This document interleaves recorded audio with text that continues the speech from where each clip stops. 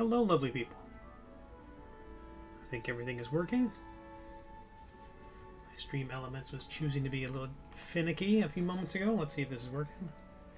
Hello. Oh, that's not how you spell hello. Hello, people of Earth. And that's Kevin MacLeod. He provides all the music we get to hear during the stream. And you can already hear my computer overheating. I think I've got too many things open. Let me close that out. We don't need you. But it is Tuesday. I hope everyone's having a beautiful day. Hey, LJ. Nice to see you. Illuminated Art on Twitch. My dashboard here is a little bit askew. It was acting persnickety when I logged in. And so, today we are working on hopefully wrapping up Waddlebottom. And I had brought in the Quip model for scale. I think in the end we're going to bring Waddlebottom down just a little bit. But we're going to work on his lordship's neck and head and the way everything's going to kind of come together. We're going to work on the legs, and then we're also going to add a lot of decoration and fun stuff to the stump. Maybe even that scroll if I can get it to work. So let me hide our hero. Oh, let me switch goggles.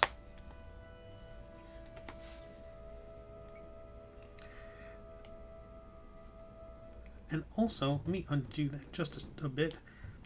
Let me see if I can select everything. I just want to make sure everything's painted white. I have a sort of a resiny color, so that when I look at the model in certain views, it will look sort of like the way these things will print. But for purposes of working on them, I want them to be as bright as possible so I can actually see what I'm doing. But this was the 8th version of the file. We've saved many iterations along the way. But I think it's coming along swimmingly, flappingly, as I think the duck would like to say.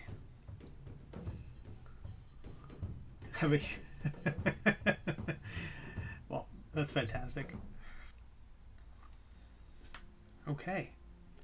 Sadly, I gotta say that there will not be a stream on Thursday. I have a dear friend coming in from out of town. I haven't seen him in ages. He's bringing his daughter and even his folks. I guess his folks live in Florida, as all folks are supposed to at some point.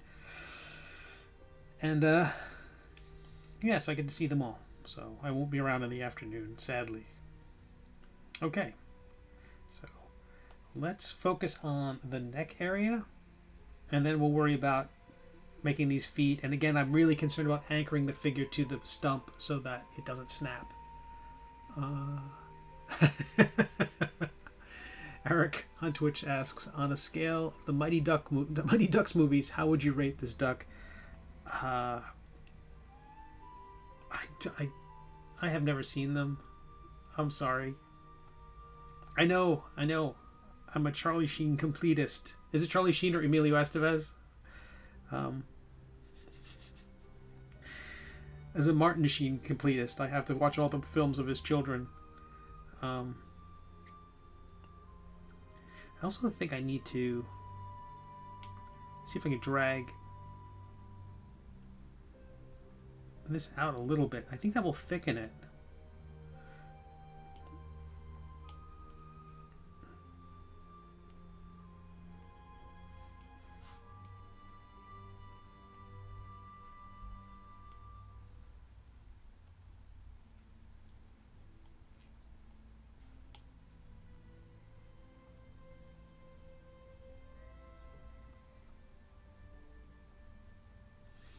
Those are some of the little extra feathers I added to the sculpt to help kind of attach the wing to the body. Emilio, okay. Now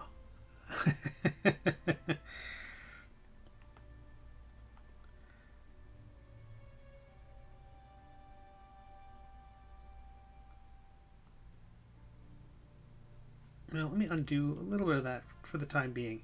I think if I move them around, I'll want to move these little bonus feathers that I had created and have them move with the rest of the wing so that everything seems to fit. I'm mostly just being neurotic. I know. Okay. So we're going to save, and I'm going to save as a new version as I work on this neck. I'm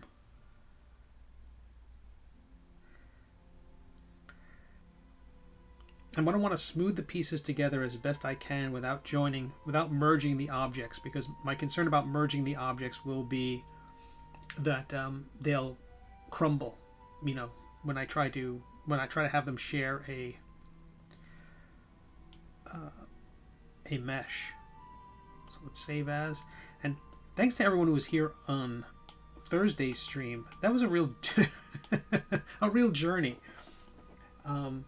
I started off dealing with all the artifacts that are created every time you merge very complex shapes, or when you try to remesh them and bring them down in size in any way, because it creates all those little artifacts. And I'm like, in the previous 4 sculpts I've done, and you see them in the bottom right there, I had been smoothing those things out, which when they were next to the larger shape, they would kind of get mushed into it, or if they were just far enough away, they'd sort of vanish. They would just evaporate. Now that I know that if I just separate the object, it will have the original, and then all those fragments will be separate pieces, it's cumbersome to delete them that way, but it's so much cleaner. It leaves the original figure without me having to go through and smooth everything, which, you know, in a way degrades all the stupid, silly, overdone detail I've been building in these things.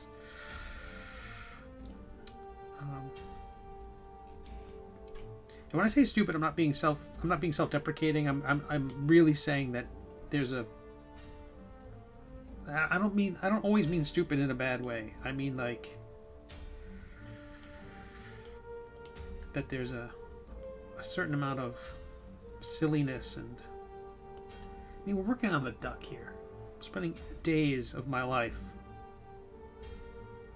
trying to make this duck look pretty, so it's kind of silly and kind of awesome at the same time, I think. There's a new episode of The Middle Age which came out yesterday, a little earlier if you're a Patreon supporter, and a bit of backstory. The reaction has largely been what I've expected, which is good.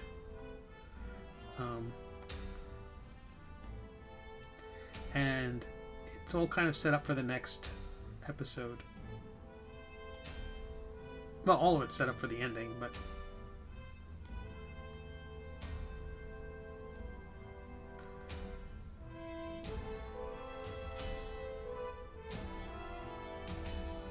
so I'm just tucking these into the head I've created there. I'm thinking if I can hide them, just basically tuck the torso into the neck. And I may go in with a smooth. Not may, I definitely will. That will help everything, and then I can trim out that collar for Waddlebottom. I don't know how low the collar's supposed to be. Hey, James. Stupid like a fox. DEG, hello. DEG, totally agree. This is just a way early placeholder. I mean, you can see the crude pixelization. I'm gonna go in there and we're gonna do that up. Yeah, it was like I didn't want it to be a situation where my microphone's a million miles away. I didn't want it to be a situation where.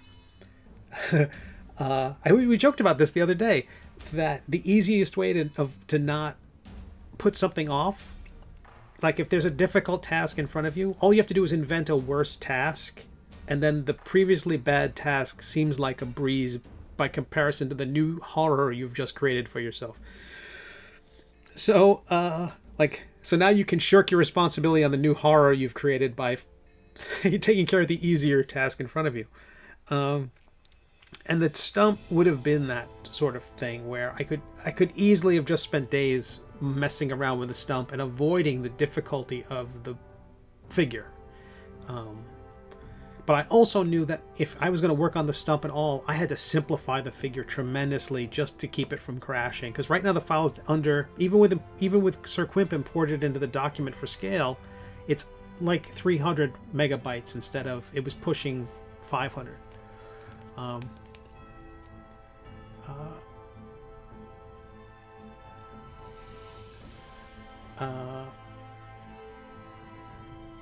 Yeah, and LJ's illuminated art on Twitch is referencing episode 281 of The Middle Age, which just came out, which I'm very happy with.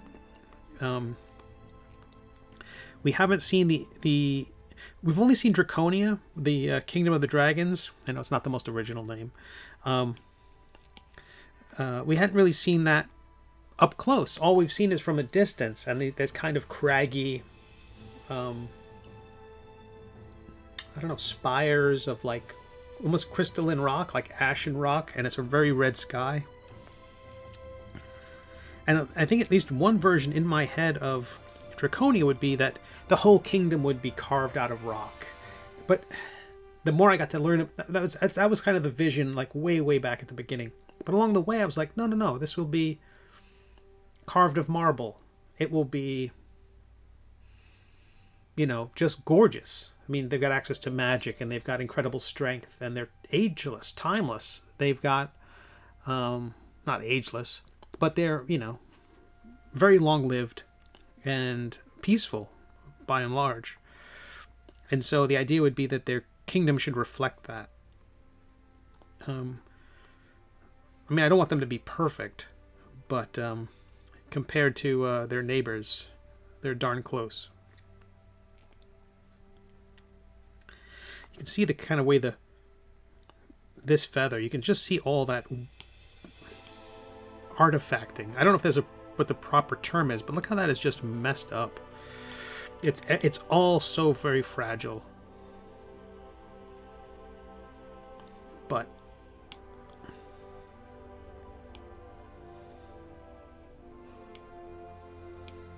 we'll work on that when we get a chance. I'm not going to get sucked into that right now. And again, it's so small, who will notice? But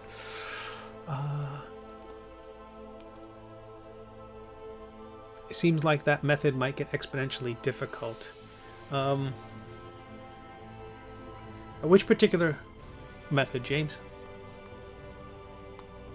I've been chatting in a million different directions.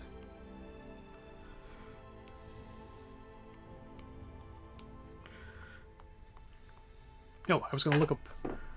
I've got a browser open somewhere. Yeah, my whole dashboard's all weird.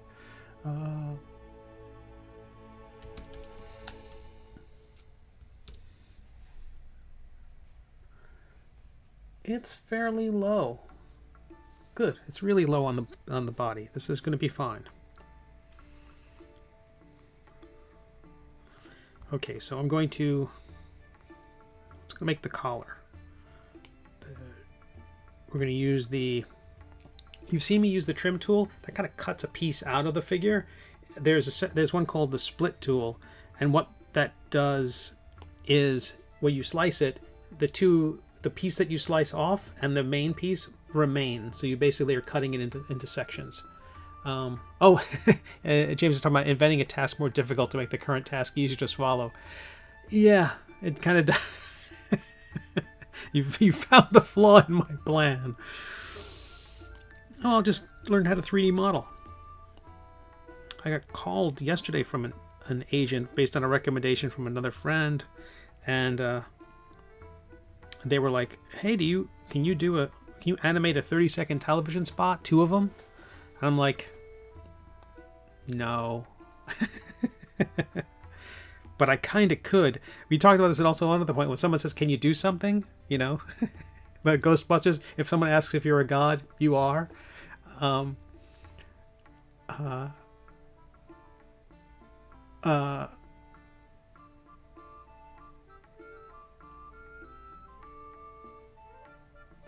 if I've gotten that wrong, if I got that Ghostbusters line wrong, yeah, they were like, "Hey, can you animate these spots?" I'm like, "Oh, no, I can't. I don't remember. My animation chops are really weak at the moment. I've done some kinetic type stuff. That's not great. I wish I could rotate my camera.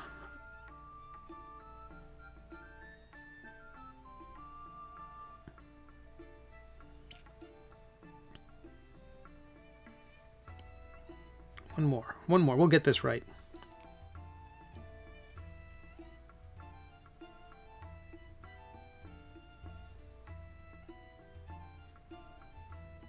Sweet. Hey, Neil.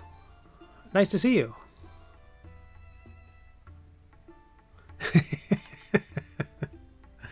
Ray, when someone asks you if you're God, you say yes. That's the stuff.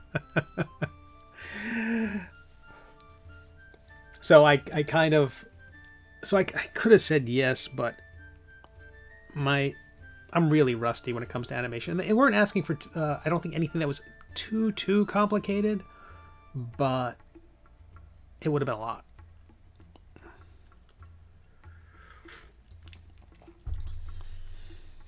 Okay, so this is our collar. We're just going to smooth it out. And the thought is that I'm going to slightly bring my smoothing down a little bit. I want these pieces to be fused in the end. So what's going to happen is, let me select both of them for the moment here. Oh, select both of them for the moment. Oh, and I could simple merge them. I'm going to do that later on.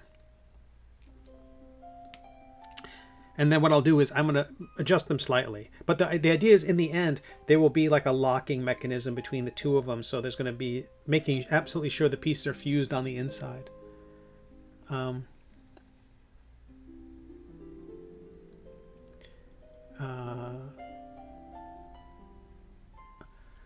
Eric says 12 frames a second seems to work well for Netflix. I could have done it. They wanted sort of a vector style, but I just haven't worked in that.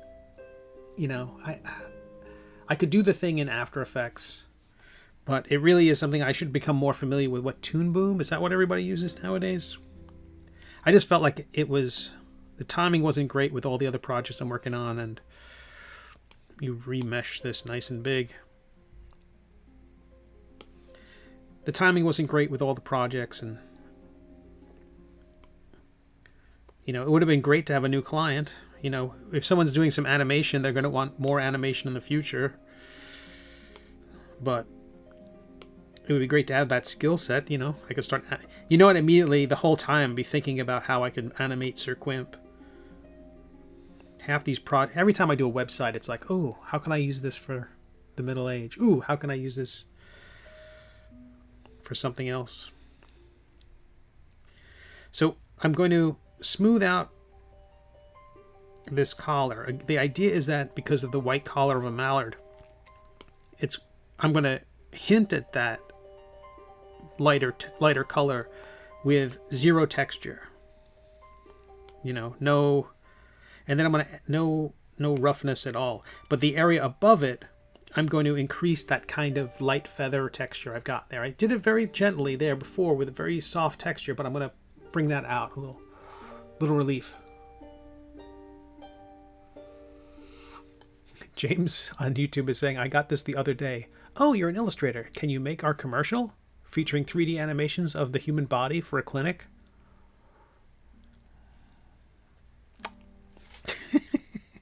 That's the same thing. All right. And again, I separated the skull of the head of the duck from the body early in the process because I knew that I was going to keep remeshing the body as I was working on it, and I didn't want all that kind of corrosive kind of continual remeshing of the face. So I'm going to remesh it now. Yeah, and you can just see what it does. It just does all this. I don't know why keep sharp edges. I need to figure out where that button is to keep sharp edges as a default. I didn't realize I had merged everything with the duck head into a single piece. So the crown is where the crown is. It's not going anywhere now. I can live with that. All right, let's smooth out the bottom here. I want this slight gap in there to accentuate the collar. I sort of did that with the cake of Sir Quimp. I built each layer of the cake as a separate element and just beveled the edges, so when I push them back together again so they print as a single piece, that distinction is still there, and it's visible even on the tiny mini. You know, the one that's been painted and primed. It's still, you can still make them out. Fingers crossed that's how they'll turn out with the final. But I'm super excited to see what they're doing. They reached out to me last week and said that everything's going well, and I asked them for photographs, so we'll see what we see.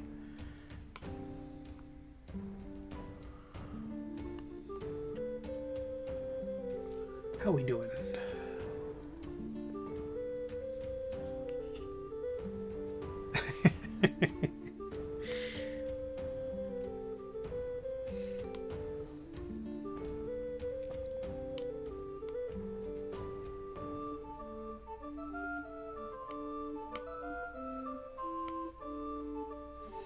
I've been talking about that freelance comics project I've been working on, and I think the color of that, the biggest step of that is done now, and that will allow me to, that should free up my schedule significantly. I'm hoping to get back to 2 episodes of The Middle Age per week, especially, I'm just dying for the next episode to come out now because we've got this situation. It's so funny, over on WEBTOONs it's having kind of the reaction that I immediately, because it looks like the crown isn't fully attached. Is that bad? It's not super, but I'm going to go in there and mess with it a little bit. I don't mind if there's a little bit of a ledge in there, but I can also bring his skull up to meet it a little bit. I forget when I merged it all together. I was probably drunk.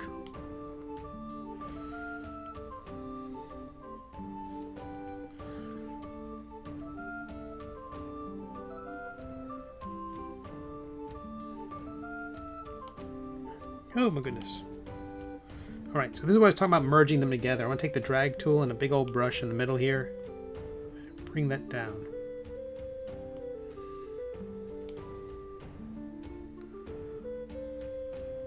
Take the collar, big old brush. Maybe not that big. And bring that up. That way I know on the inside that those pieces are going to interlock.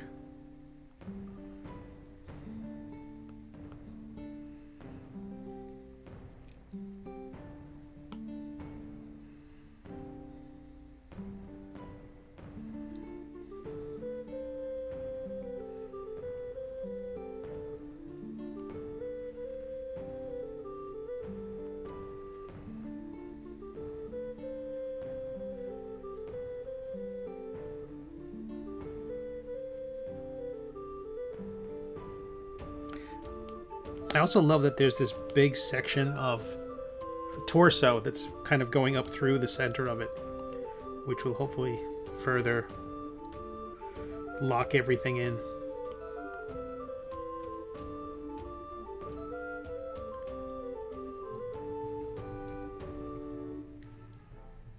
I hope everybody's working on cool stuff. Hope everyone had a nice weekend.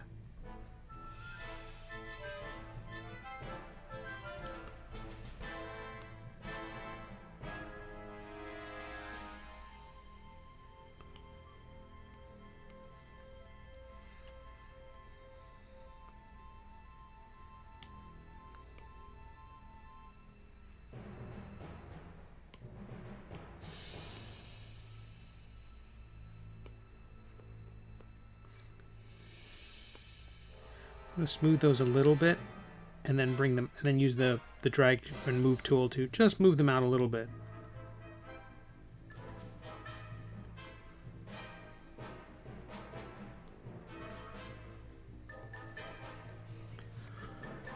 Hey, Chainsaw Maniac.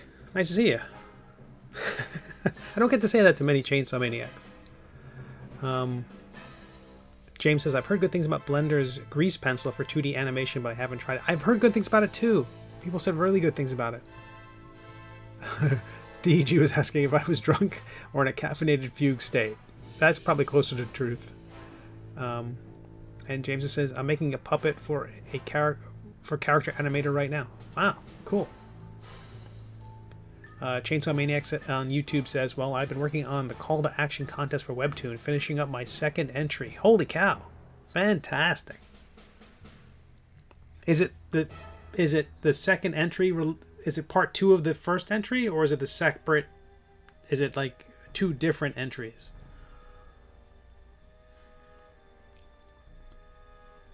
That's awesome.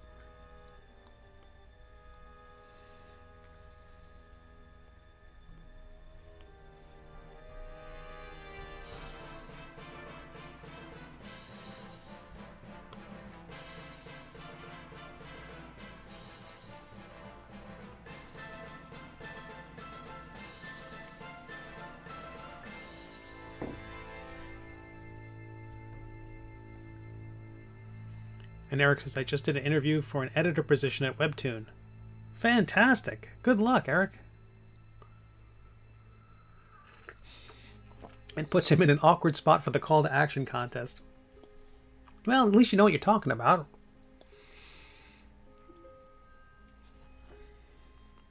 Well, good luck.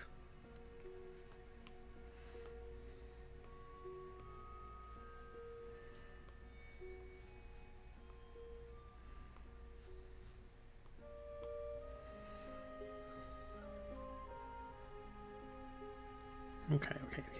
How are we doing back here? I feel pretty good about that. I still think... Oh, let me hide our hero again. I still think I might want to thicken up the shoulder. Specifically where the wings attach at the top. I know I spend a lot of time thinning those out, but I kind of want to at least have the sense of a shoulder where they connect.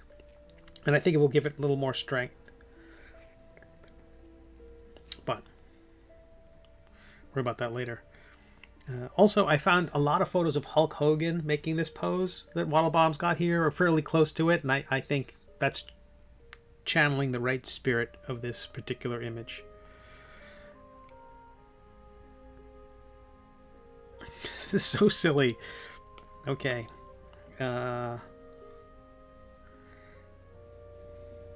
We'll leave those legs for now. They were placeholders before. They're still kind of sort of placeholders. Oh, man, I want to bring it up just a little bit. But let's work on this tree stump. Oh, actually, let me go back to the crown. Let's address that before things get too far away from me. I mean, worst case scenario, I can import the crown from a previous document and just chop this one off the top.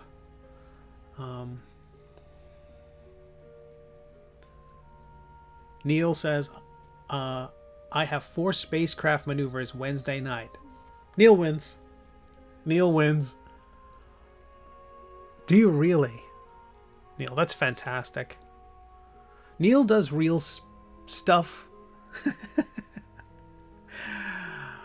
Oh, that's amazing. And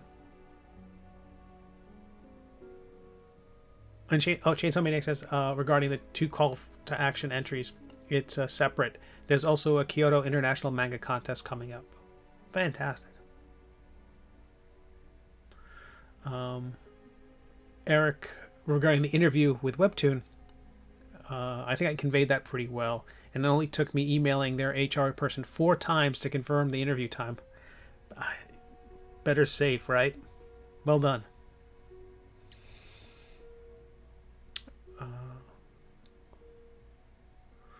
And Chainsaw Maniac says, also I've done extensive work with Blender's grease pencil tool as well. I draw my comic all in Blender. Holy cow. That's spectacular. All right, let me see if I can... Oh, what's going on here? We may have some of these, because I separated the thing, we may have some strays. Yep. All these little strays here. I need to make sure the collar isn't selected. But I think all of those pieces, we're going to simple merge them. Try to move them. They're all these little fragments that are created when trying to merge two objects. And so that's our new trick. We learned this on the last episode, last stream, where we will, after voxel merging some pieces and we see any of that artifacting, we separate it, and then we go through the laborious task of deleting those pieces. Thankfully, there's very few on this. It was basically a sphere attaching to a cylinder, so there wasn't too much craziness, like merging the wings together. Had I done that earlier, it might have saved me. It would have cost me just as much time, but it might have maintained the integrity of the model quite a bit better. Okay, so let's delete this thing. Let me rename that collar.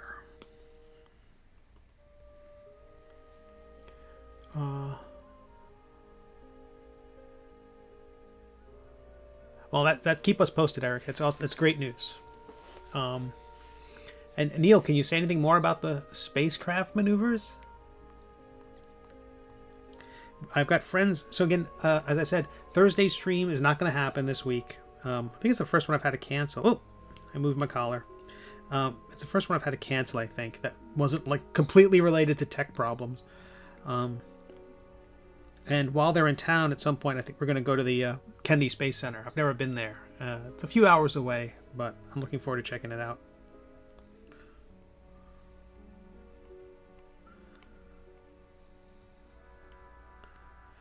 Okay, I'm going to try to raise the top of this platform.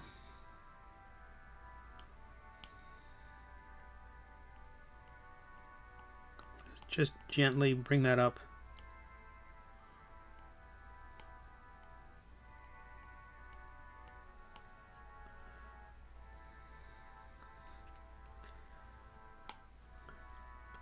All right, we have our collar. Okay, I'm going to add some of this. It was easier when this thing was symmetrical, but we're going to go.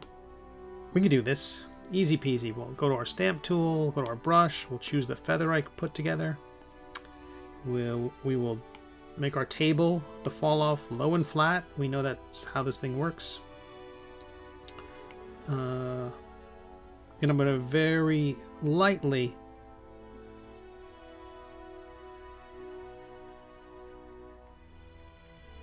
put in a texture. I'm going to soften the intensity just a little bit.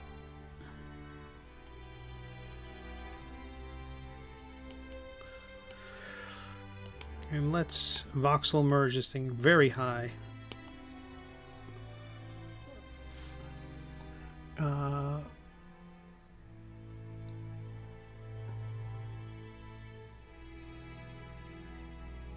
There for MMS. Neil says on Twitch, angular momentum maneuvers, getting the 4 spacecraft so they are pointing better for science. That's awesome. Eric says, never going to make Twitch affiliate again at this rate. Putting things like relationships and real people above Twitch.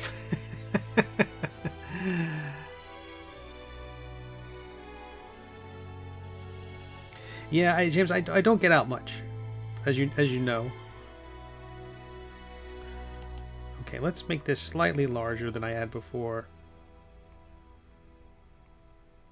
I go to conventions. I do that sort of thing. But the last few years have been, you know, I haven't needed many excuses to be an introvert.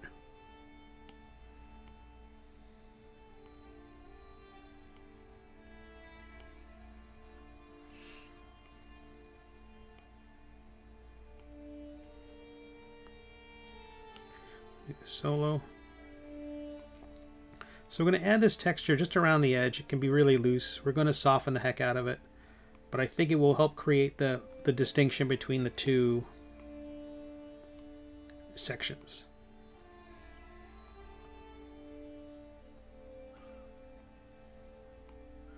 And you could see the hint of that I had done this before. I think I had the TV on. I was just kind of just... But I absolutely had this thing set to symmetry before, so I was able to cut my time in half.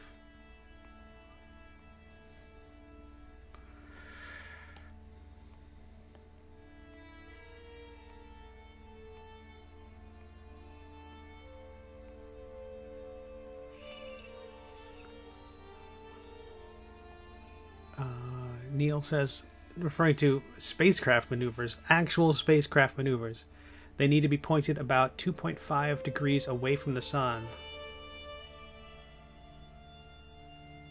That's fantastic.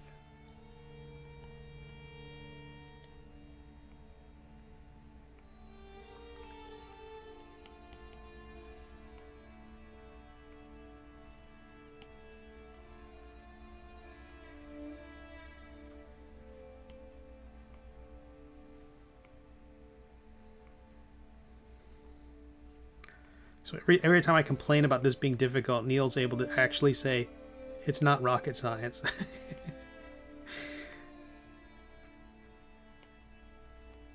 But he can say it and mean it. Alright. I'm going to spend less time going all the way around this thing. Let's just eyeball these into place.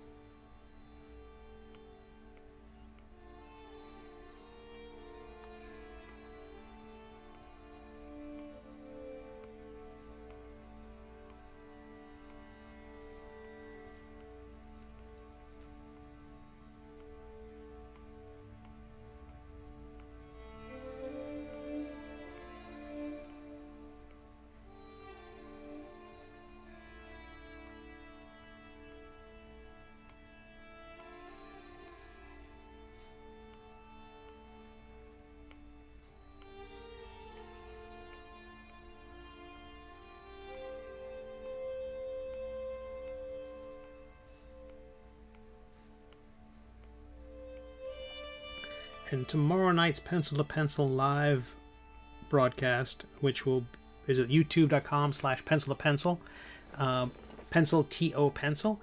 It's going to be an interview with John Gallagher, who is the cartoonist of the Max Meow books, which are I don't know what age group those are. They're kids' graphic novels. If you're not familiar, it's sort of like, but the Dogman age bracket, that sort of thing. So, very popular. And I'm going to talk shop with John. I've known John for ages. John did many superhero style comics in the past, and I think he and I had a lot of the same influences. But he really started doing kids comics in earnest maybe a decade ago. And man, he's got it down.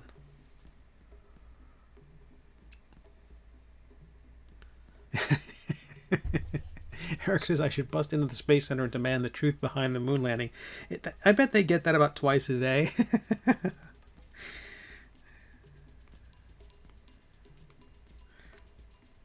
I could probably just wait a few minutes and wait for somebody reeking of herbal enhancement come barging in there and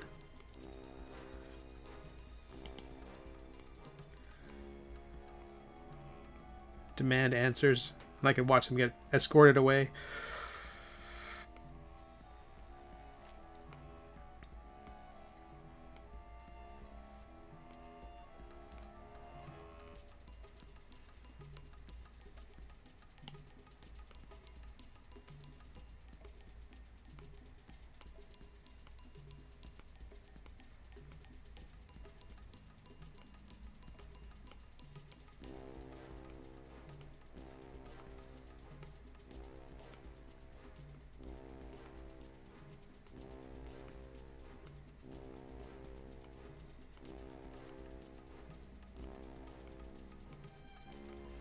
So I created this feather texture in just a real simple gradient. It's like and I can show you. I don't know if you can see it there. It's basically just a slightly textured feather shape with a few notches cut into it. I don't know if I needed to do that. That might be too much given how small these things are. But then it gradates from white to black. And so that gradation is what gives each one of these feathers kind of a lift. So the brightest point of the feather sticks out the furthest. And so it's creating a nice little... It's giving me that kind of shingle effect.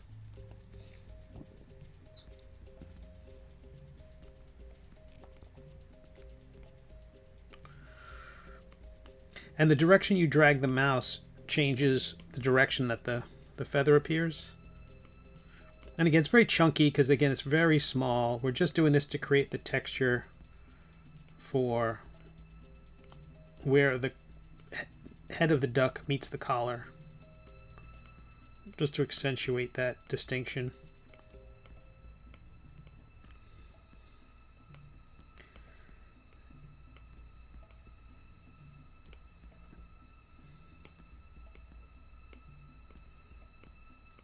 But the Pencil to Pencil live broadcast is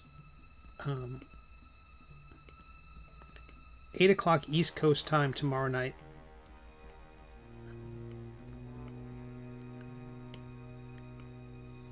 And again, we're going to talk with John Gallagher, which is pretty exciting.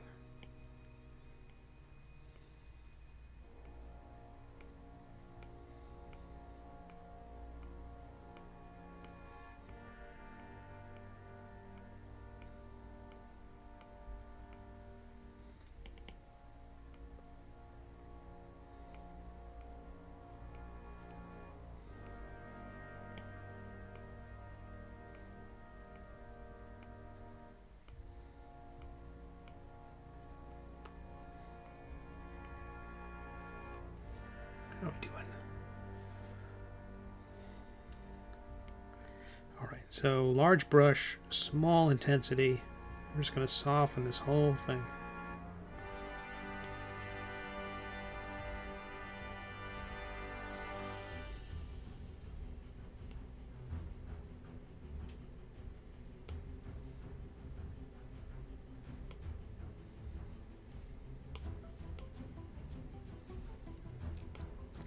And after this first pass, I'm going to make another pass at the top of this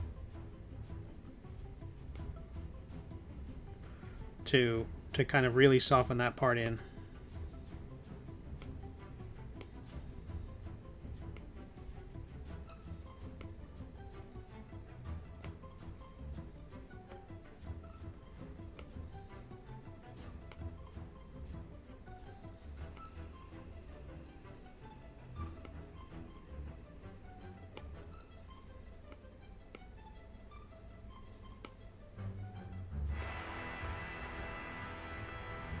Cave Geek, hello, how are you? Nice to see you.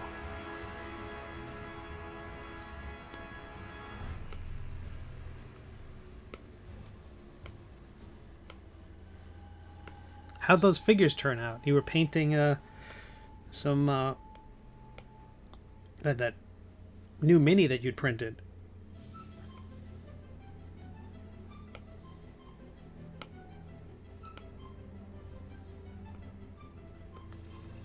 We're trying to smooth these out just a little bit more because it's kind of creating a second collar, and I don't want to do that. I want to make sure it segues nicely into this texture.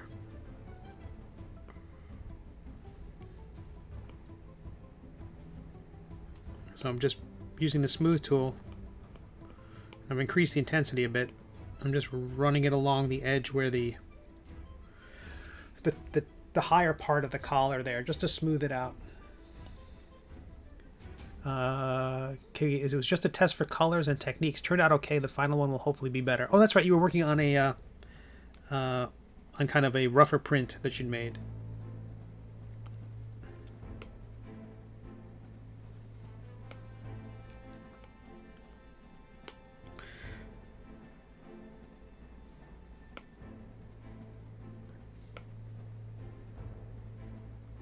Okay. I like that texture. I want to smooth it just a little more. Let's go through all the trouble of making that and then hiding it. Okay.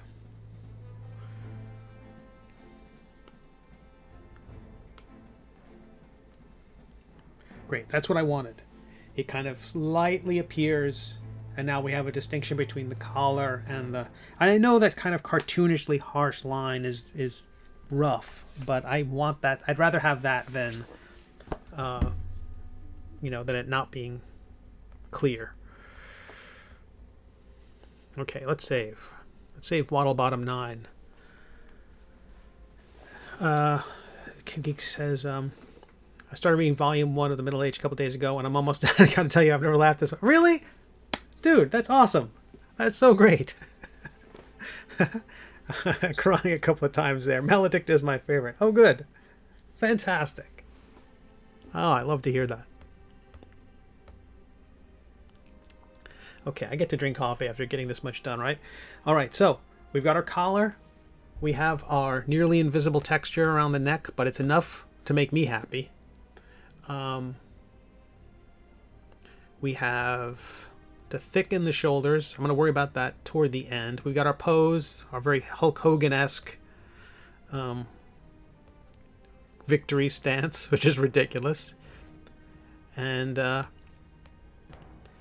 right, let's work on this tree and get rid of all this garbage.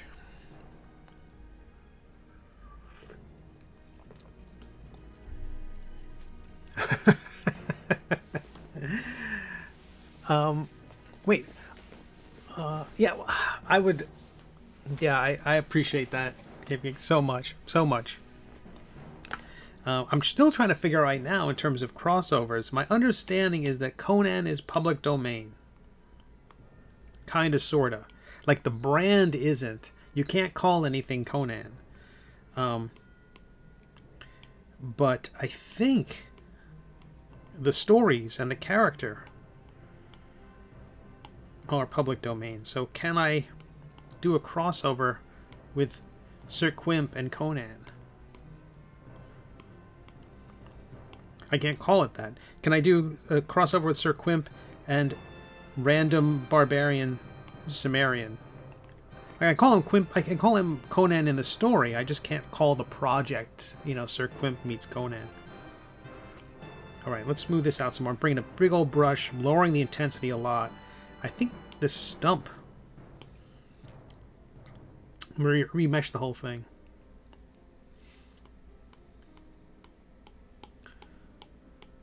I'm taking the smooth brush and just going in there, and I'm going to add all sorts of nicks and cuts and textures and hollows and things like that to this.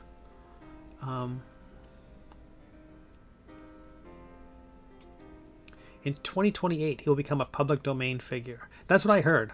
That's what I heard. Like he is going to be, like he already is in England, I guess. But in the States, he won't be for a little while. And there's still you know, and those companies are still, or the trademark holders are still very much protecting their interests. Conan the Samurai.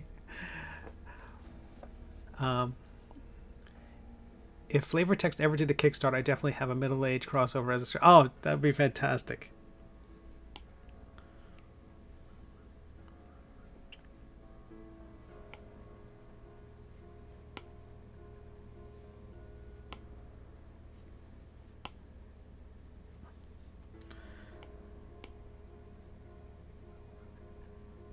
Okay, we're separating this out some more. That duck foot is terrible. Sorry, the placeholder. It's just a placeholder. One of the things I don't like at the moment is that all the tree pieces seem to be kind of tucked into the platform. They're not spreading out, and I definitely want to fix that. I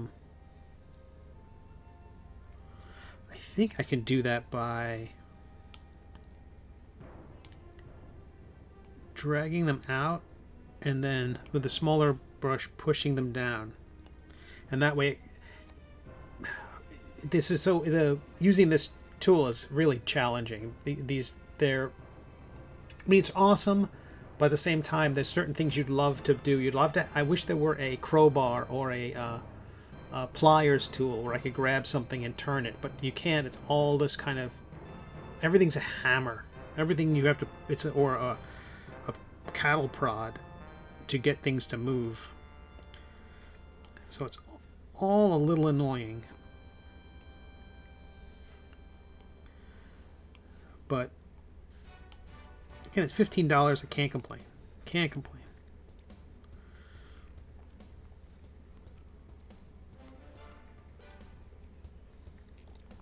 So that seems to be the way to go. I have to drag the piece out and then push it down, and then that will create the kind of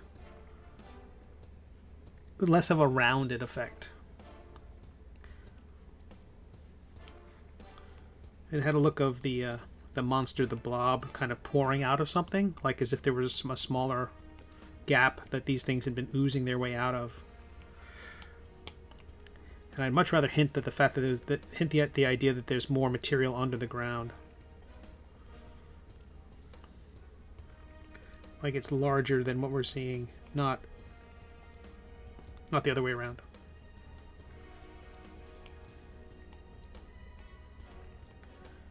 Bring it out and then push it down.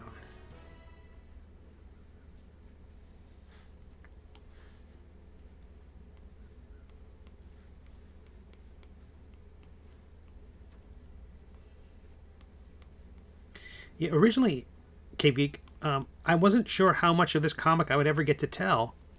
And partly it was going to be this kind of... It could have been just a gag comic. It was going to be, I like these two characters. I like where this epic story is going to go.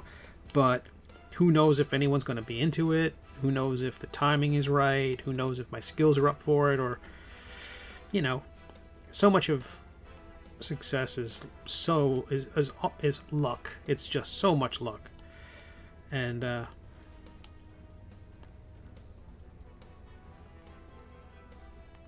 really just didn't know what to expect. And I had this plan that it could just be, you know, a gag comic where, I mean, I guess you could look at it like Quimp is John and the sword is, Maledicta is Garfield, or, you know, Charlie Brown and Lucy, or Baldric and Blackadder, or, you know, just any situation where you've got one character who's kind of a mean jerk and the other one who's kind of you know, an everyman, or you know, a bit hapless.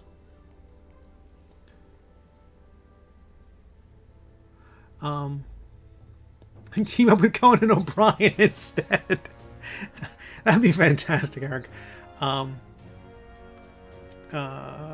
put the puppet in the Discord's art. Oh, I'd love to see it. Oh, I'm going to check that out for sure, James. My Discord, if people haven't signed up or checked it out or whatever, it's a fledgling Discord, but I'm enjoying checking it out.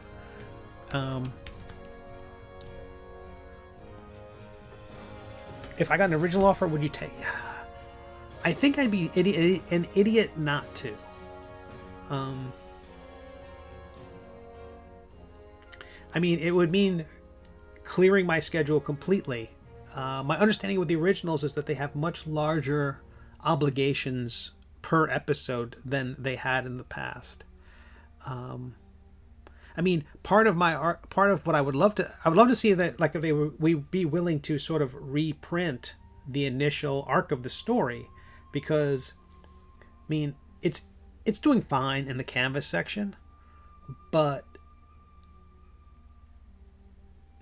assuming we're talking about the Middle Age, it's doing fine in the canvas section, but, you know, 1/10 of 1% of Lore Olympus's audience is even aware it exists. You know what I mean? There's a huge 7 million. Is that the number? 70 million? You know, I mean, their audience is in the millions. So, you know, 15,000 subscribers is not a thing. You know, it's not a blip.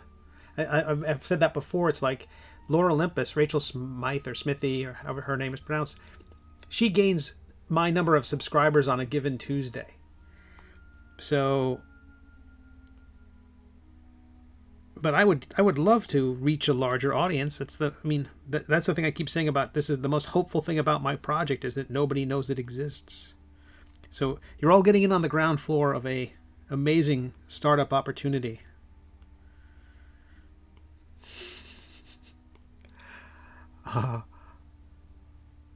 As DEG's point out, I'm pretty new to this Discord thing, and this whole Earth thing.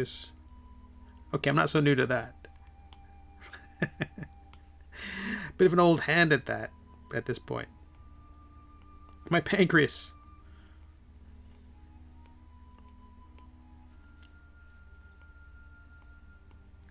All right. So if this were my tree, and it is, use the brush tool, little intensity. Oh, autosave. Laura Olympus actually has 1 billion views. That's fantastic. That's fantastic. If anyone's ever coming here for me to be like jealous or bothered by the success of somebody else, it's just not going to happen. I am so excited for people who do well. Especially, when it's beautiful.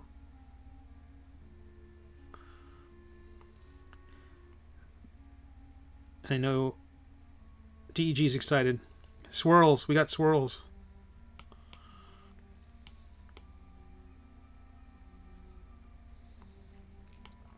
I think I'm going to duplicate the tree. I'm just going to start. I did some good stuff carving into it, but I want to do a bit more with the crease tool, I think. I had luck with this. Because crease, when you use it, it cuts into the thing. It really is like running your fingernail through the clay. When you invert the function, and that's what that little sub button there does, in the right there, that sub button, that little teardrop, it turns it from being a indent to a bit of a peak. And I can use that and run that along the edge of a large brush stroke that I've created. And what that does is it, maybe with less intensity, do that again. I could run that along the edge of a, oh, I don't like these little, it's creating a weird, what on earth is happening there? Oh, forgive me. I duplicated the tree, but I didn't hide the other one. So as pieces were being pushed and pulled, we started seeing the other one through it, and it was changing the color.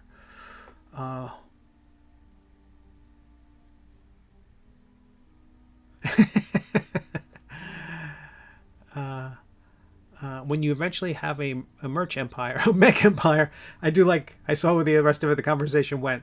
Have a merch empire. I want a figure of Maledictus stuck in a stump with audio files and insult me randomly throughout the day.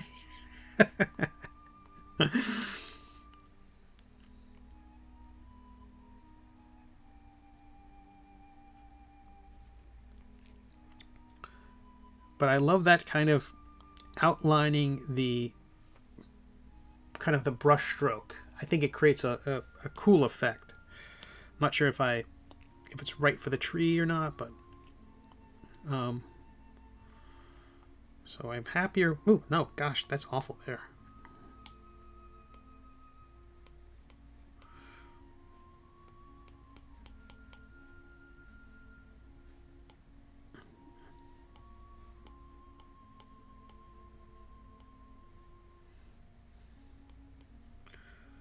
Now I know, well, I'm going to remesh it one more time. This tree's going to go through hell. A maledictic clock with hourly insults. I would love a mech empire. Okay. But the figure, the merch is coming along. I did speak with John, Cave Geek Art. Again, that recommendation was fantastic. And I think I'd mentioned that I got a recommendation from another friend in the same day who had actually used John and John's services to get their minis made for a different Kickstarter a few years back. and both of you, it was like in stereo. I was getting a recommendation for John. I don't think my project's working with John's schedule, so I had to go in a different direction. But I hope to work with him in the future because I love his work. I think he's great, and I think him as a person is. I got to watch him in an interview. The Dungeon Delver is a guy, I guess, on YouTube. Has a channel, and I got to see an interview with John recently, and so I got to see the guy, and I had a good feeling about him. He seemed like a straight shooter. And I think you had said something along the lines of that, there's only a few people on Earth who do this, so it's not like it really is a small world, but I'm working with a different vendor at the moment, and so far so good.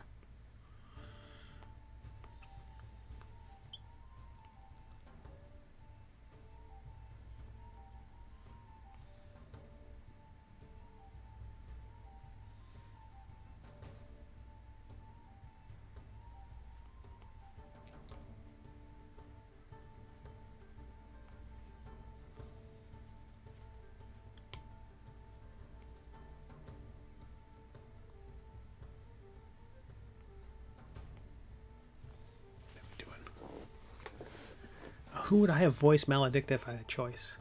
I don't know. People have suggested different names. I mean, Rowan Atkinson would be great just because of Blackadder, and I just know that he's funny and can spit venom. Someone said when they were reading it, they heard oh heavens, I'm forgetting the name of the actor who played Swearingen on Deadwood, Ian McShane, Lovejoy. If you're of a certain age and ever knew it, when the A&E network was Arts and Entertainment.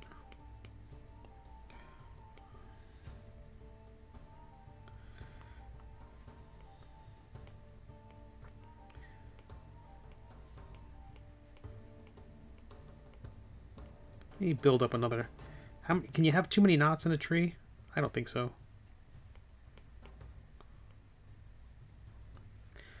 Mr. Conley, I was going to buy this miniature of yours, but the tree had too many knots. That's fair.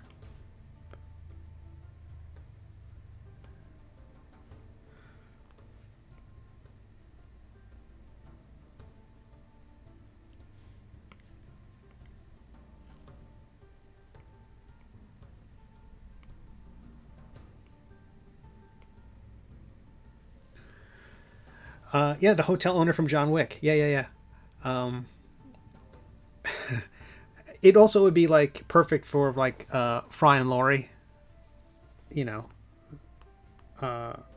Laurie is you can absolutely see some of the old bit of Fry and Laurie sketches where again, like Hugh Laurie is being a hapless nitwit, and there's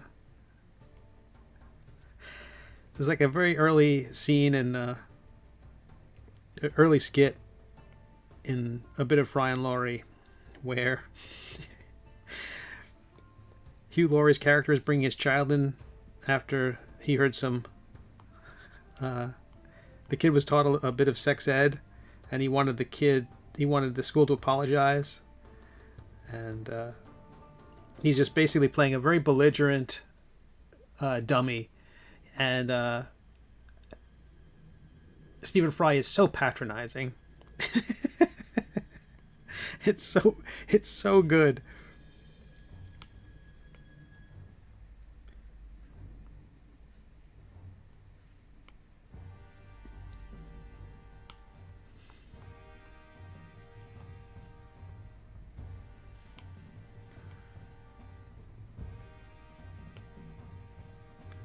Okay.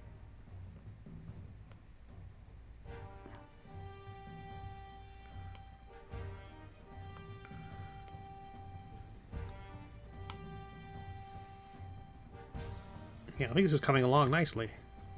I mean, I know it's still going to be kind of softer and a little melty, a little like a candle compared to the crispness of the crispy duck. But I think I will go through once I get the basic. I want to have like a real chunky structure to the tree. I don't want it to look like a natural. I mean, I don't want it to be a completely naturalistic tree. I want it to be my tree. And so it will hopefully have character to it. I'll put in some swirls and some heavy structure. There's a loose feather there. We kind of had a quick tutorial on how to make one and how to knock a shape out of another shape. And I still need to add, and hopefully I'm going to do this all this episode, all in this stream. I'm going to create some flowers to attach that will sit on top of the stump and are going to waterfall off the left side. And I'm going to have some mushrooms. I'm not going to have them. I'm going to create some mushrooms. I'll never get anything done. I'm going to create some mushrooms and large fronds, like a kind of... you can't do blades of grass because it will not print. And again, anyone with a 3D printer will hunt me down. But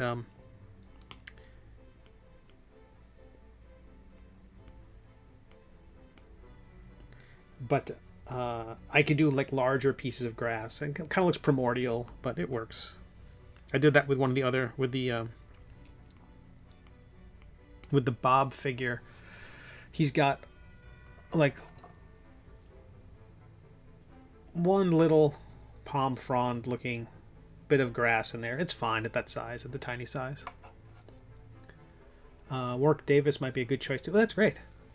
Yeah, that'd be great.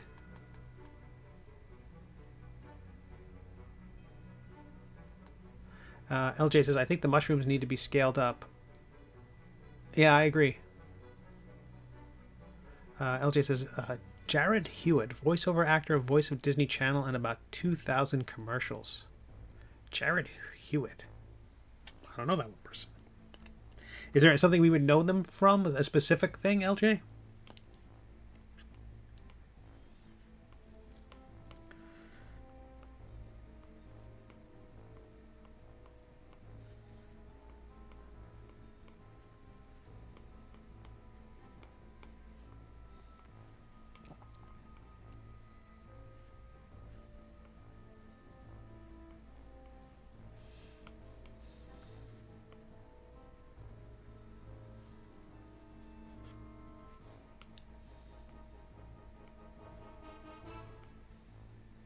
And I guess this week, Obi-Wan comes out on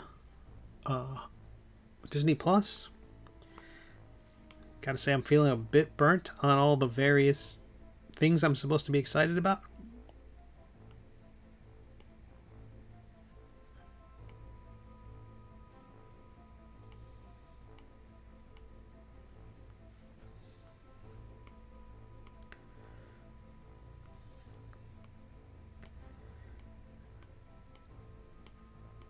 There seems to be like a new sneak peek of the next Thor film every day, and I mean, all of it seems exciting. It's just a hell of a lot of it.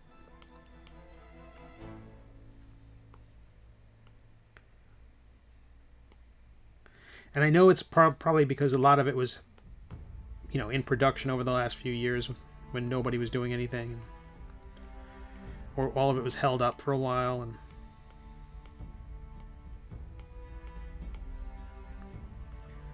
all seems to be coming out right now. Okay, I've built that up enough.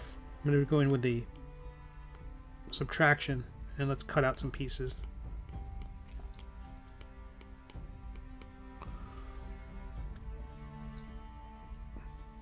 And Top Gun comes out this weekend too.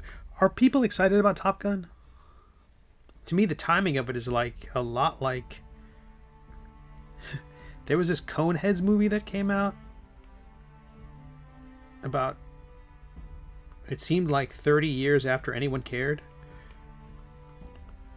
I mean, the Ghostbusters thing has kind of had a new life on cable, and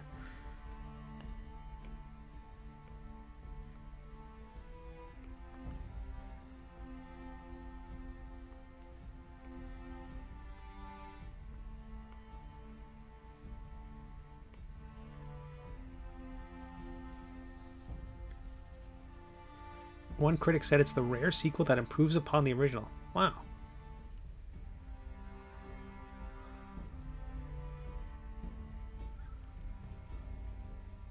Makes the original better. I figured that's what you meant, Eric. Huh.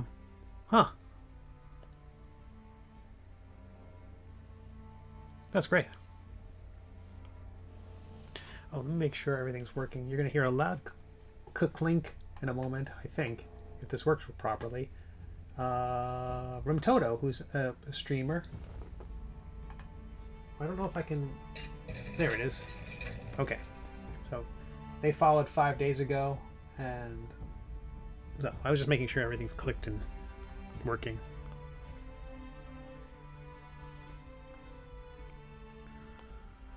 I try to do that before the stream starts. That way we don't have any of the hiccups when, when we get raided by Felicia Day and the Critical Role people. They're like, let's stop talking about D&D and let's just focus on this duck.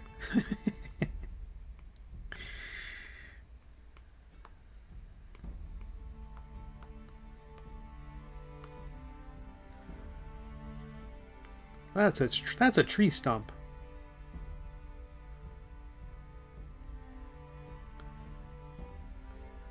I like this, the spin of it. It's very similar to kind of what I was trying to build with the original sketch. The kind of root that comes up in front and goes around was not in the sketch. I just really didn't know how it was going to come together. But I knew that I was going to have to build up the pieces so that, the figure is reinforced and not going to snap in half the moment someone tries to print the thing.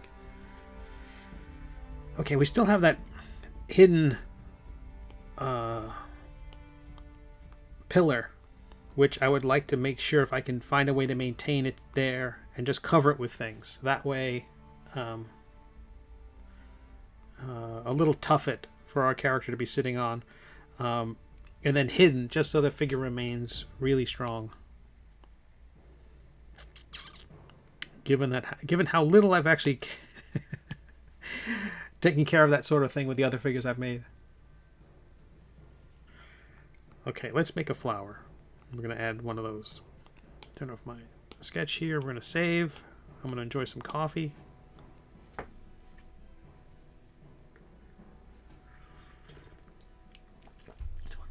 To save a little bit of space, there's our hero, Quimp. I'm going to hide him for the moment. We're going to delete him from the file. We can re-import him whenever we need to, but this is going to bring the file size down while I'm doing all this work.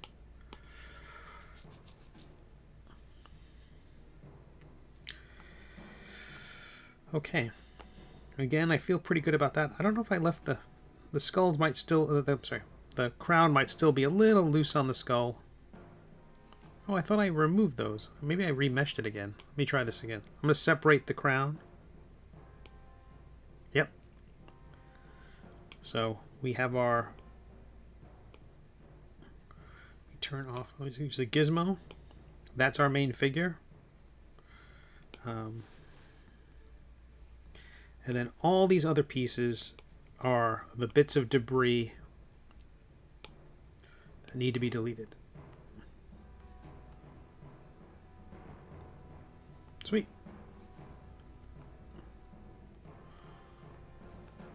When I remesh the figure, that's when when it creates those things, and I need to stay on top of it.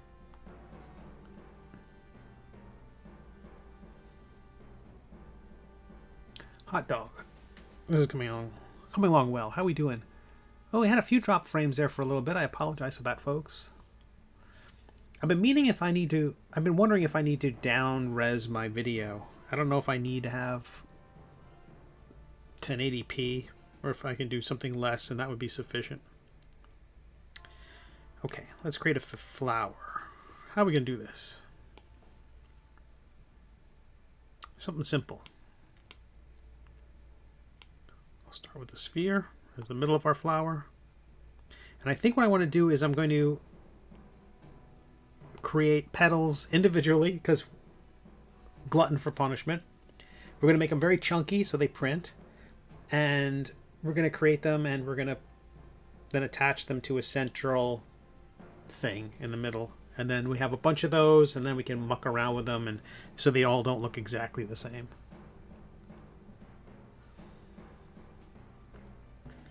All right, so increase our subdivisions to smooth things out. We validate.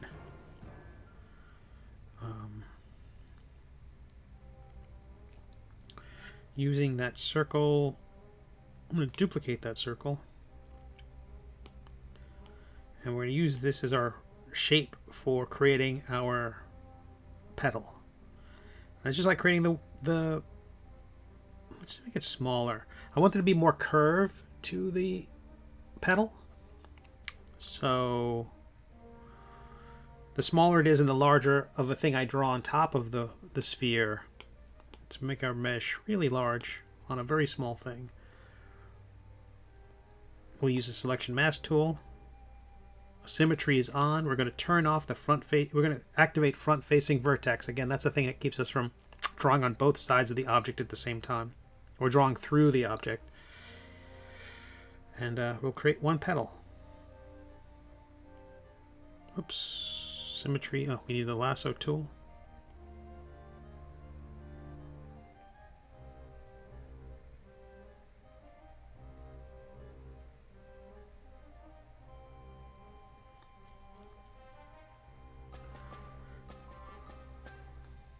We will extract that.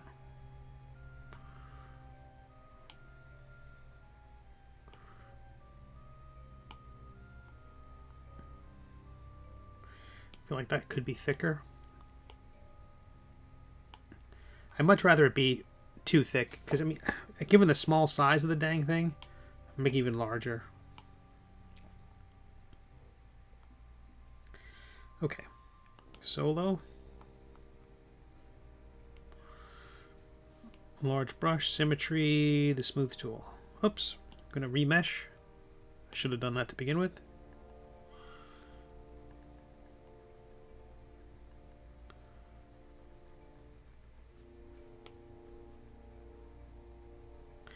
I don't know if I should... Oh, I turned off symmetry, didn't I? I don't know if I should just create these roughly and then cut them with the trim tool, if that will create a sharper edge. But again, given how small these will be, I shouldn't get too hung up. He says, getting too hung up.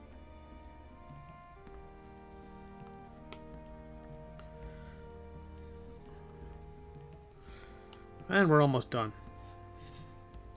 Not true, but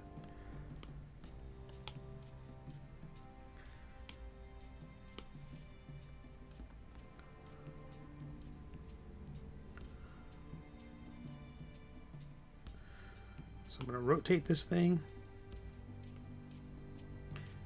Go to math here and make sure I've rotated it properly.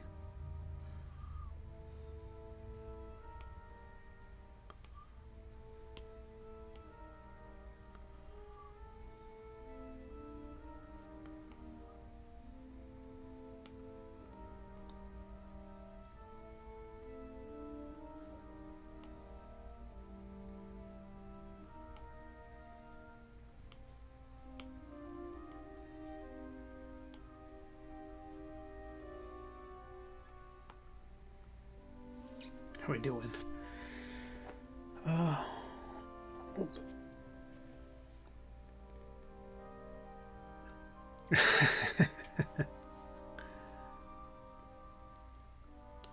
don't think I've done any station ID. My name is Steve. I'm a web cartoonist and have been for an awfully long time. I appreciate you being here. I'm currently working on a 3D model of a character from my webcomic called The Middle Age. The webcomic's called The Middle Age. The character's name is Waddlebottom. He is the Lord of all ducks.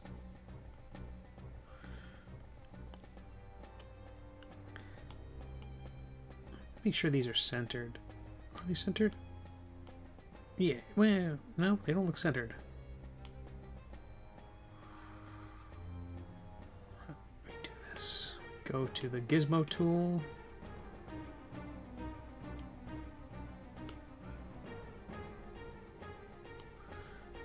gizmo tool. And that ensures that things are centered. I'm going to delete that other pedal before I get too far off.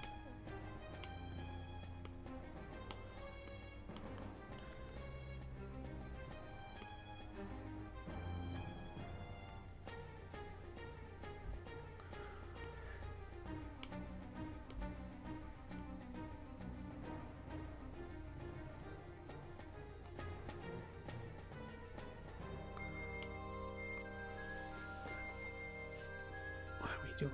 I wonder how long it'll be before Steve's all jaded and doesn't go rat's ass about station ID kind of stuff. We're getting there. We're getting there.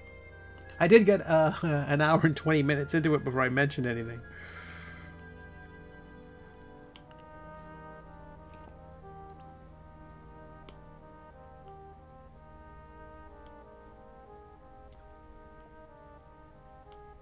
Well, allegedly this channel is all about, supposed to be about me finding more readers from my silly comic.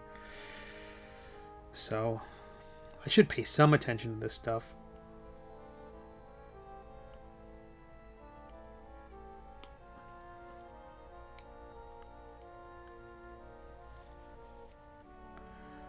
I don't think the flip tool allows me to flip things vertically.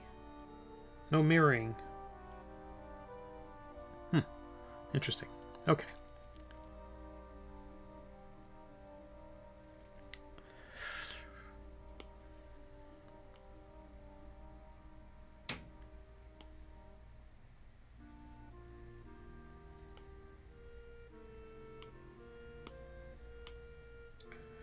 Right to left. Duplicate. I made an error there. Delete that. There we go. That's a flower of sorts.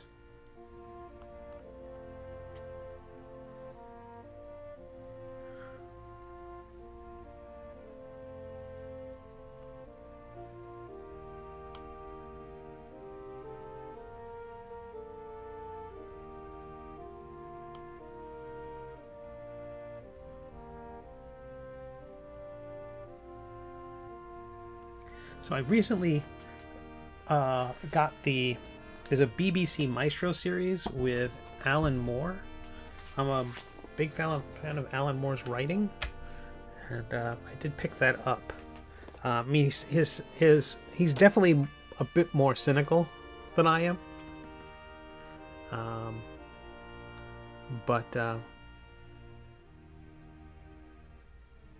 I like the passion of what he writes is very layered, and it's very, the characters have depth. I like that about it.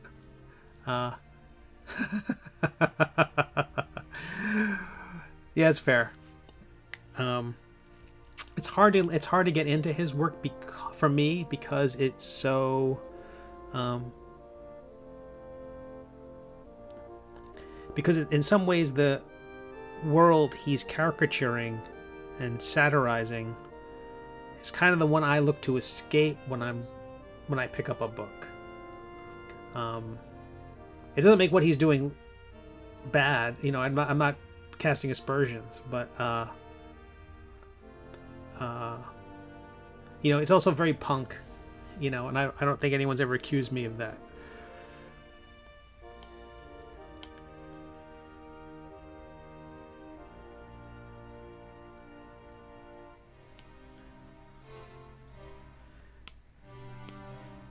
His stuff's also very cool in a way that I am definitely not. Oh wait, I was gonna go. No, let's try it. I'm gonna see if I put putting on like a nice little fun. Oh, let me turn that off. I'm gonna put a texture in the middle of this using our. I'm gonna amp up the power of this.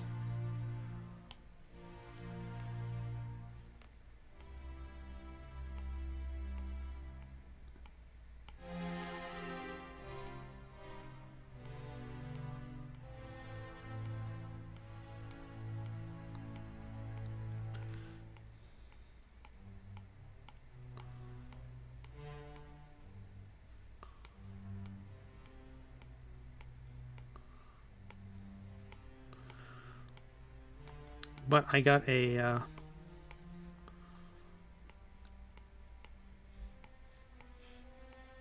I promised myself when a particular client paid me that I was going to pick that up, and I signed up for their mailing list for the BBC Maestro thing, and I hadn't picked it up, and a couple of days later they emailed me with like a discount code. So I did bite the bullet, and so far I would say it's kind of a TED Talk. I didn't find anything in it that was necessarily something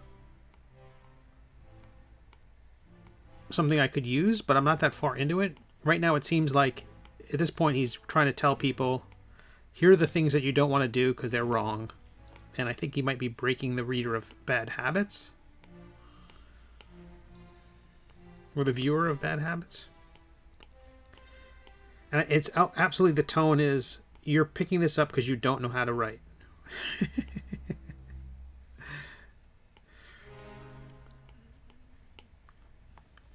Okay, so let me... Smooth tool. Symmetry off. Big old brush. Soft intensity.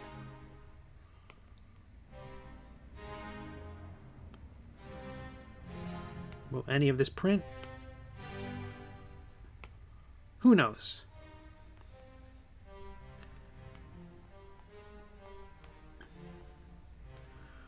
That's a flower. I would confuse that for a flower.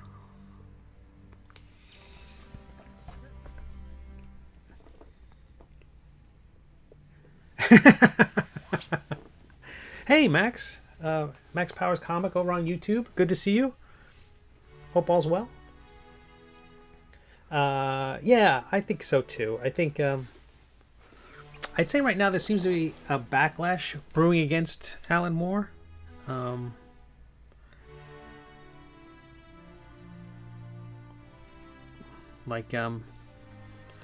People are kind of upset with, again, possible understatement. I tend to couch things because I'm not an expert in whatever's. I'm never an expert in anything. So by all means, check out my webcomics promotion videos where I start spouting off like an expert. Although I will say that I don't actually claim to be an expert in anything. I just basically say, here's what's working for me, and maybe it'll work for you. Okay, that flower, I like that flower. I think that turned out okay. Again, I never made a flower before in 3D, so we're just not going to... I've said winging it during the making of this model too many times. I think I've reached my limit.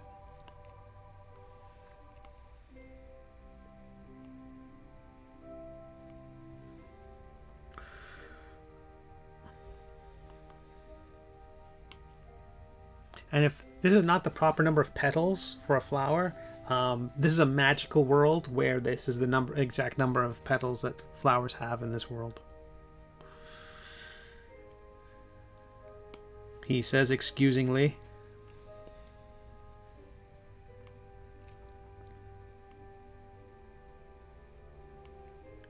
But I get the... But apparently there's a lot of his past collaborators have issues with him.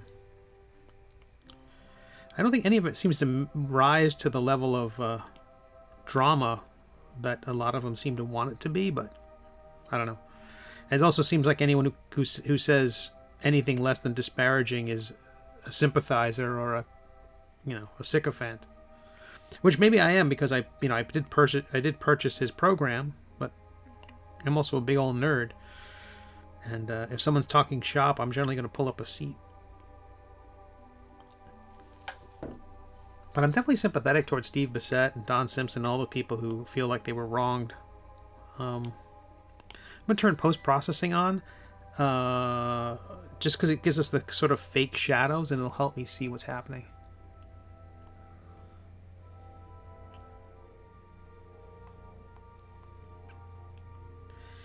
I think these flowers should be larger.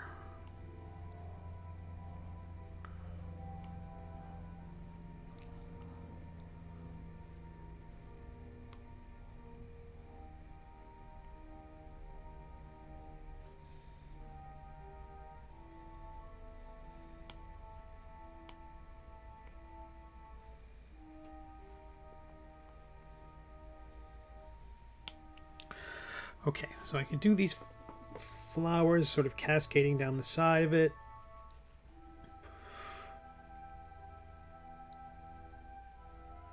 I definitely want to put some palm fronds. Not exactly palm fronds, but something adjacent. Oh, my goodness. Something similar to them. I'm not going to put a skull in this environment. I still am thinking about putting a scroll. If that's tucking out from behind him, that could be fun. How do I make a scroll?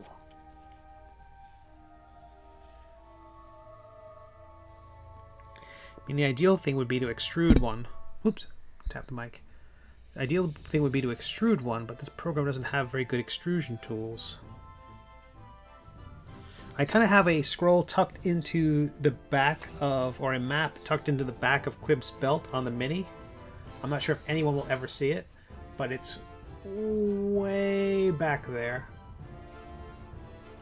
Come on, get in focus. Get my head off the screen. I think it'll help. Voot. It's tucked back there. Yeah, Cave Geek. That's what I was thinking too. It's just so, this program's so bad at extrusion.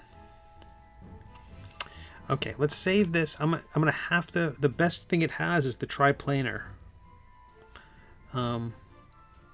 Otherwise, I have to start thinking about cylinders wrapped within cylinders, and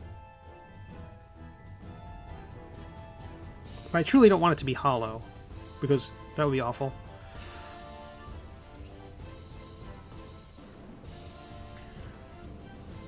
I don't want to print anything on it either.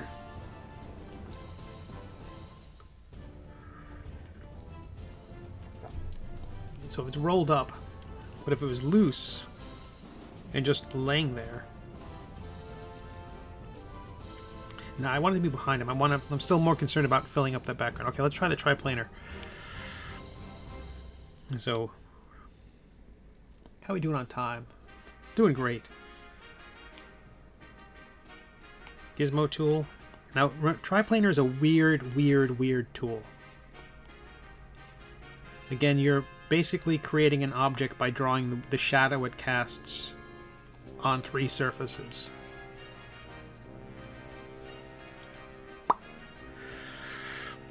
Increase the topology, even though it starts to choke immediately.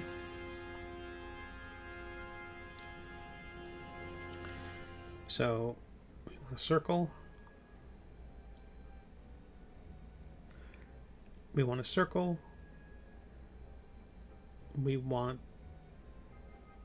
thin. Yeah, okay. Selection mask tool. Can we clear? Go big or go home. Can you import the scroll from Quimp? Scale up? I could for sure. Go big or go home to an open scroll with a fully detailed map he left for Quimp. I do like what you're saying. Okay.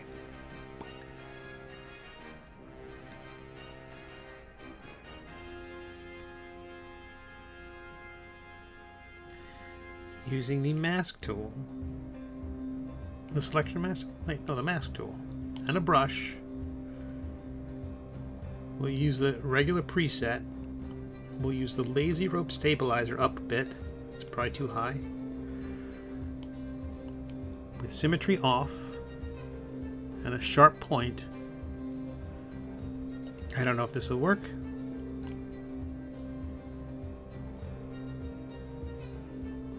Whoa, boy. Smaller than that. Turn the intensity way up.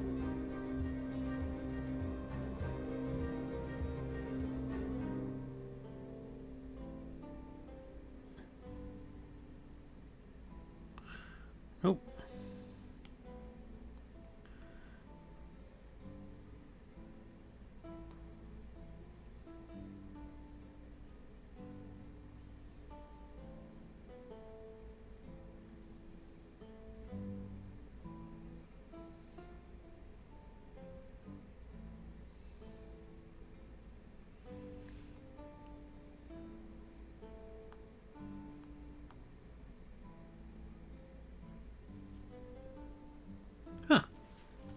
Jimmy James, you've moved over from the YouTubes, I think.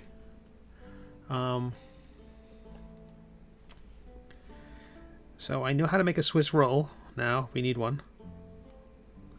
The thickness of the line, the thickness varies too much. Let's see if we can fix that. But I don't hate what that was looking like. Can I have a uniform weight?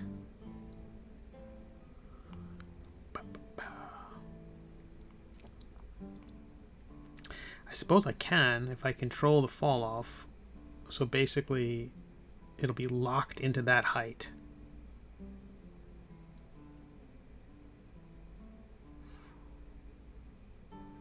Let's see. Nope, it's getting thicker the heavier I push.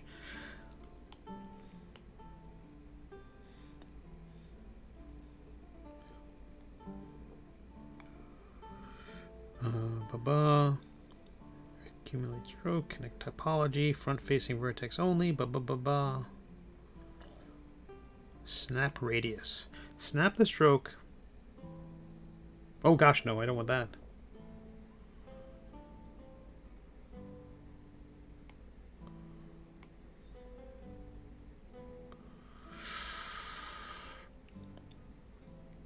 Maybe I just have to control myself.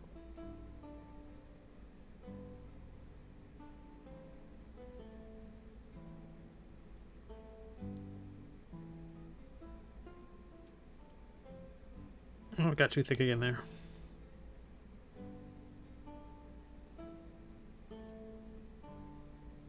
Oop, too close.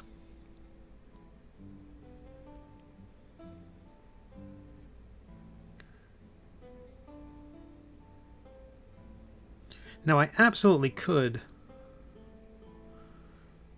create a stamp in a vector program, bring it over as a JPEG or some kind, and then just pop that down. But I kind of don't hate that. Not to toot my own horn, but I don't entirely hate that. I think the only thing I'd want is there to be less space in the spiral.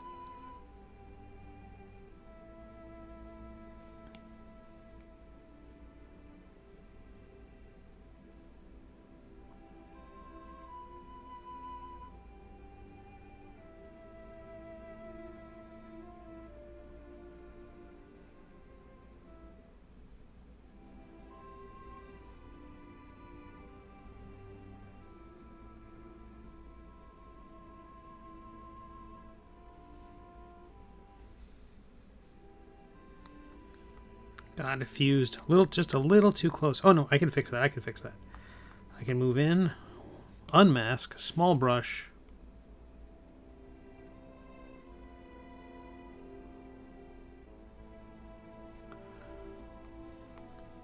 Oops. Where are we? Alright, I don't hate that. Maybe that's what we needed. Okay. Got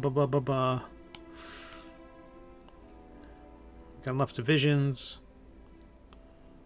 Increase the triplanar. That should smooth it out a bit. And we'll validate it. I'm going to immediately remesh the thing. And decimate it. And I'm going to see if I can separate it. No, it can't be separated. Good.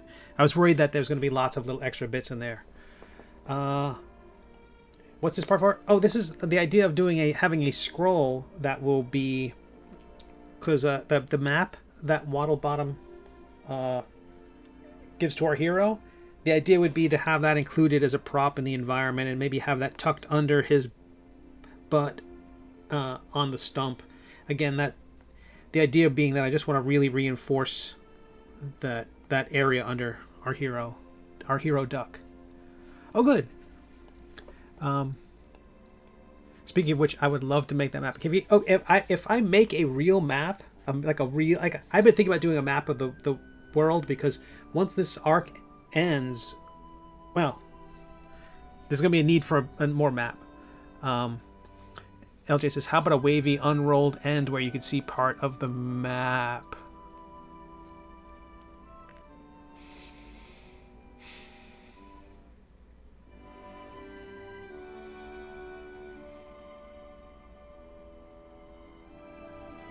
I don't know.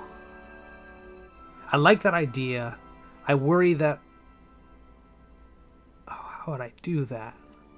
I'd have to peel it away. I just think it's going to be so very small. I know I put in individual feathers, and I've built this duck from the DNA up, but I think that's a detail too far, I suspect. But I like the idea a lot. Can I peel away a corner? I was going to just chip away at it like little, you know, the aging of the thing. But can I peel away a corner? What will it do? I suspect it will...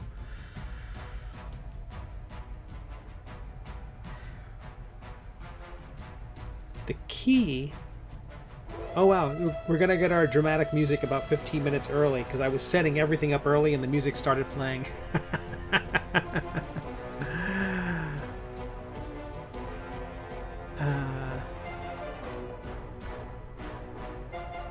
Yeah, it would definitely curl out, but the idea would be that I didn't want to have the whole bit curl out. I would want to have a corner curl out. So I'm thinking if I cut... Okay, hear me out. We have this one. We duplicate it. I can't believe I'm actually getting the hang of this triplanar thing. Then we use the trim tool using a rectangle, and we cut. Actually, let me go. Nothing was cut. I know. Oh, turn symmetry off because that's our nemesis. No. Maybe.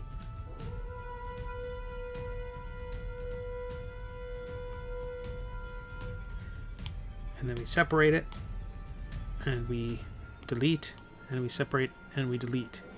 Then grabbing this bit of the map, we hit the drag tool.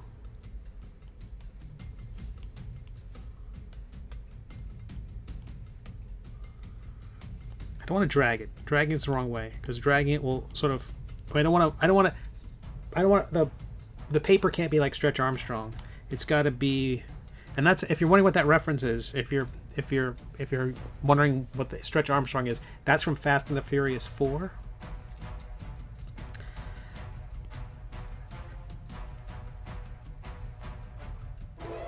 Why is this thing impervious? It's not moving. Oh, that's brush. Move tool. I think it's Fast and the Furious 4. I think Jason Statham is playing Stretch Armstrong in the motion picture. Apologies to Mr. Statham. Seriously, don't beat me up, sir. Okay. So that's not great, but it's a thing. We can agree it's a thing. Okay, autosave. My break can wait. So I have the original scroll. Now I'm going to cut that in half. I'm going to cut that and I'm going to duplicate it again. Oopsie-doo. Not delete it. Duplicate it. Hide the other one. This one will be visible. And now I'm going to... Using the trim tool,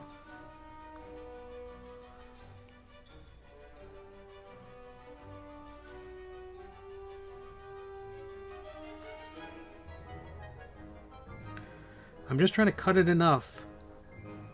Dagnabbit. I'm going to cut it enough to separate them.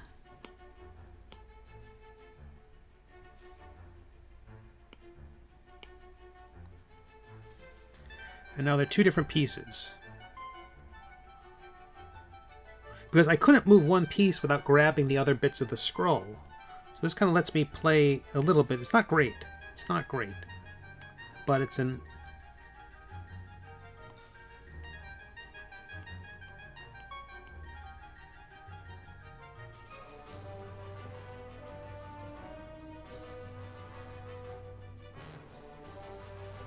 Because if I tried to move them individually, they'd all move together, all the pieces, because they were so close to one another.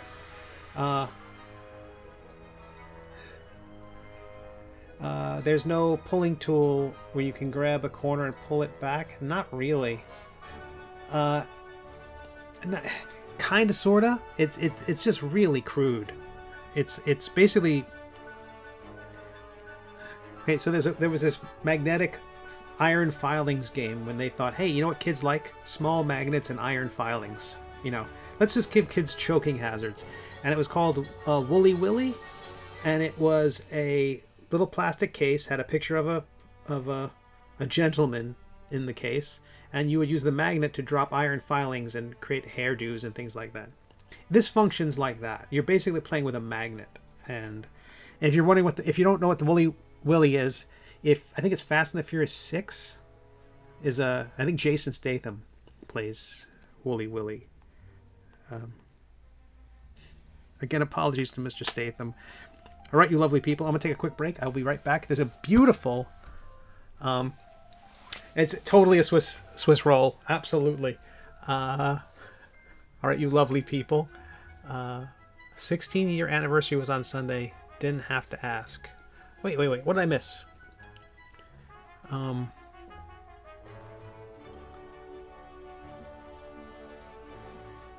I have a million beer. James says, I have a feeling most people here of an age would get us called sir and ma'am by most of today's youth.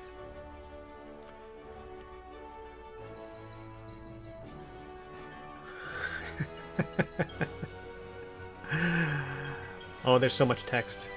All right, you lovely people. Oh my goodness. How dare you? How dare you? This is a family-friendly channel. You're lovely. I'll be back in 5. Here's an amazing art show by some incredible creators, and take a look at them. Take a look at their work. They're fantastic. See you in 5.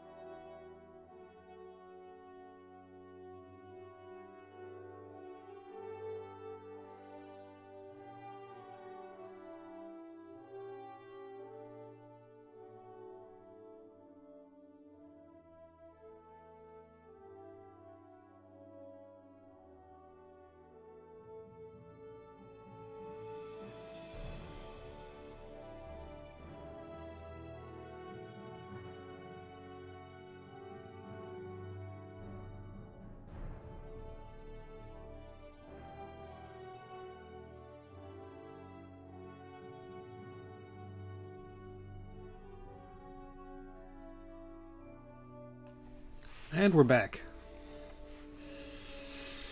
Okay, so we're making progress. We have Waddlebottom's collar. We have flowers. We've got this new scroll. So let's tear this thing up a bit. First of all, let me merge these two bits together. Let's assume I don't hate them. Keep sharp edges. Voxel merge. I'm counting on there being awfulness in there. You see that debris? We're going to get rid of that right now.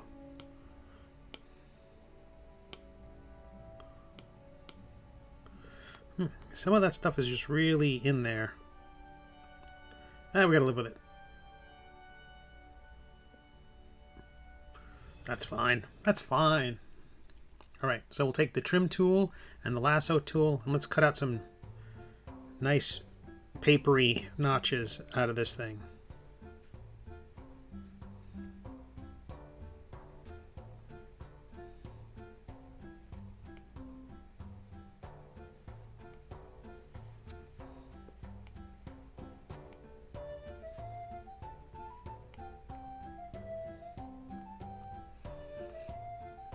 Now it's going to be tricky to... I can't cut anything out of this thing that's not going to cut all the way through it. So I have to choose an angle and hope for the best.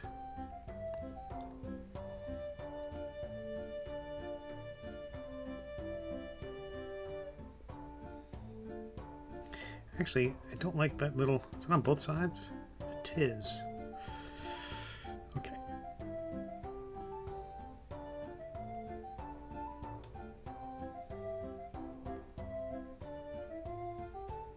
Yeah, see how that slice cuts all the way through? I gotta watch that angle.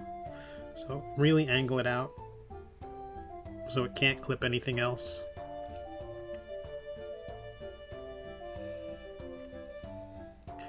So the main way to fix that would be to slice the thing in half, cut that all up, and then merge it all back together again.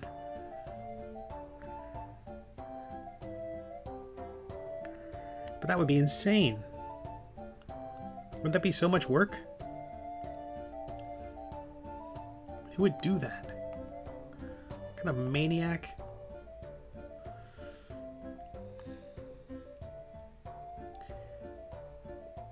You'd have to be a moron.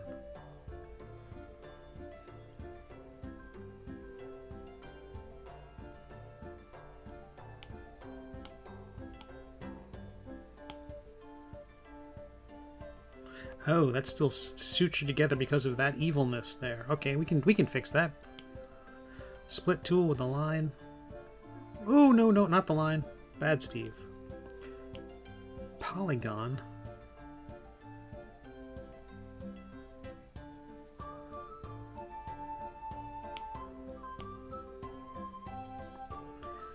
I didn't want to cut through. Lasso tool. Oh, it wants to cut the piece. I see, I see.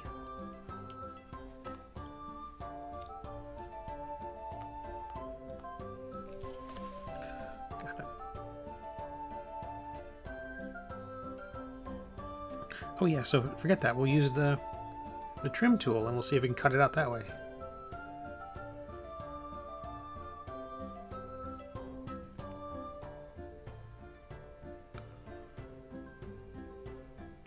Not want to separate. There we go.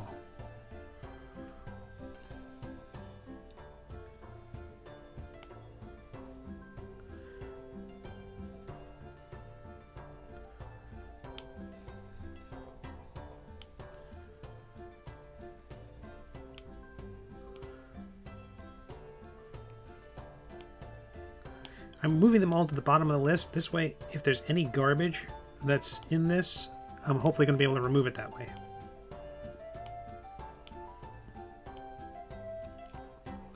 Because anything here, here, and here, those three things, I can delete. They were probably stray pixel bits.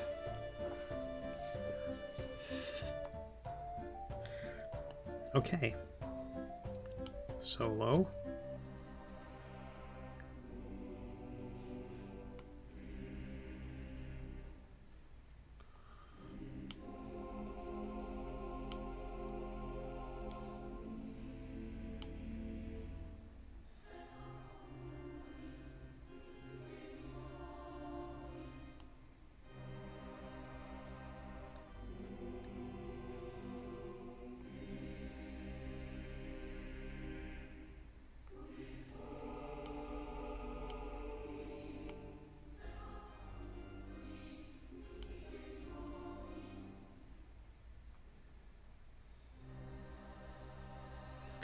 Now I'm trying not to cut. What I don't want to do is I don't want to cut there, because where the two pieces will intersect again when I merge them back. I want to keep them kind of nice and smooth when they remerge. Oof, that's terrible. Oof, what was I thinking?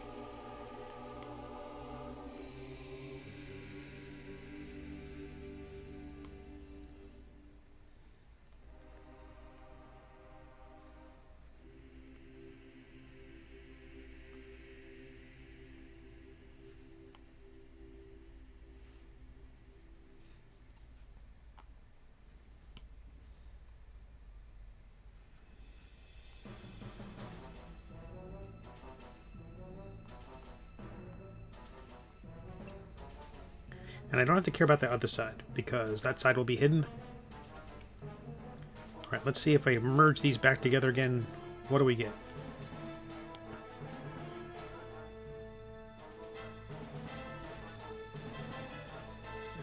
Oh yeah, all sorts of little debris. Fingers crossed that they're not ruined.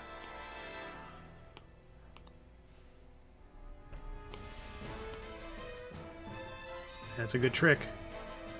It definitely remerged in some spots, but I can live with that.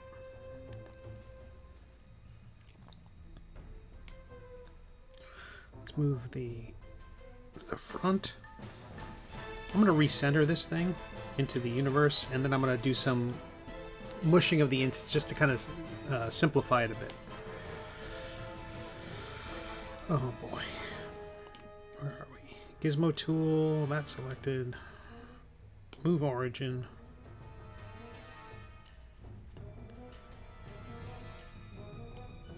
Just want to rotate it 90 degrees.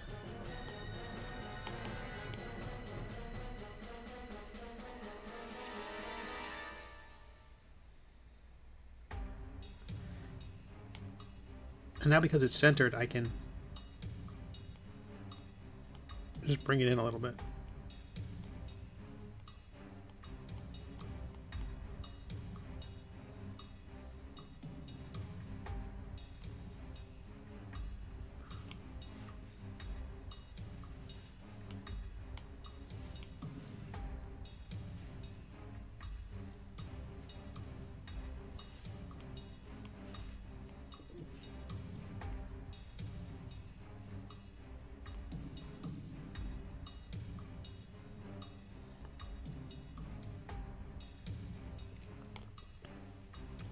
Did I even have... I didn't have symmetry turned on.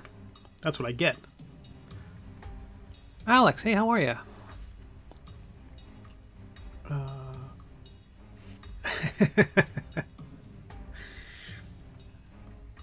so we're using the crease tool. We're going to... Oops, too much. Lower the radius.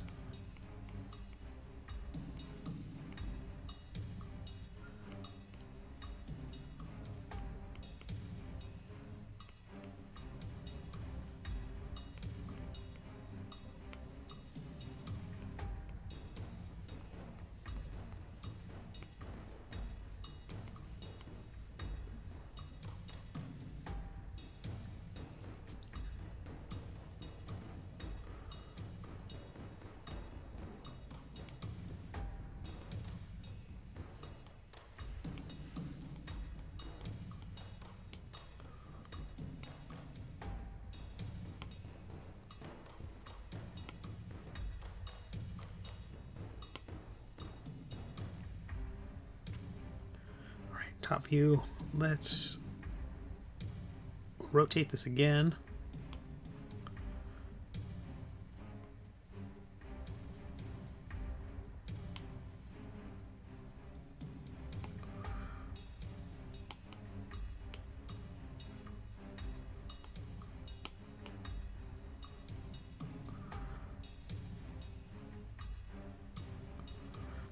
I think perfect. We move it back to the middle of the universe. We're going to add a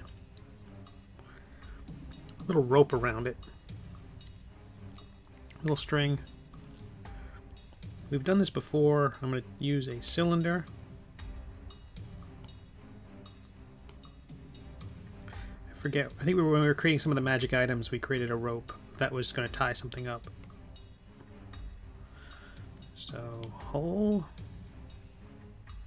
Actually, I don't want to create the hole. I don't want to actually create a rope that goes around it. I don't mind if this goes right through it because it'll help give it stability, and that's more important. All right, so let's increase our post subdivision. That'll smooth it out a bit. I'm going to validate it. Use the smoothing tool. Turn off the stabilizer. Oh no, it's fine. Smooth tool. Very intense. And the stronger this is, the rounder it'll become, and the more, I think, ribbon or string-like it will become, I hope. Then I'm going to... Oh, it does have a counter. I didn't want that. Forgive me. All right.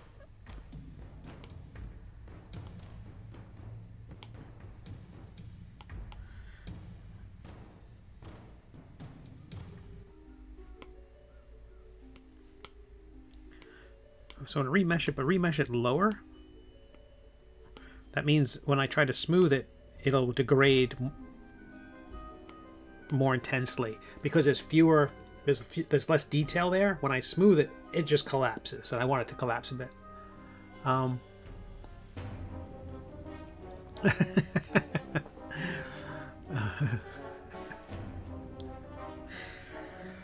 Fantastic.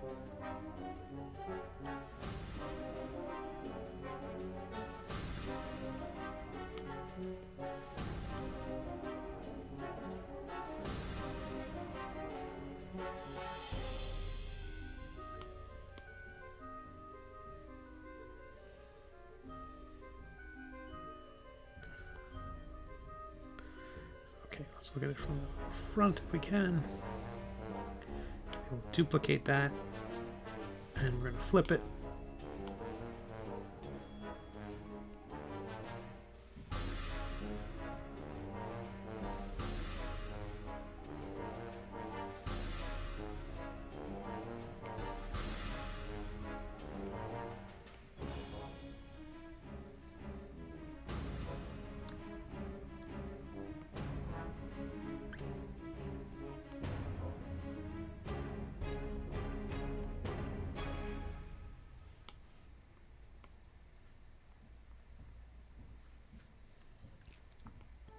A reminder, everybody, that tomorrow night on the Pencil to Pencil program, which I'm now a guest host, I guess I'm a permanent host now, we'll be joined by John Gallagher.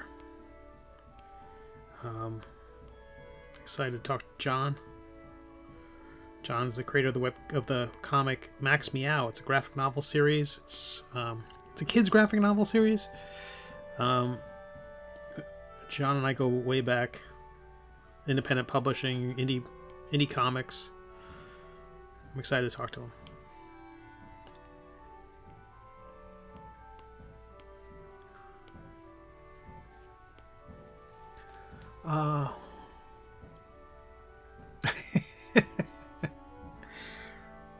Okay.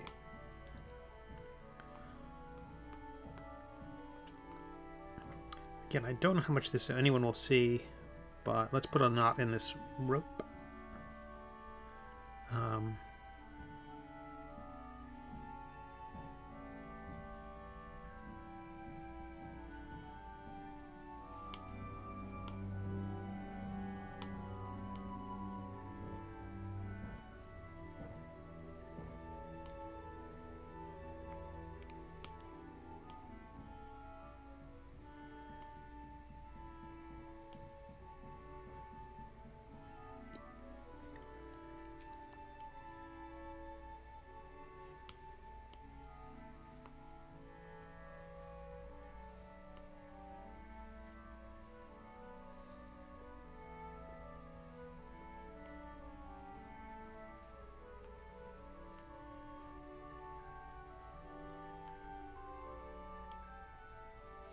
Save.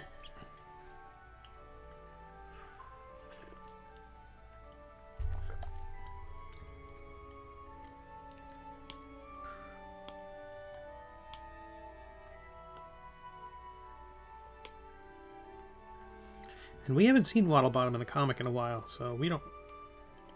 Who knows? I hope he's okay.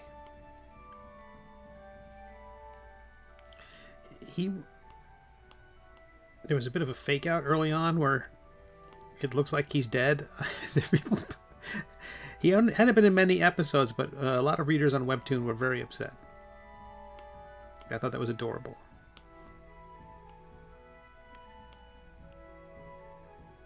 Okay, local. Stretch this thing out a little bit.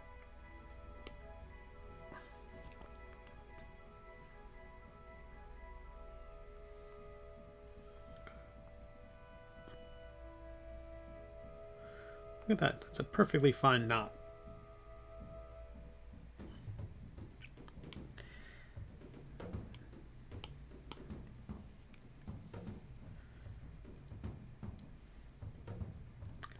Okay.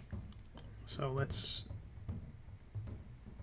use the tube tool and path.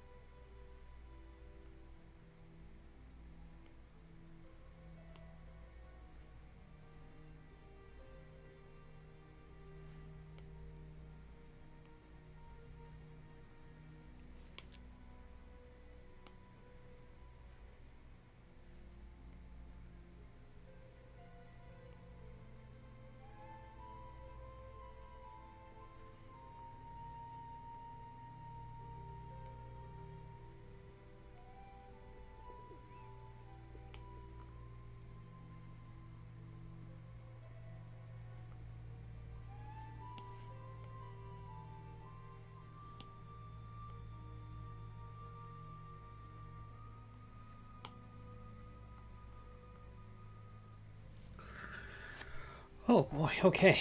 How are we doing? I don't hate that.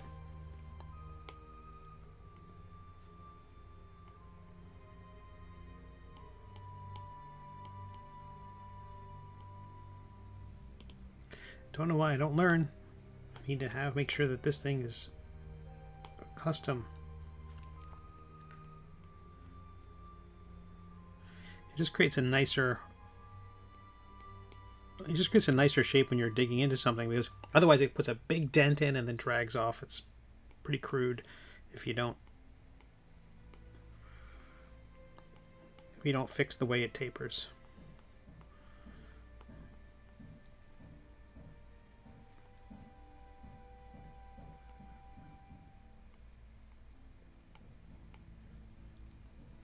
Okay. I think that's our scroll. What are we doing? Solo.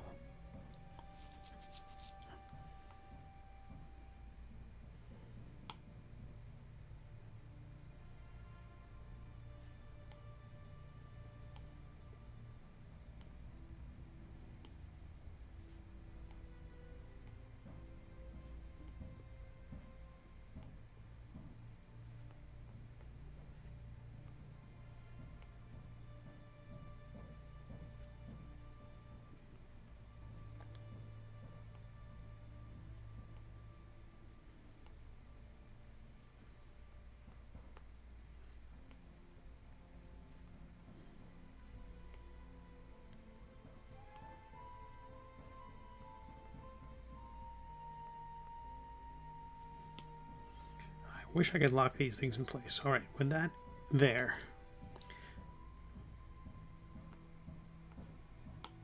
How's that look?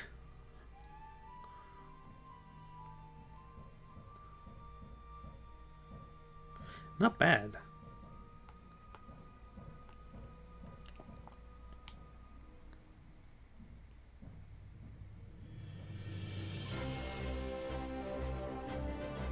I do want gravity to be affecting it just a little bit, right?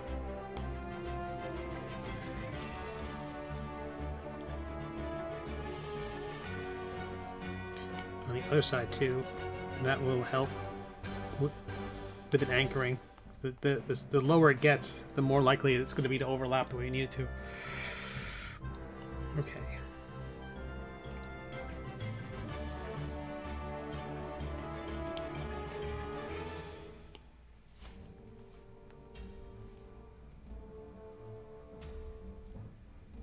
Oops.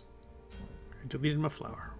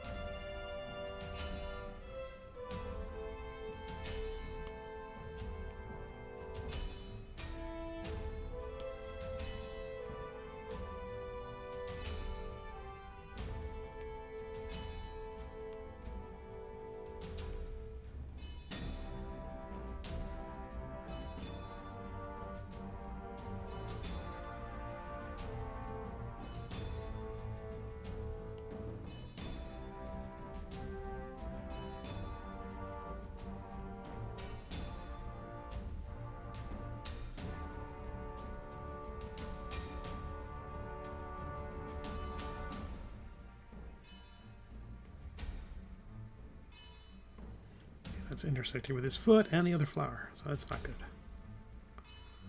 I'll lower it some more. I just really want to make sure it's attached to the tree.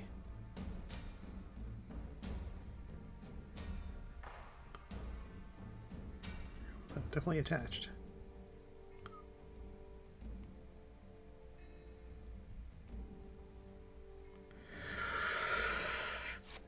I really need to make the like a piece on the back. Oh, the James, the flowers. Thanks. I just went into the middle of them and using that same. If you're talking about the flowers, I just went in with the same brush I created for the feathers. I just kind of pulled out a bunch of shapes in the middle and softened them. And each petal was created by, again, a sphere popping out a piece of it, just like each one of the feathers.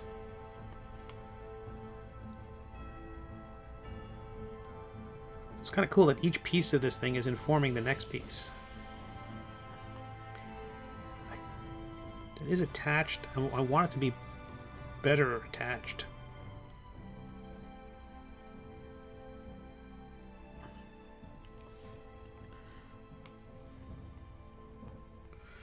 So I think it needs like maybe leaves and other bits.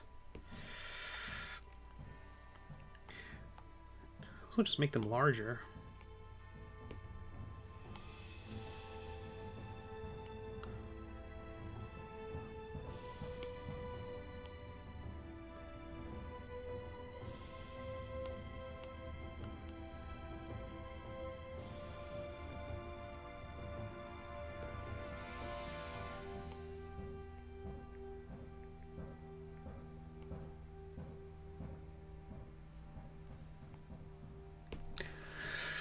Okay, let's take a look at how this thing is coming together.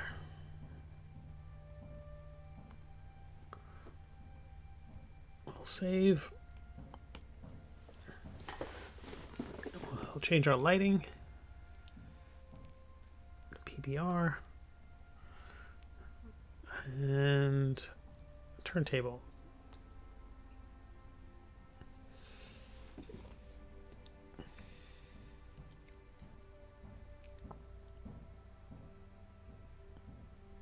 Yeah, I need to add a lot more underneath those flowers. Like maybe just bits of tree stump or something. Just like little bits of wood, things like that.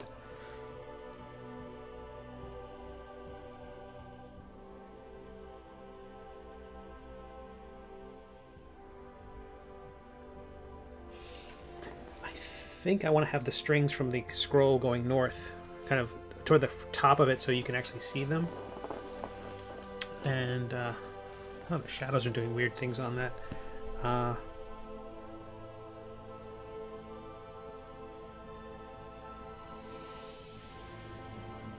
Let's go the other way.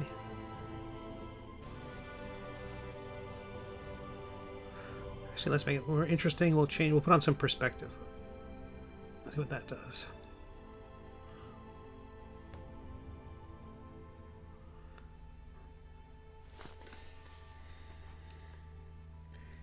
I need to build up more stuff under there.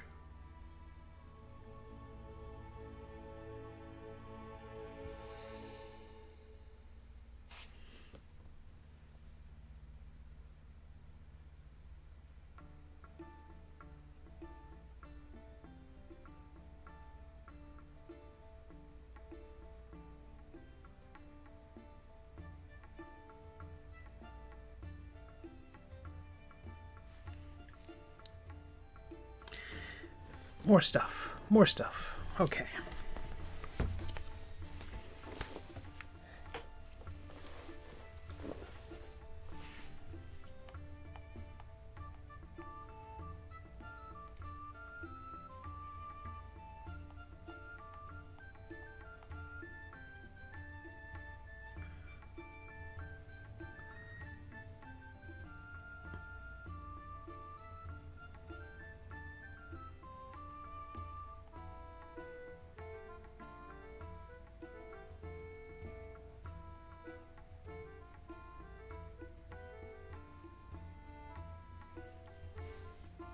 A cylinder. We'll start with the cylinder. Let's try planter. That is our scroll. Okay, let's do that thing we were talking about, putting those strings in a different direction. Hey, LJ.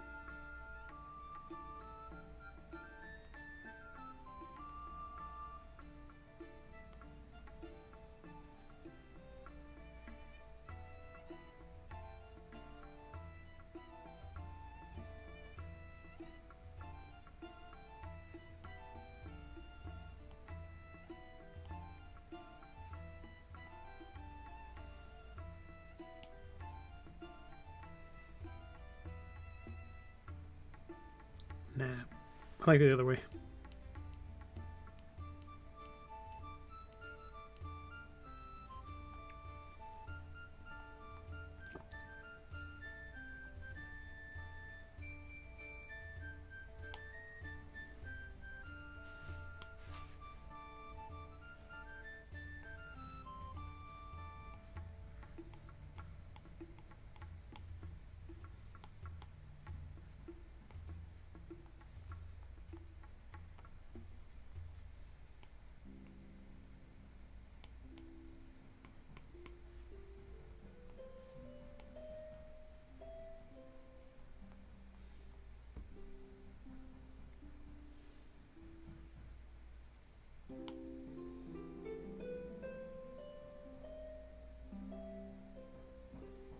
I hope that thing can print, as complicated as it is.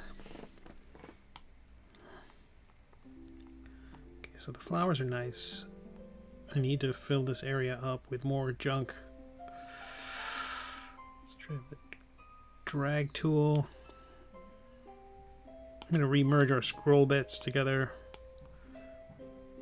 Duplicate the tree.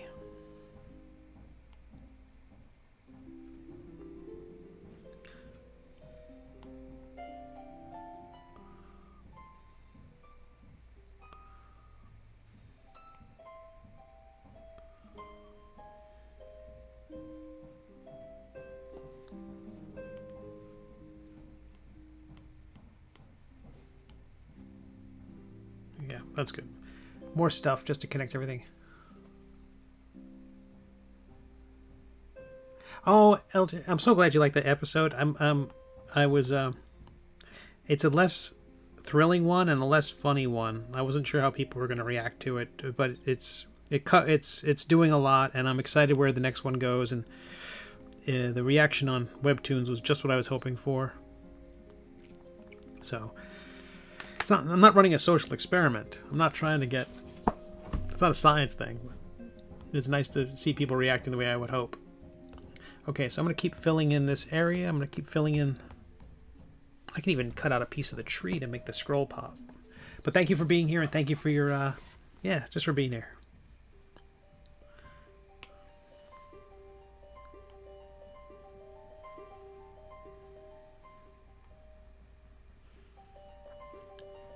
So if folks don't know who I am, my name is Steve Conley. I'm a web cartoonist. And my webcomic is called The Middle Age, which it's getting rave reviews on the stream today. And if you're interested in supporting this stream and my comics... Ooh, that's a bad little bit there. I'll fix that. I'm going to try just separating this thing, see if any pieces come across. Oh, so a couple of pieces did. Let's find out what they are.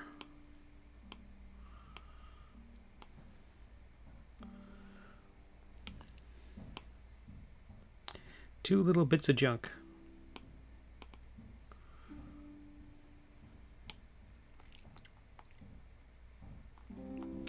Alright, so I still need to put more stuff in there. We've got a scroll. We've got a few flowers. The flowers are not sufficient to hold anything together.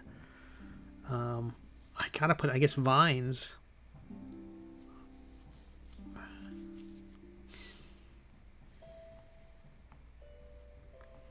Haven't made vines before.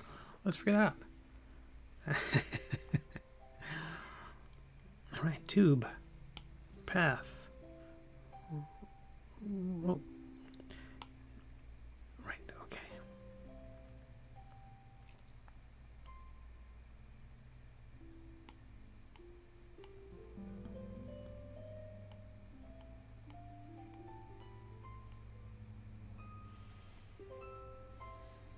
Why do I rotate it? It's always a mistake. Okay, let's look at it from the front. Let's drag that point in. Drag another point in.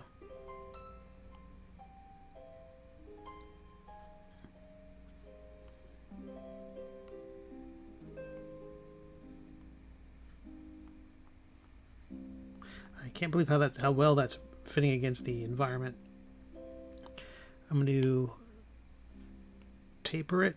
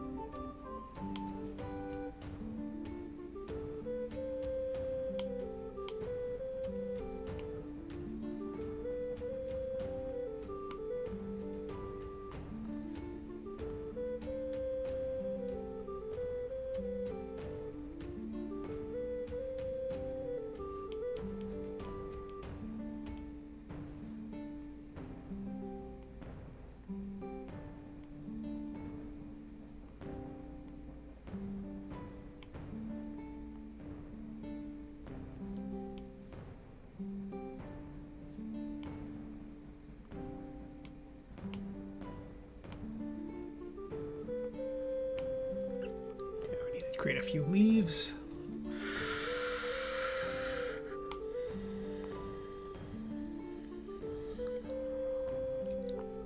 Do that with a sphere.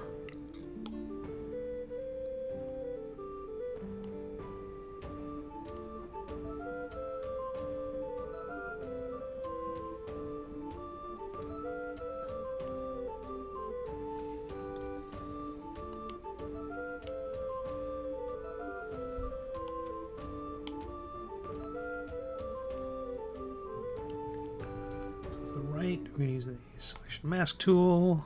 Symmetry is on. We're going to look at it from the front so the symmetry will work. And we want a leaf.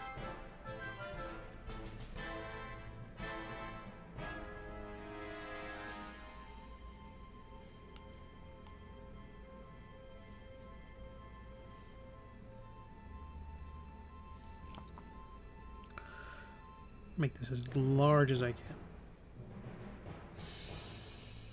Oops. There we go.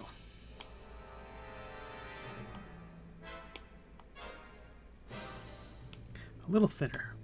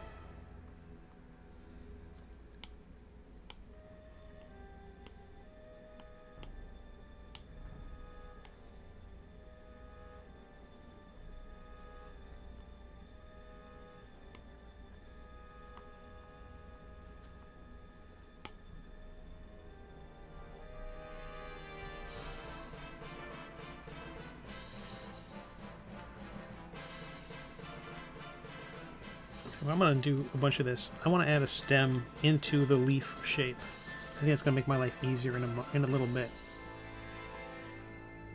So using the selection mask tool, symmetry still on the lasso.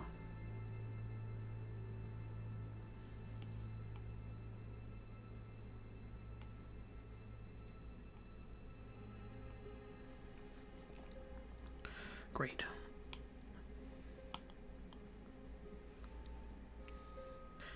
Delete the sphere. I'm still going to try to trim this thing a bit using the trim tool, the polygon, and symmetry.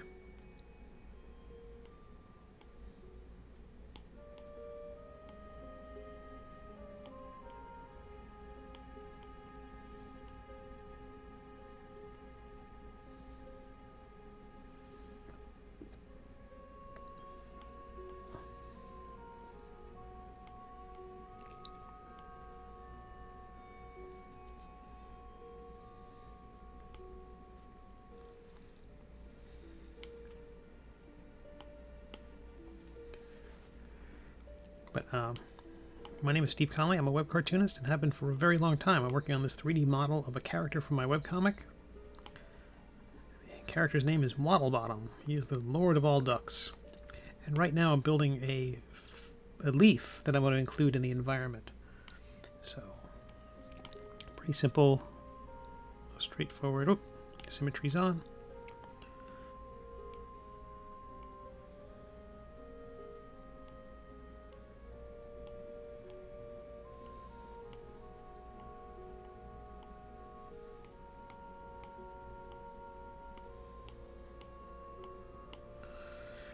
I'm not cutting any shapes into it just yet. Like, I want to put nicks and cuts and things into it, but I don't want to do that just yet because with multiple leaves, I just want to create one generic leaf and then add a few little cuts here and there to give them their own personality. At least to make them look different from one another, so it doesn't look like I just stamped them all out of one piece.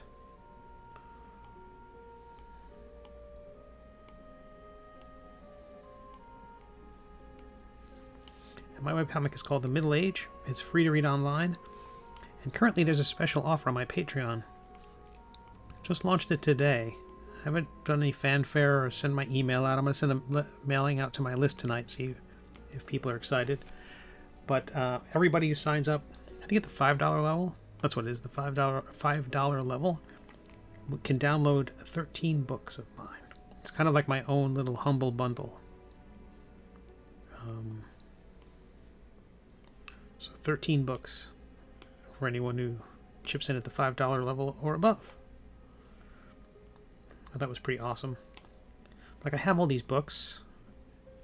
I think occasionally someone will come to my web shop and purchase the whole run of them, or, you know, or a bunch of them. I just thought this would be a great way to make it so that people can just get them.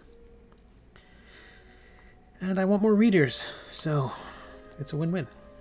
Alright, so I'm going to move this gigantic leaf down. Scale it. Rename it. Not lead, leaf. Not Eve, leaf. I'm also going to... Oh, it's not that big. I was worried that the file size of that particular leaf was already getting... Sometimes they can get really large out of nowhere.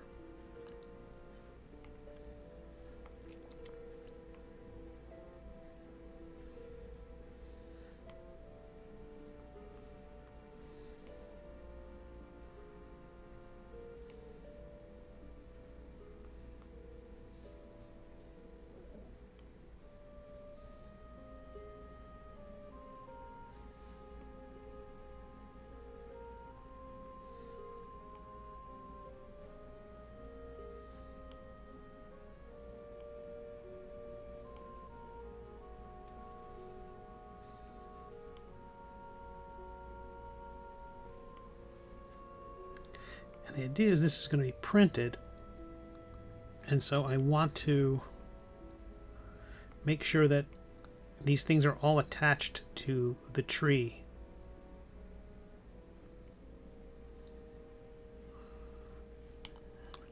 Duplicate that leaf, hide one of them, the other one selected, drag it.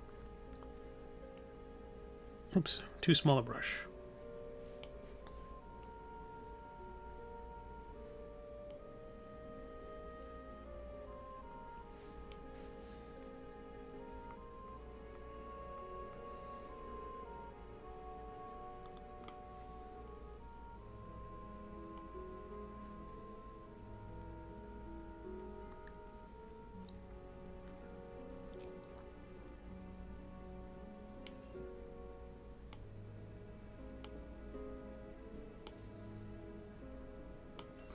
How are we doing? We're doing great.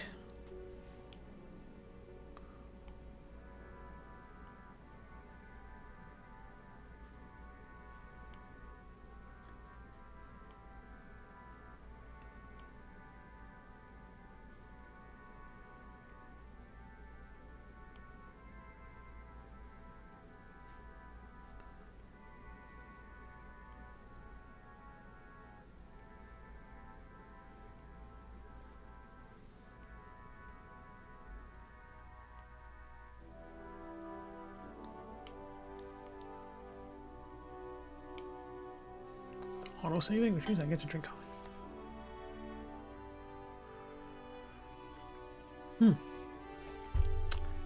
James, thanks for asking. A bunch of my books are available on Amazon. The first 2 volumes of The Middle Age are available in softcover, and that's the only place to get the softcovers from. I sell hardcovers here, but shipping to where you are is probably cost prohibitive. It probably costs more to ship it than for the books themselves. And they've got volume 1, volume 2, and maybe some of the sketchbooks. That's about it. But they are on Prime, so it can be a cheaper way for people to get the books. I know some people don't like Amazon. I get that. All right, let me...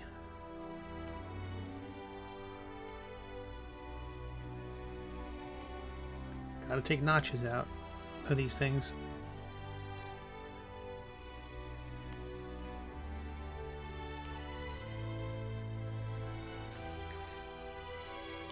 Still have the original leaf. I'm gonna keep that one alone. Leave that one alone for a while.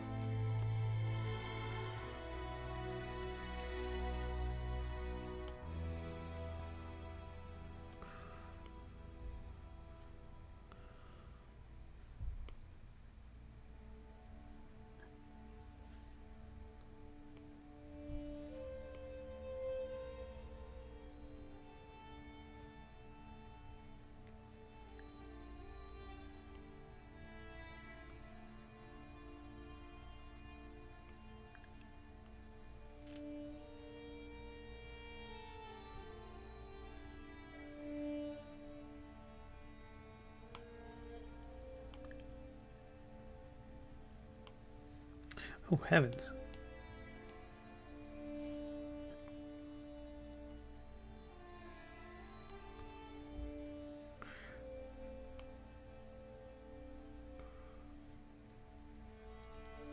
Let's see if I can bend this leaf. Bring the brush size down.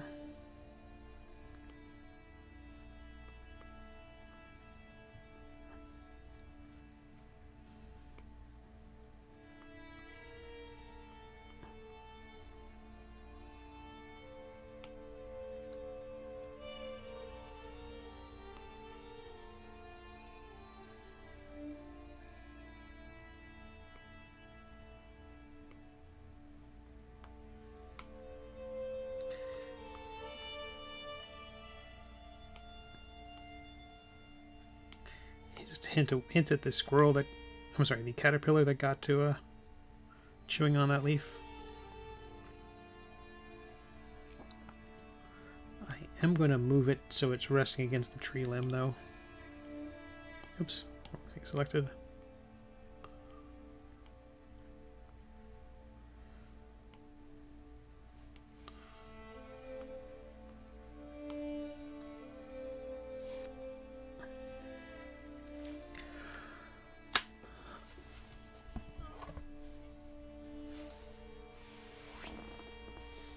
Oh, that's fantastic. I appreciate that a lot.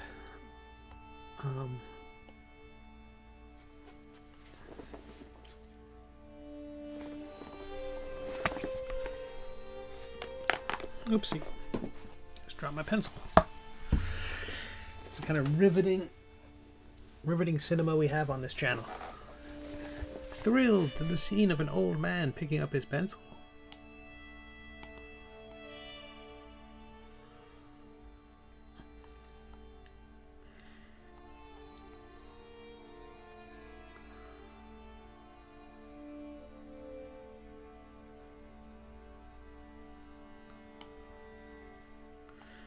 I still have to build a lot of stuff back there. I think a bunch of vines. Now that I'm an expert, having made one, I think just a big pile of vines. I wonder.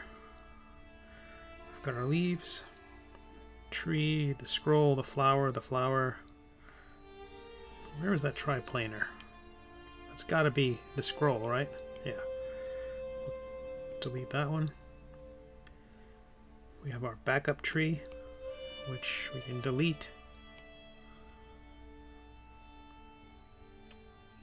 The platform.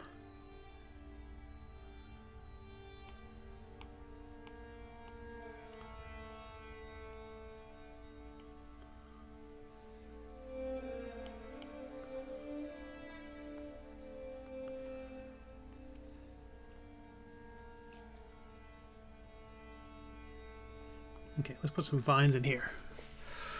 Ooh.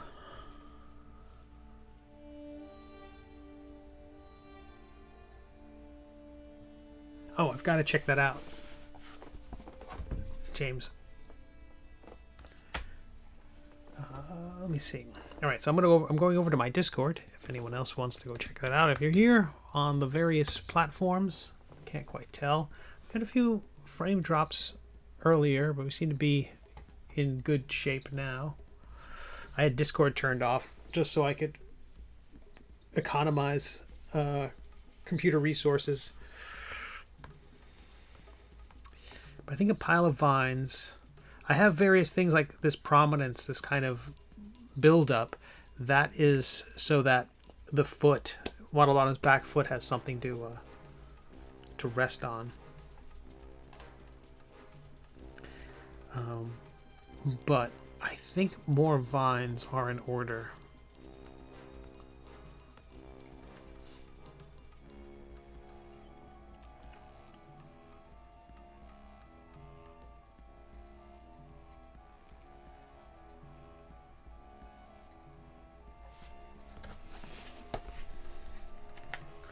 So look at it from the top. I'll grab the tube tool. Discord is warming up. You can probably hear it warming up right now. Some of the vines going over.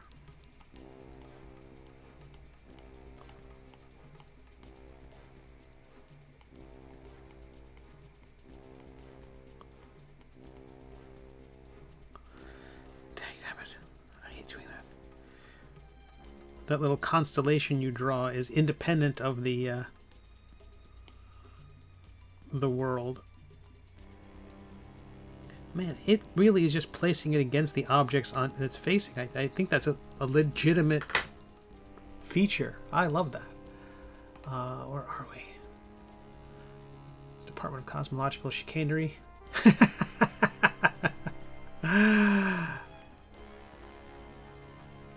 That's spectacular, James. That's absolutely spectacular. I need more reactions. And I don't know why this is here, but the Canadian flag. That's fantastic. Absolutely fantastic.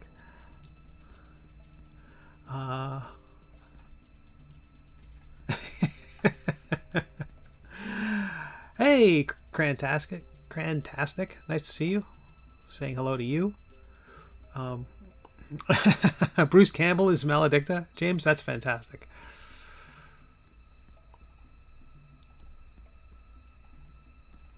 Oh my goodness, there's so much here. All right, I'll check out more later. But that's, James, that's amazing. I'm quitting out of Discord just to keep my mercy on my computer. Okay, so let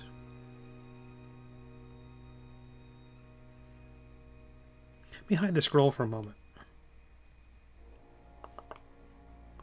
Yeah, it seems like it was trying to wrap around the scroll a bit.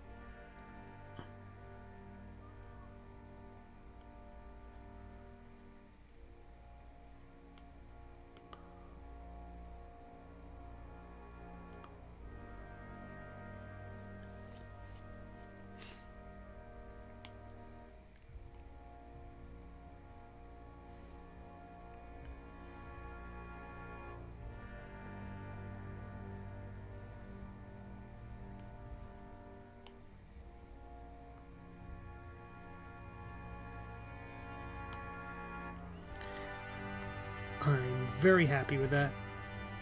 I love how weird it looks. I like the idea that there's these vines that are inside the tree and that the flowers are growing from those.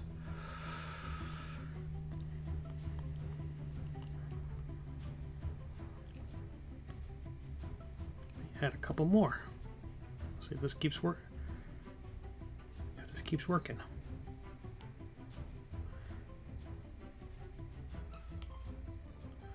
I wonder if it's because I have the tree stump selected as I'm drawing this.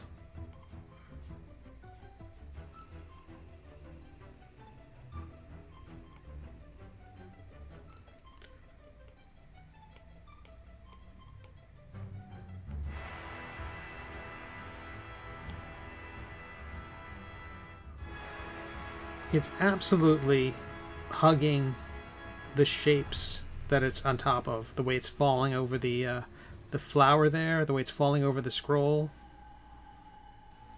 That's spectacular. There was a in the early days of Photoshop, there was a overused feature called lens flare, and there was a coworker of mine at the nation's newspaper, USA Today, who asked, what's that thing that makes it look like you done something when you ain't done nothing? And he was referring to lens flare, and that's a pretty good description of it, of its ability. But this is definitely sharing some of those qualities. It's very easy to use this feature.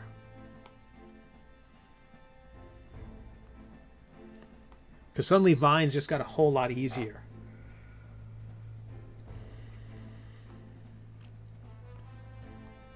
Okay, let's... So those vines are going to support that flower. And that flower. I want to put a few more leaves in there then.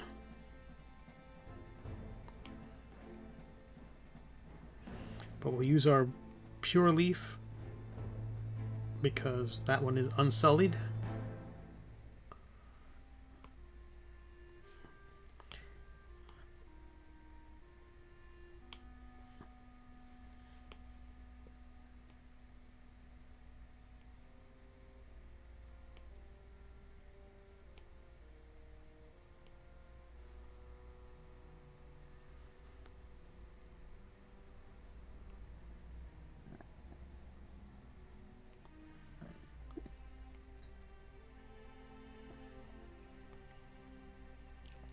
Oops.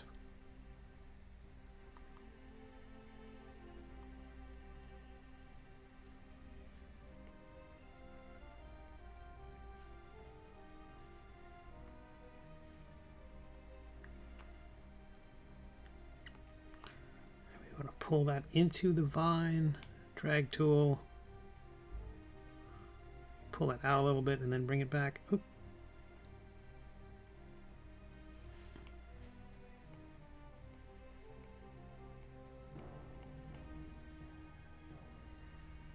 Heck yeah.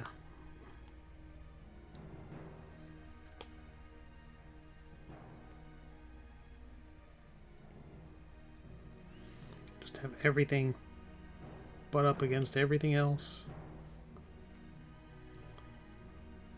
Hopefully just reinforcing its strength. And let's cut some notches out of this thing. Poor leaves. All my leaves are all messed up.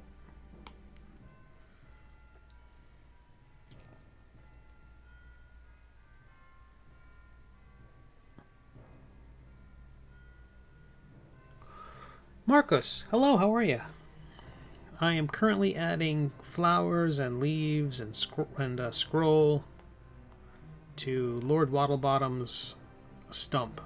Again, all the idea is to build up stuff underneath his figure so that the figure will be stronger when it prints. So I'm gonna add a few more vines. Tonight. Oh, this is lovely. I haven't validated that vine yet, so I'm going to create another vine. I'm going to have it go near it, and then they're going to wrap around each other a little bit if I can make that happen. Okay, so we're going to top view. We use the tube tool and the path tool. And again, part of the goal here is just to drop stuff into this cavity so that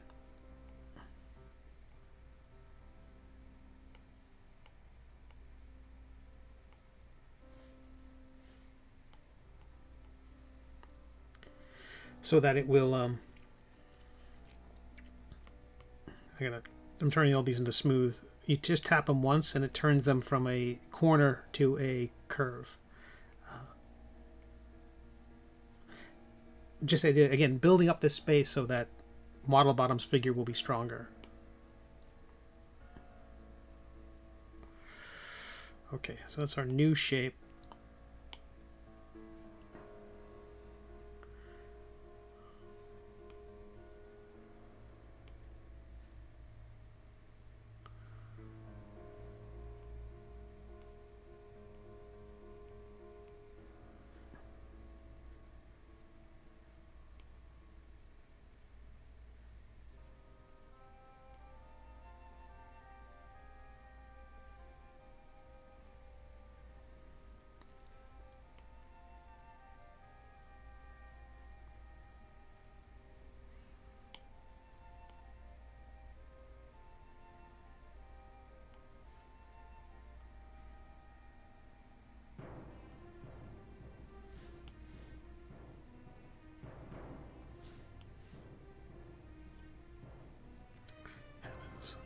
Come on. I was trying to add a point.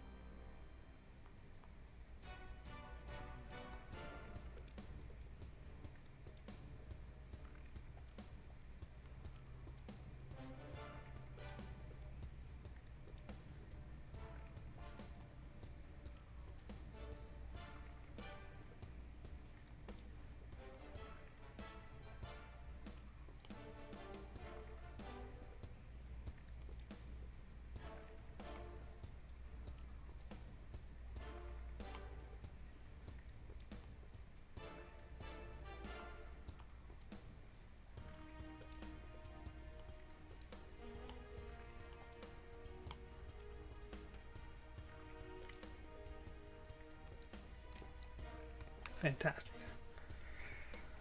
Okay, I'm not hating this at all. I do want to smooth these out a bit though. I will have to validate them first. I'm just making them a little skinnier before I do that. Well, I can.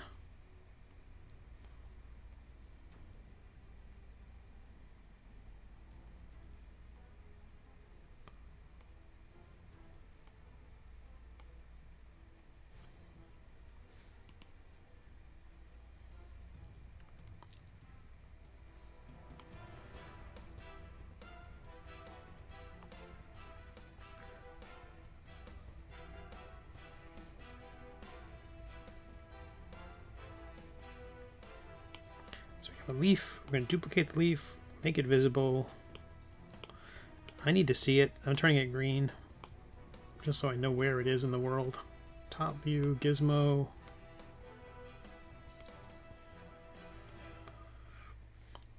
This is just temporary colorizing it. I'm not going to keep it that way.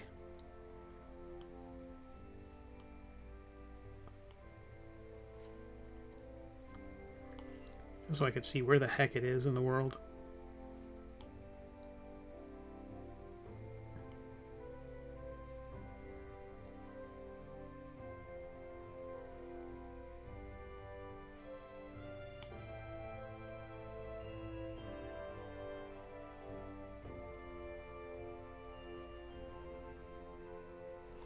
And it's saving, so I get to have more coffee.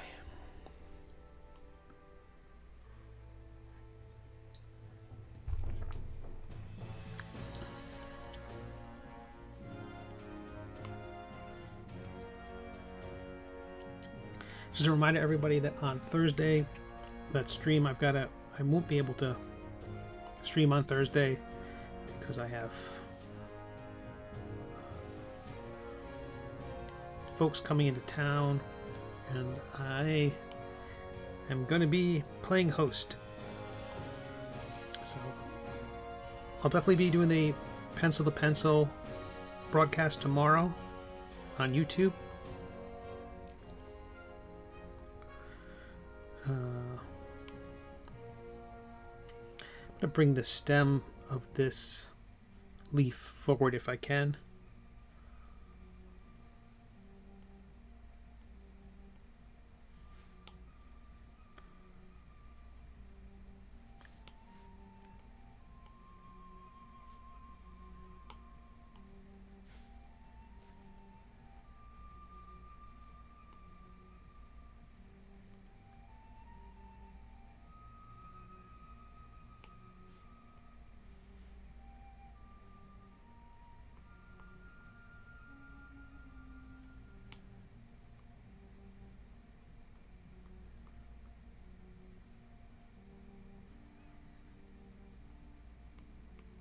And one of the goals is to make sure that these things are just touching as much as possible to the base. So when this thing prints, it won't have a million things shooting off in all directions. So it's going to take some mushing stuff around a little bit.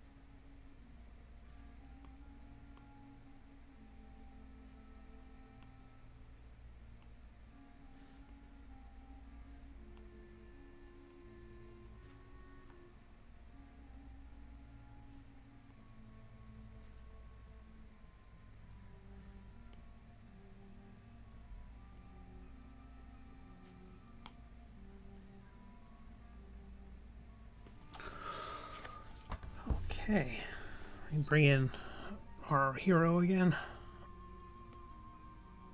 Let me get that. Actually, let me get that leaf someplace where it's a little easier to grab when I need it.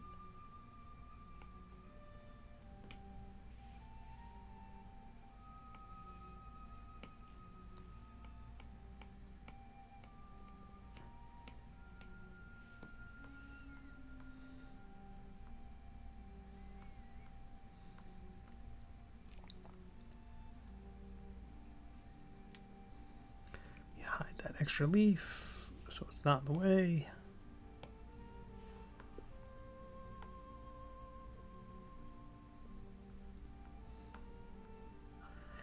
I think that's come along nicely. I'm about to chip bits of the wood. Really work on the wood texture. I want to make it feel like it's actual tree trunk. Right now it's a bit, I'm not exactly sure what it is.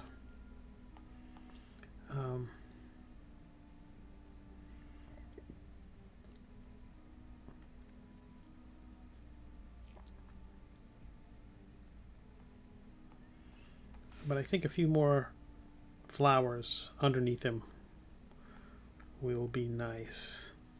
Let me see if that pillar comes back.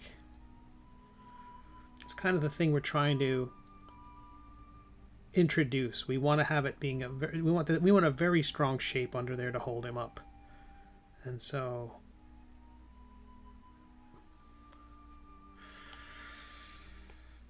see if we can do that.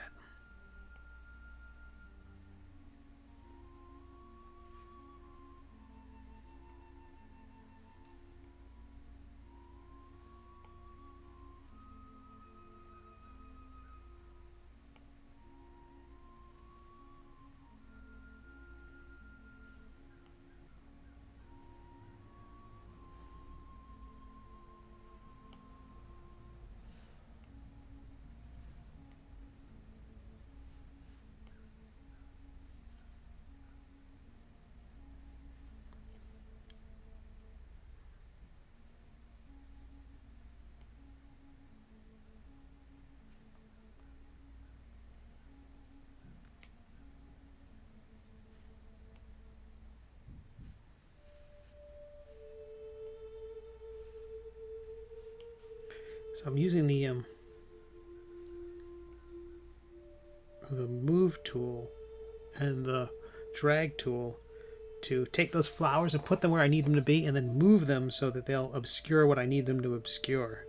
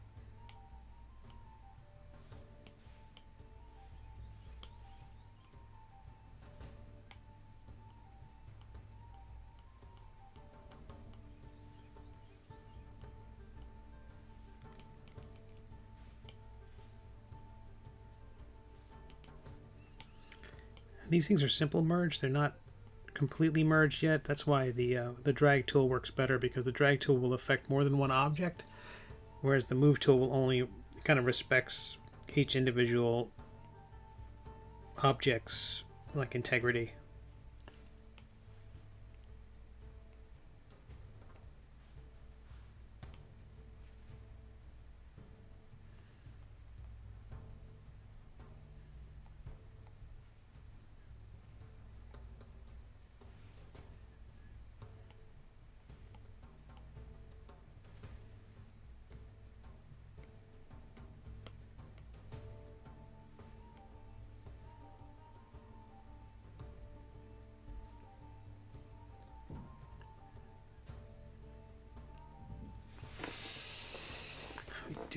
Okay. I wonder if I could just carve into that shape to make it look more interesting.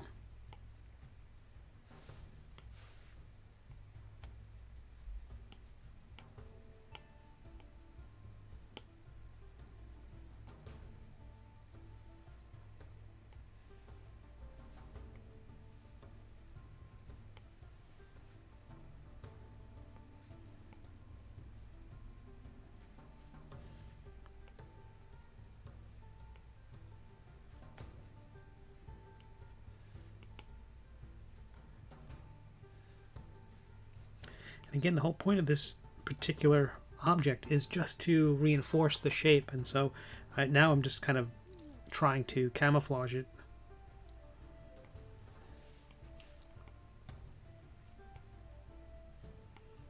If I can make it look like vines or anything organic, that'll be cool.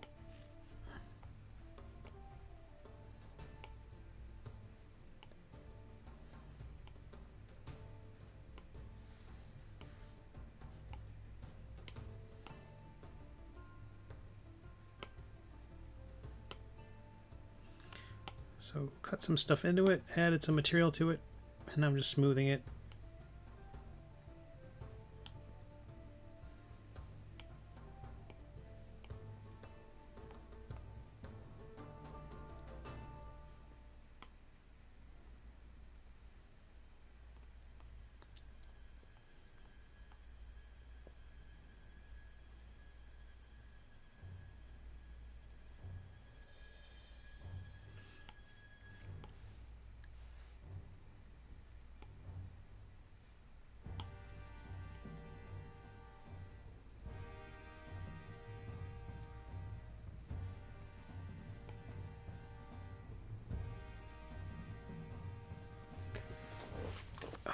Goodness. I appreciate everyone's patience on this. I know it's not the most dramatic thing to work on.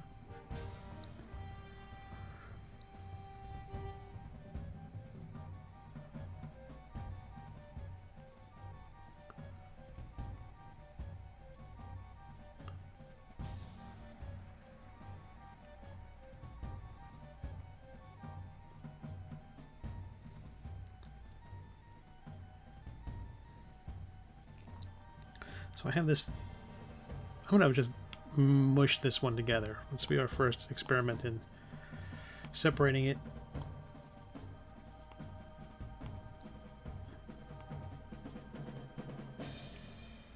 Nope, that's not what I wanted to do. I wanted to separate that one.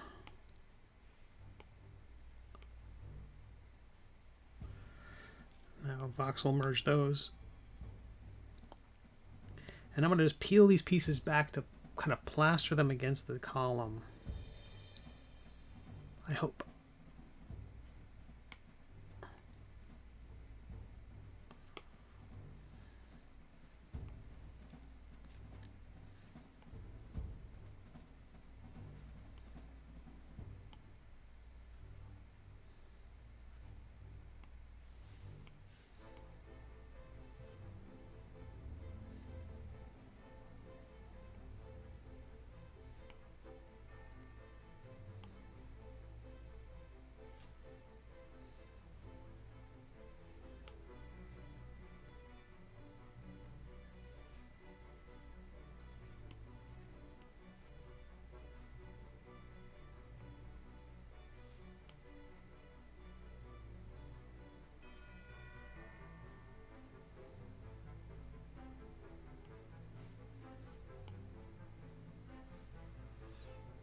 This is where I'm going to cheat by using the trim tool and with its overlapping. I had to do this with some of the feathers.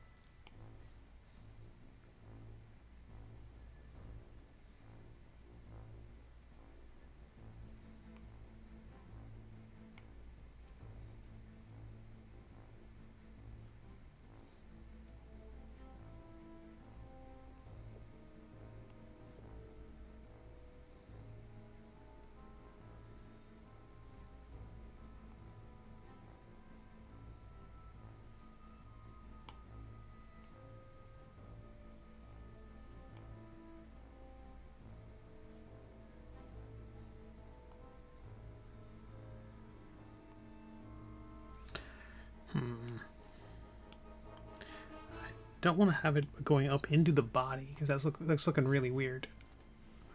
God, I don't know if anyone will be able to see that, but if I can bring it down.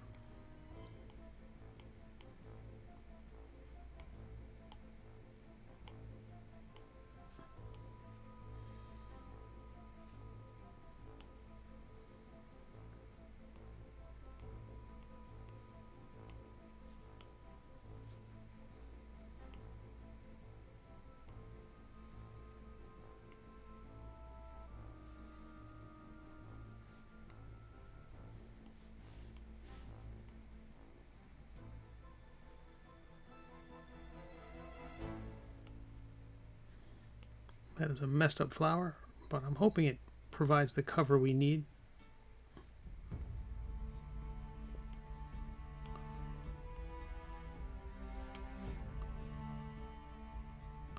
Tell you what, I'm gonna cheat here and I'm gonna expand it. Let's see if this works. I'm gonna save my file where it's at. I'm gonna do that thing where I invert the selection around the whole thing and pop out a shell, and hopefully that will provide additional cover. I don't know what it's going to do with that kind of fluffy center we have in the middle of it.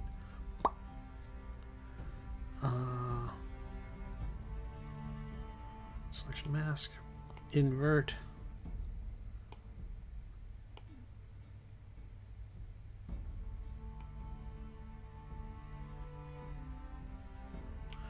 Not the worst thing in the world.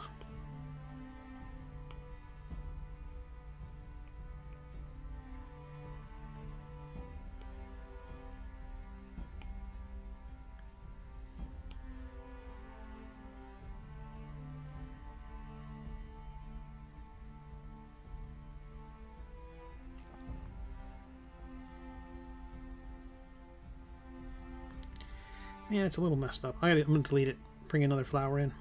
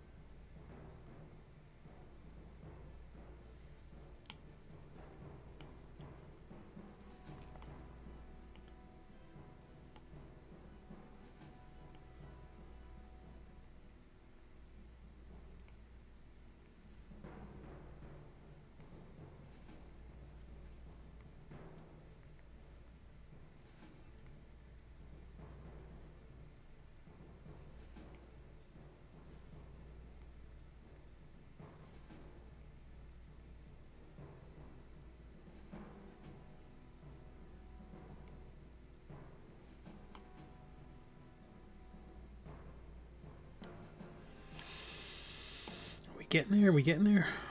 Boom, boom, boom. All right. Is the music sounding weird or is it just me?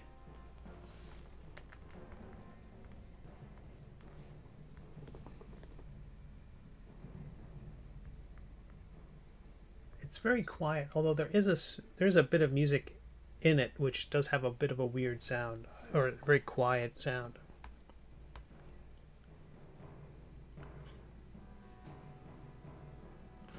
Okay, that flower is bumping into the figure.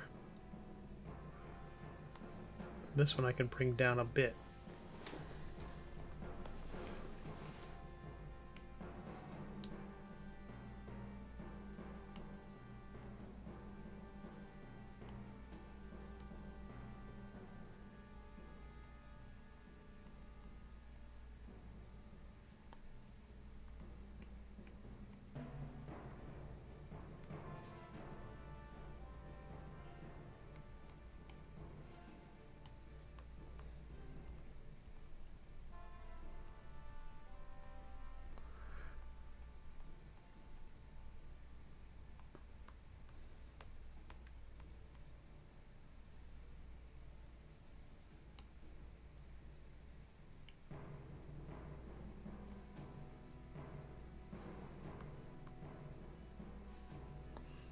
Definitely that piece there. That is very visible. And a few more feathers. No, sorry, a few more leaves. How are we doing, people of Earth? My name is Steve Conley. I am working on a 3D model of a duck. But what I'm really trying to do at the moment is reinforce the base upon which the duck is sitting, so that the figure won't collapse. So I'm adding a lot of little bits and pieces.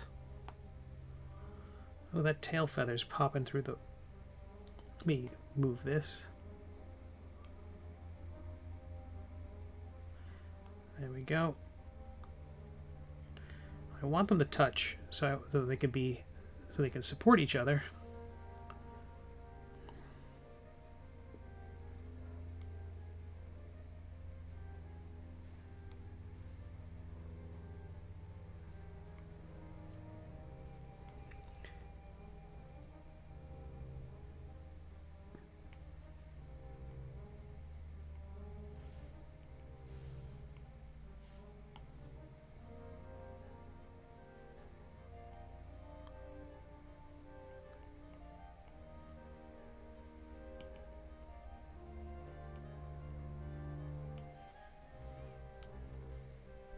So I don't think I asked, Eric, how did you feel like that interview went? Did you feel good about it?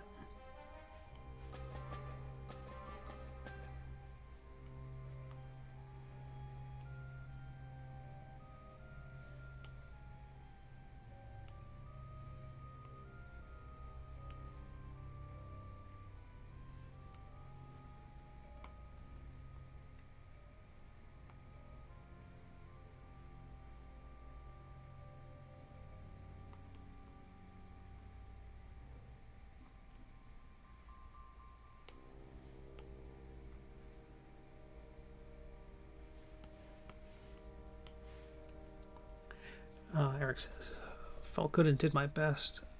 Caught off guard by how...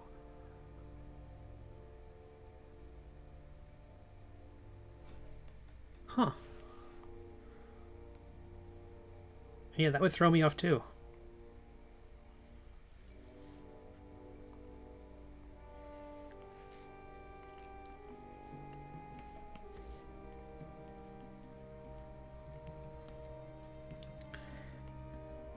Not much left to talk about after that.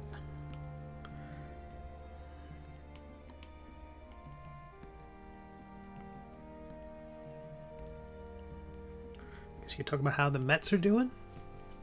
The weirdest thing was I had to take a skills test beforehand. Ugh. Those are annoying.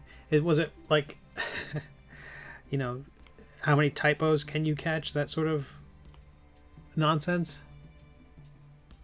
And then they just ask me questions on the skills. Ugh. Very interesting. Yeah. That's really weird.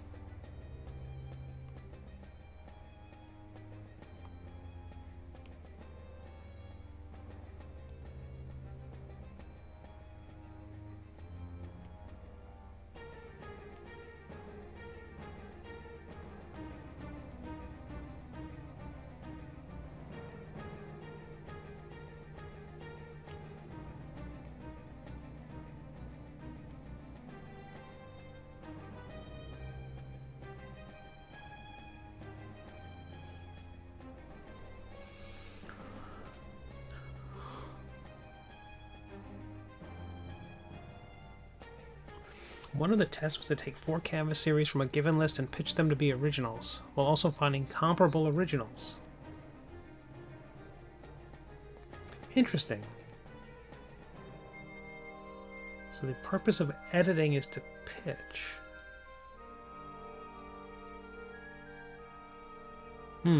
That makes sense.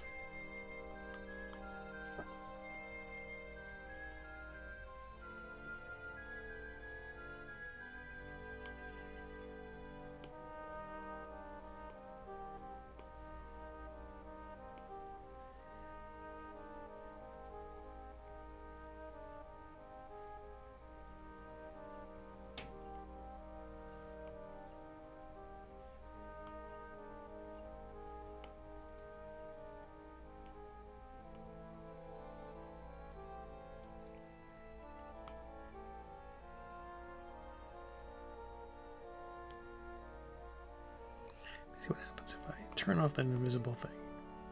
What kind of support do we have back there? It's still a hollow. Need to have that in place. How we do? A very rote corporate vibe, but I'm not surprised. Oof, I'm sorry to hear that. Well, I hope they, well, I mean, it's interesting. I wonder what percentage of your gig is, as editor, being you know, talent scout, you know, or is it partly to determine how well you can identify positive qualities in a work? Like, this reminds me of Lore Olympus for the following 8 reasons, that sort of thing.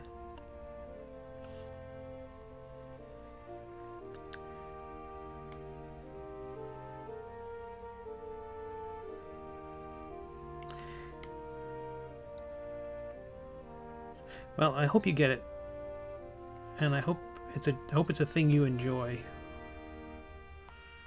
and can feel good about. All right, I think I'd safely say I can validate these vines at this point. They've gone through a lot.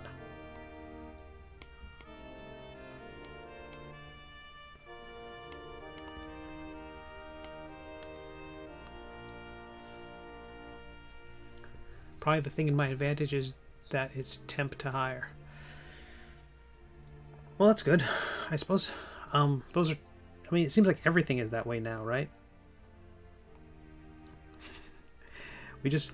You're a temp until we get you up onto the International Space Station. When you're up there, we'll start the probationary period, and we'll see how it goes.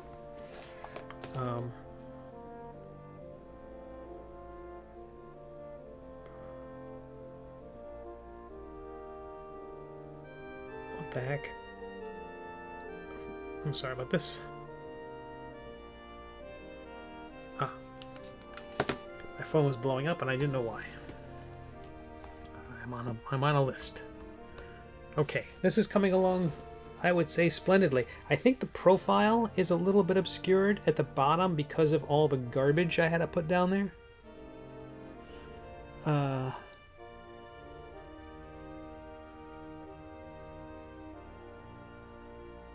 I wish I thought... Maybe I'm wrong. Maybe if I plant the figure on the stump, that's sufficient.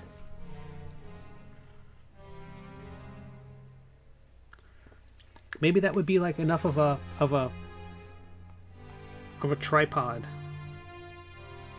that I don't need all the other stuff. Let's see.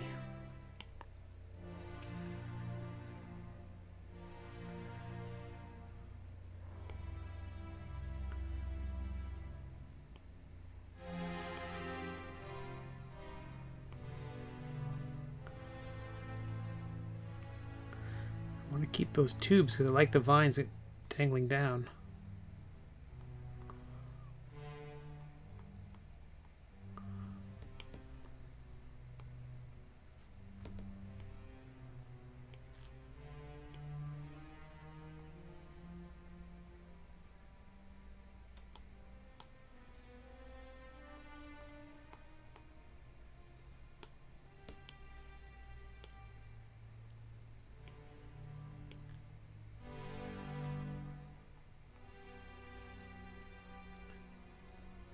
I wonder if just a few more leaves. I wonder if that's sufficient. I wonder if that's sturdy enough.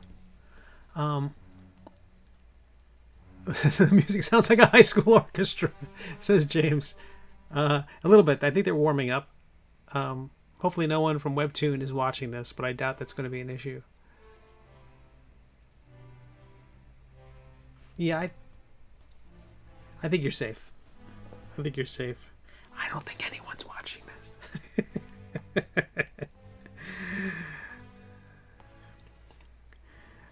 I think this is like being in confession. No one's going to know.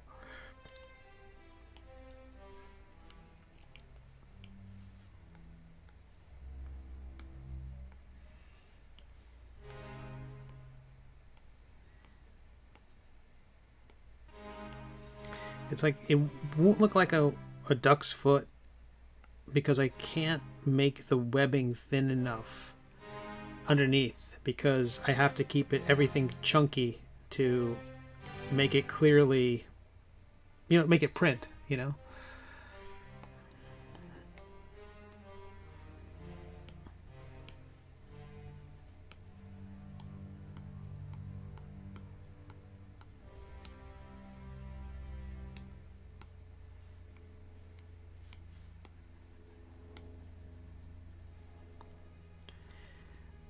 Yeah, I think I was talking with someone the other day about webtoons, and they were like, "Oh, would you do a webtoon series?" It feels like it's one of the things where it's like asking, "Well, would you want Image to publish your book?" It's like, it seems like a no-brainer. A ton of eyeballs, possible media representation, and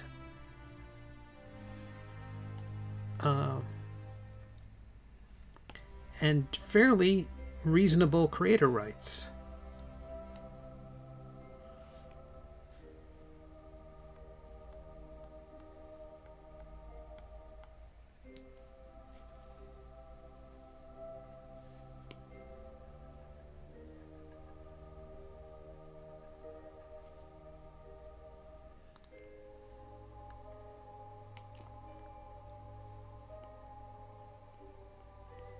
I mean, you never know when things can go sideways, as we saw with,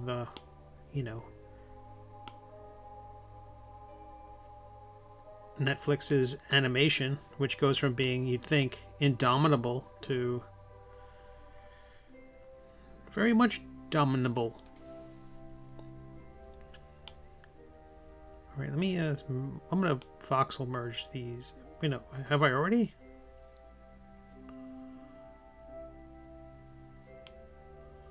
Apparently I have. Wait, no. I had not.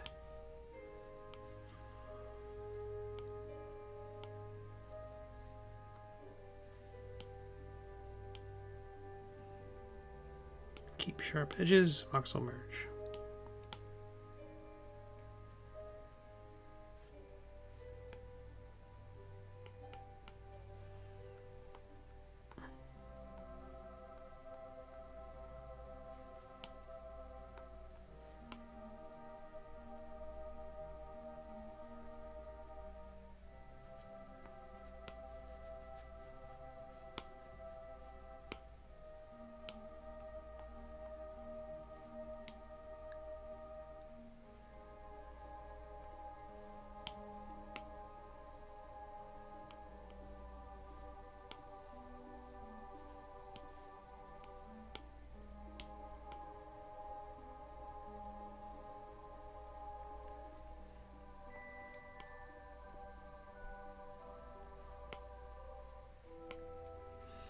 But I do think it was good. I mean, Eric, you have a good chance with the, given the fact that you're working, or you've worked with, one of the very few other players in that space. I mean, I guess they would count people who'd worked on Comixology, maybe, or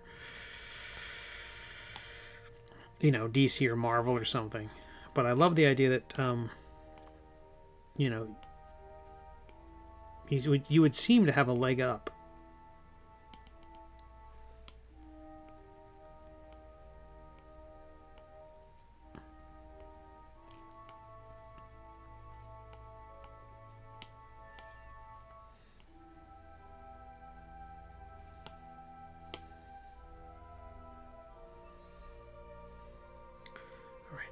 So I'm gonna, again, gonna basically have the tree meet the foot. Oops.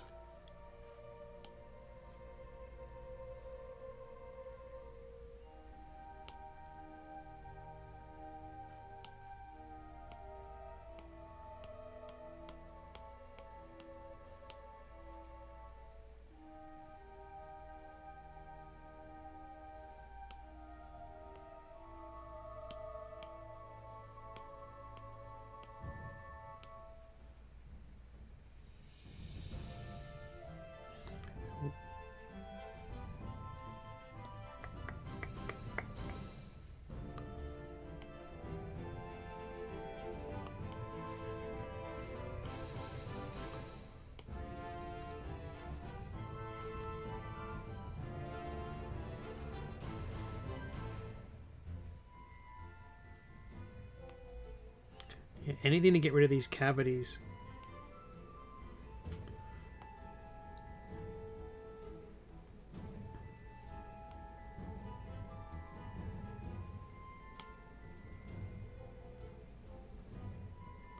So we don't have that pole back there anymore supporting it.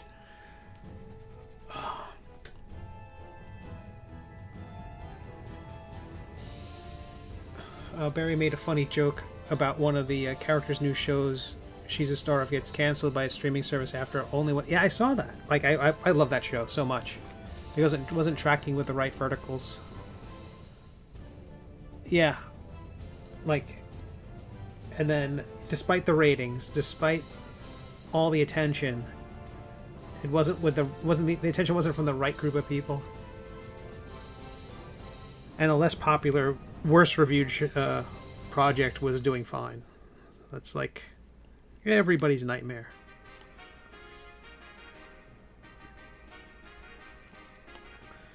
Okay, I'm smoothing some of this stuff out.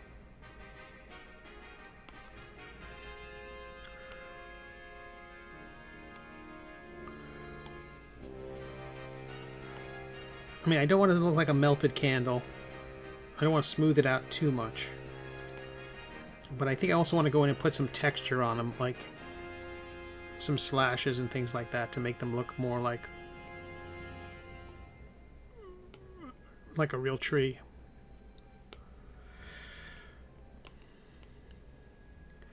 I guess I could make a bark stamp and stamp the whole thing.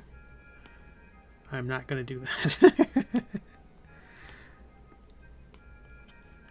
Alright, let's go back to our view. Let's see how we're doing. This is the front view.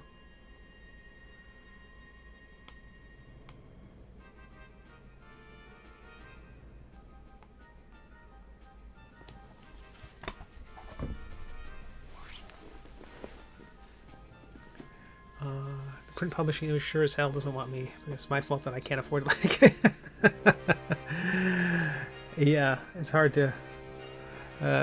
James says, Dear Bezos, Lord of the Upper Atmosphere, and free 2-day shipping, please grant affiliate status. He know not what he do. Absolutely, I do not. I did open that ticket. I never heard back. So, I may have damned myself to wander the unaffiliated.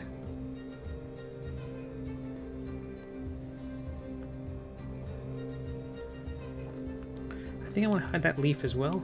I think that's also a bit unnecessary.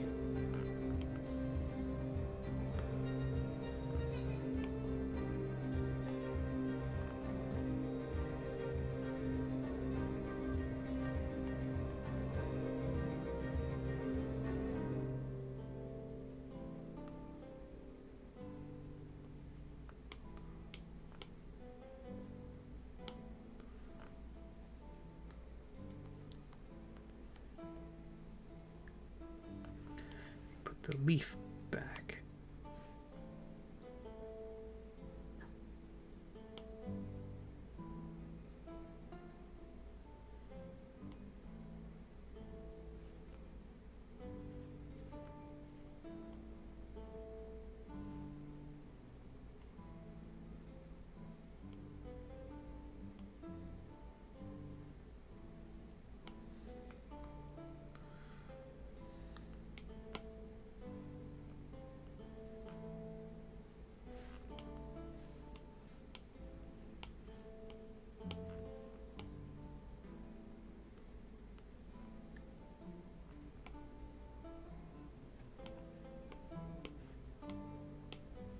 Remeshing it.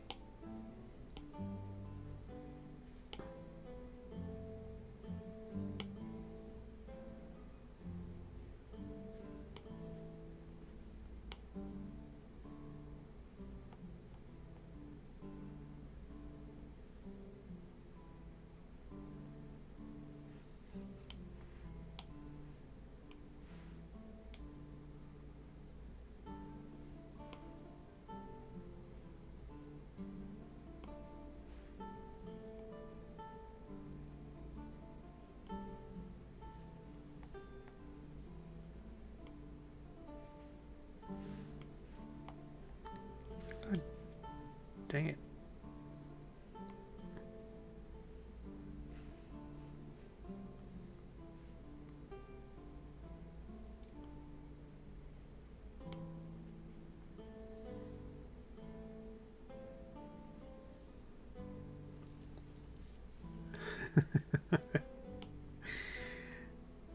Yeah, that was not a great move. But occasionally we do have like 10 people on YouTube, so I like.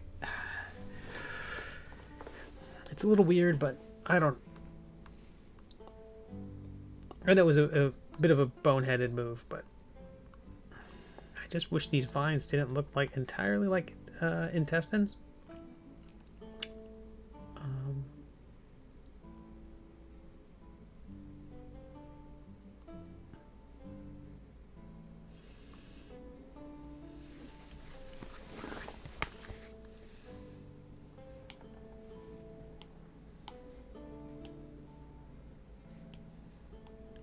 Hide that leaf again. Where is that? That just goes back there. So let's say I bring this down. It's not really providing additional support. So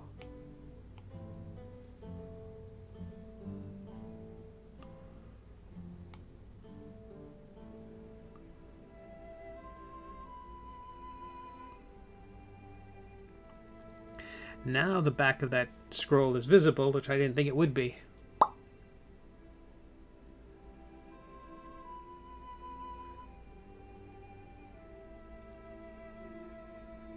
Make the lines less symmetrical. Trees have jagged, rough edges. Are you talking about like where are we with the paint tool like this? Like, oh, why did that not draw? Turn symmetry off. It's not selected, that's why. Like that kind of jagged?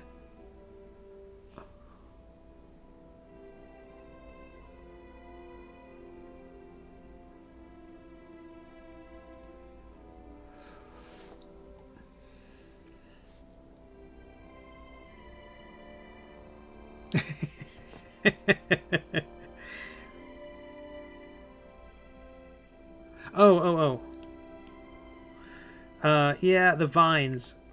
I'm gonna put like additional texture into them and stuff like that. I just think right now I'm thinking adjacent. What is that that's selected? That's the butt. That's the body. I guess this tree bit should move all the way up. Nope. Not the...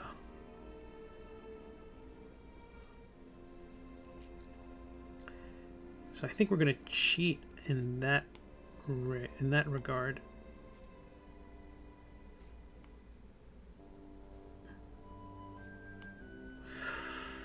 So a lot of overlap with the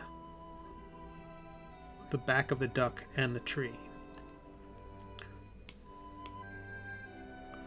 And I think I'm going to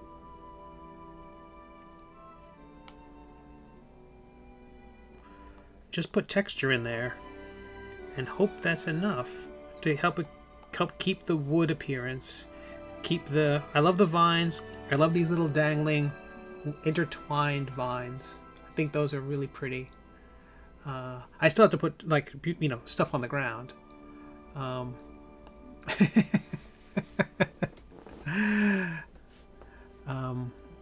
it could be a porta potty. Oh my god.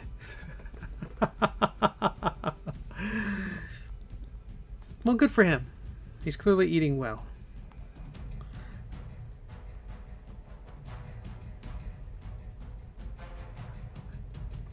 It's about that time.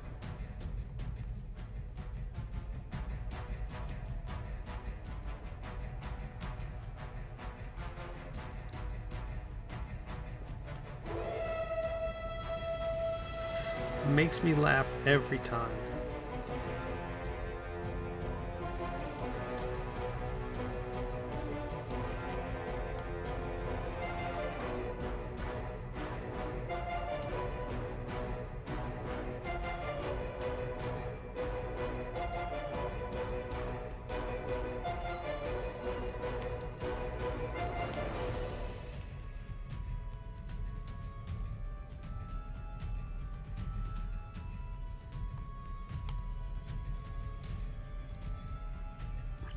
Okay.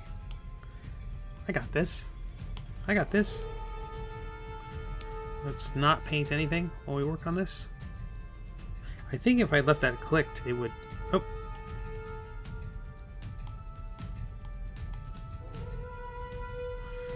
So.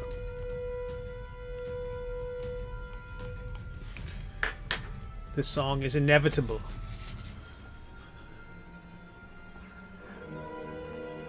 Let me see.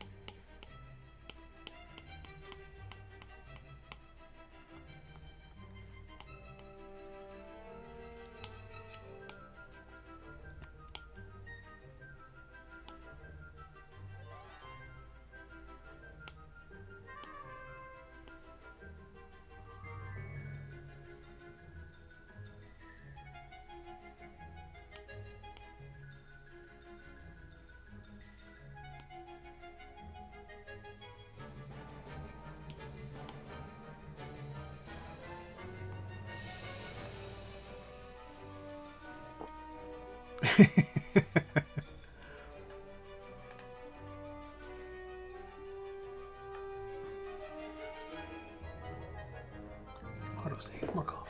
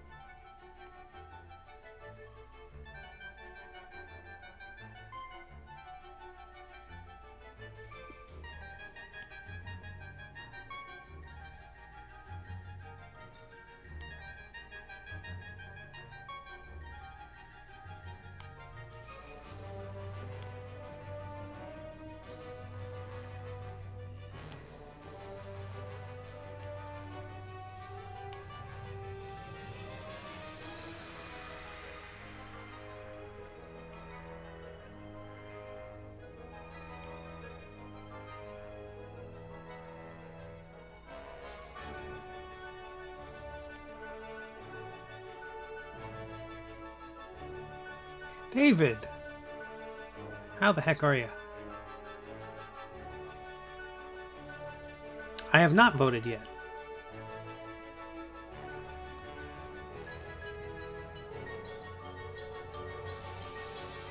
I have gotten a ballot. I pretty much got the email on the first day because I voted last year. I got it emailed, and I got a reminder email, even. So all of that is in the affirmative.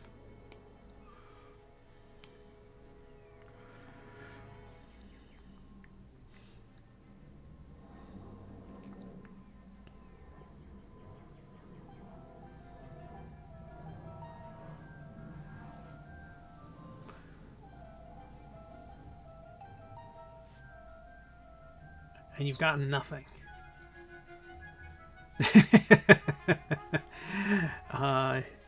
David is a Eisner nominee this year, a well-deserved Eisner nominee this year. Yeah, I would say email Jackie if you haven't already. Her email is all over the site.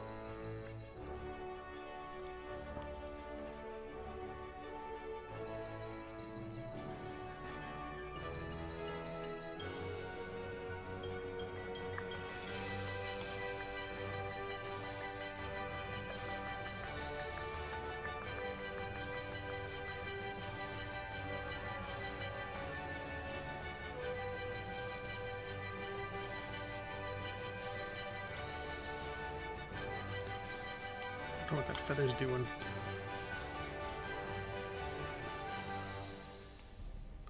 I definitely want to have a few stray feathers floating around.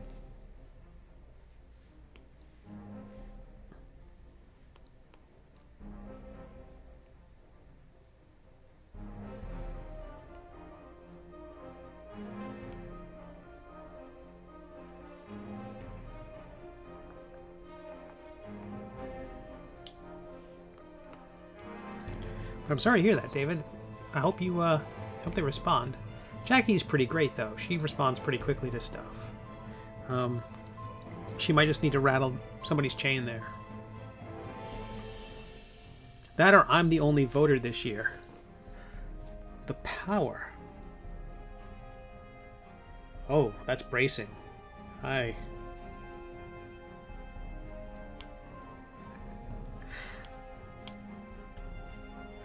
I'm probably not the only voter. Though there is an entire political party built around the concept that only Steve and Steve-like individuals should vote. But they wouldn't be happy with the outcome, I don't think.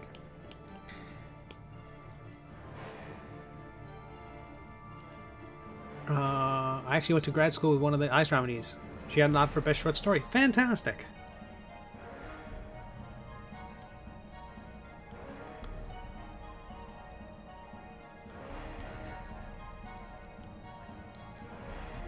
That's awesome. Yeah, I saw some, mild belly aching when the votes came out. But every year it's going to be, the idiosyncrasies of the jury, which is great. They're all people who love comics. They certainly read more than I did. I can never complain. The notion that I ever got nominated, let alone twice, is just too ridiculous. I mean, it's... And to want any additional attention seems to be exceedingly selfish.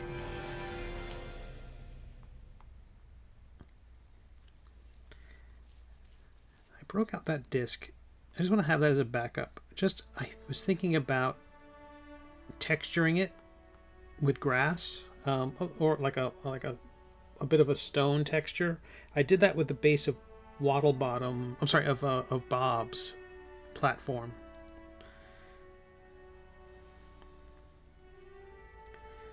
I also just like having the clean edge, kind of just an inset. Email sent to Jackie. Fantastic. They certainly... they do... as a outside observers might not appreciate the selections they make, but I mean, speaking for the year that I was a Eisner judge,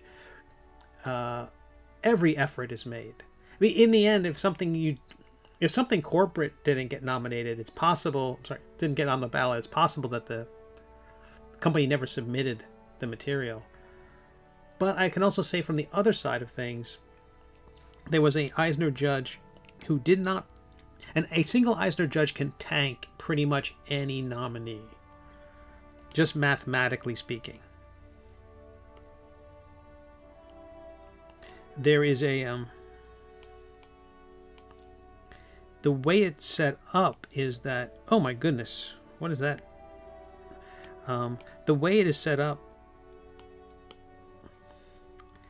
each judge is capable of giving up to 5 points to a prospective nominee, nominated person or creation. And basically, you can only give out 5 of those. So if you're a judge, you're basically saying, here would be my 5 picks. If I was deciding the ballot all for myself, these 5 things are my choices, and they each get 5 points. After that, you can give out as many 4s as you want, any 3s as you want, 2s, 1s, and 0s. So people who are less harsh critics, a 0 basically means, I think you can give a 0 or a 1. I'm not sure. Like a 1 or a 0, you can, if you gave something a 1 or a 0, you're basically saying, it would anger me if this were on the ballot, or this would disappoint me if this were on the ballot. How about that? I think this should not be nominated, basically. David says, I filled out my Ringo ballot. I gave several nods to the middle. Oh, that's very sweet of you.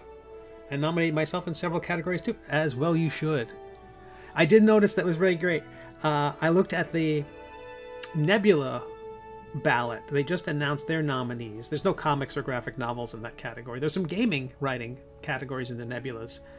And what was interesting was that they're very upfront about, I don't see any comic awards doing this. I've never seen them. They said there were 330 votes for, oh no, I take it back. This was for the Hugos, and so there is a graphic novel category, and it's only voted on by people who are attending the convention that year. It's a very interesting system. If you're not attending the World Science Fiction Convention this year in Chicago, that's the only way to vote in this year's Hugos. Next year it's in China. It's going to be interesting to see who's going to take part and how this will affect voting. But it said there were 330 votes for 229 different things, which means for the most part everybody was voting for something different, which means the nominees might have only gotten 10 votes each. So the winning, or the finalists, the final nominees, might have only gotten 10 votes. So it's amazing how slim the margins are because the voting pool is so small. But it was almost like with 330 votes, approximately 230 individual titles, was almost like everything got 1 vote. And so the thing that got 5 votes probably got nominated. It's fascinating.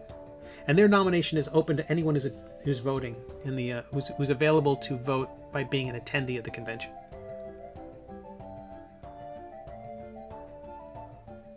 I'm disappointed a certain homophobic crackpot got an Eisner nomination. Ooh,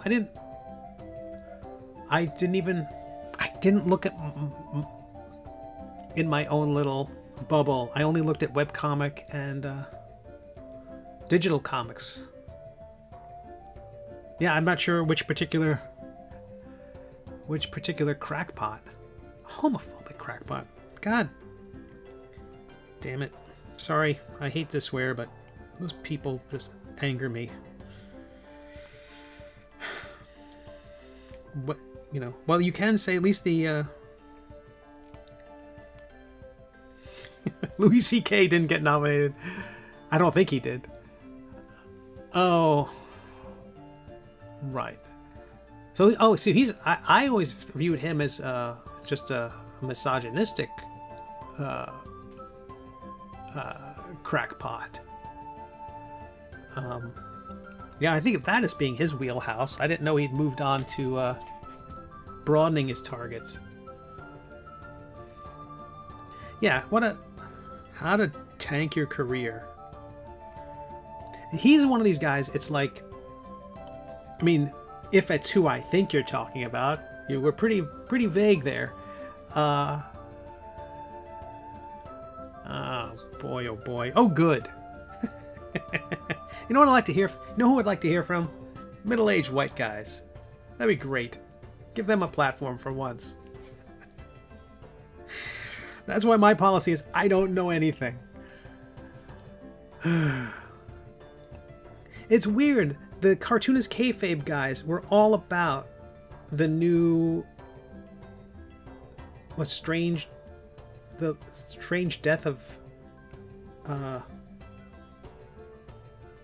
am I drawing a blank? Artist of Rip Kirby? Alex Raymond.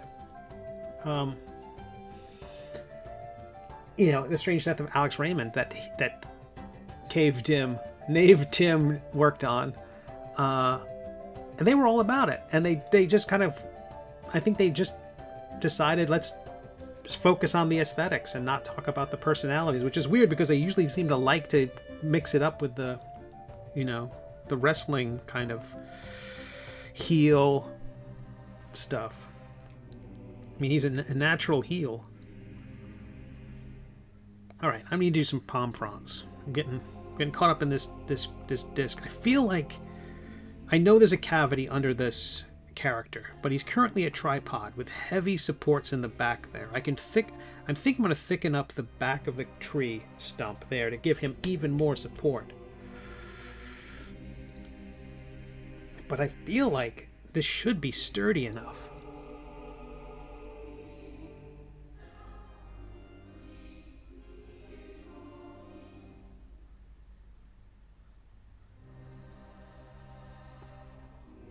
Yeah, but I mean, all that stuff that he did with his book, Cherubim, Barnabas, his comic Barnabas, you know, just the anti-Jeff Smith rants. Like, dude, you out of your, what are you doing? But he's one of these guys. It's like they get to be a certain. They think they understand one small portion of the universe, and they go extrapolate that to, I know everything about everything.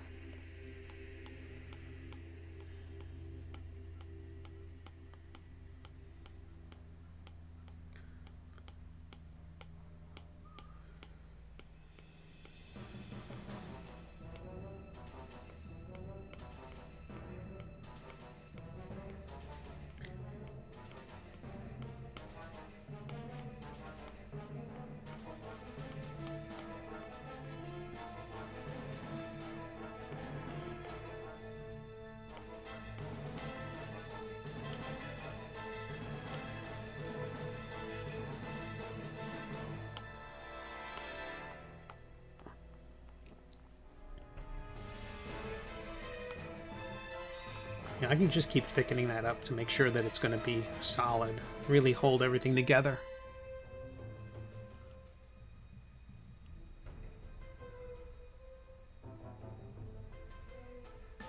Yeah. There's a bunch of creators like that. I mean, I know some of them were messed up.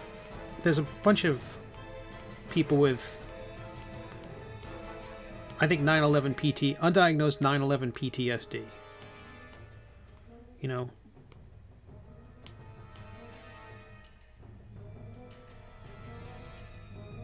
but he was ranting like that in the 90s.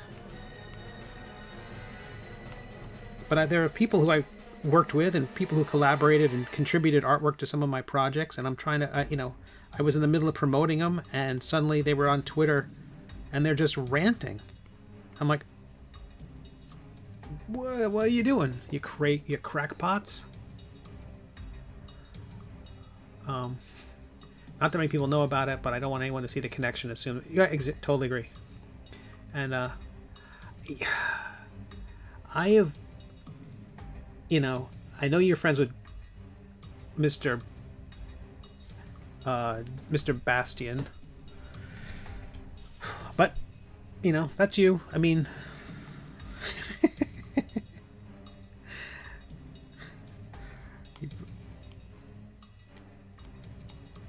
I've also been known to affiliate myself with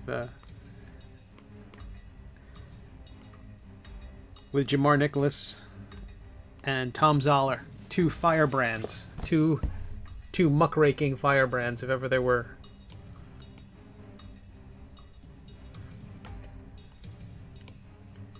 My gosh, get off your soapbox. Jeremy is fantastic. Jeremy's fantastic. I met him in passing like twice, and he seemed extremely sweet. Maybe I don't know him, but he seemed very sweet. But no, he's not one of these guys who decides to ruin everybody's day. Why are you doing that? Why are you doing that? The world is lovely, and you're just being jerks. Zoomer host, too woke for the. Oh.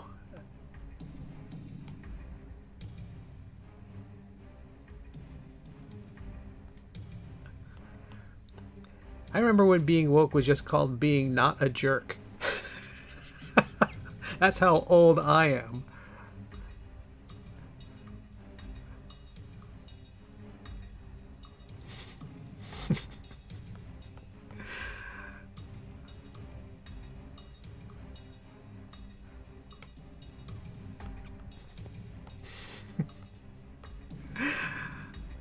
Look at you being all there, not a jerk.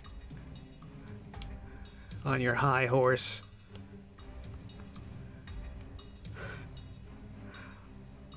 I know it's a hot take, but what if we weren't bastards?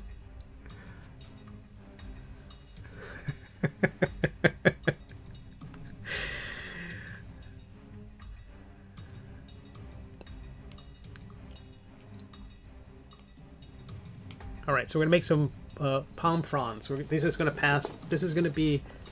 I want to put grass on the ground, but it's too fine and it will not print.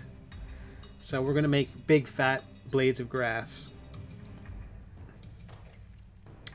And I'm going to do my trick with the candy coating. We're going to remesh this nice and high. We're going to use our selection mask tool. Lasso, symmetry's on. Make sure we're not drawing through the object. And we're just going to make a thinnish blade of grass. Oops. Or we're going to make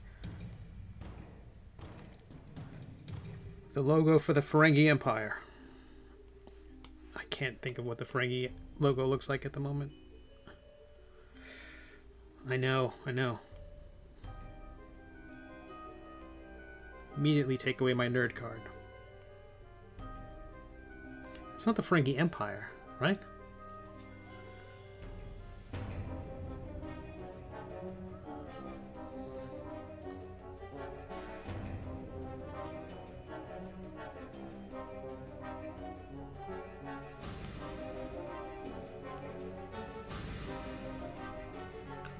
How we doing? Steve's on fleek with these dank memes. Ferengi Alliance. Thank you, Eric.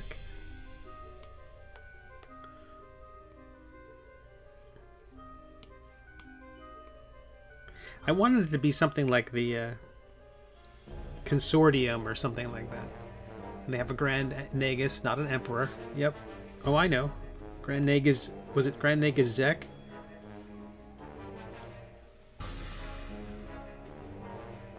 Who currently, I believe, is running Paramount Plus.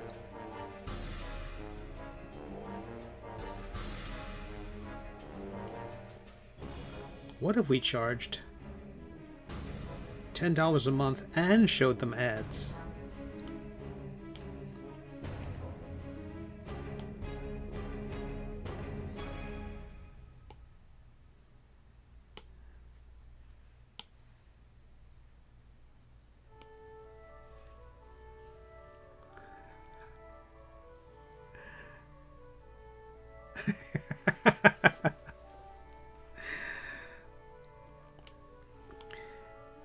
Well, as Dave was making a reference, there are quite a few jerks in comics, including myself, no doubt.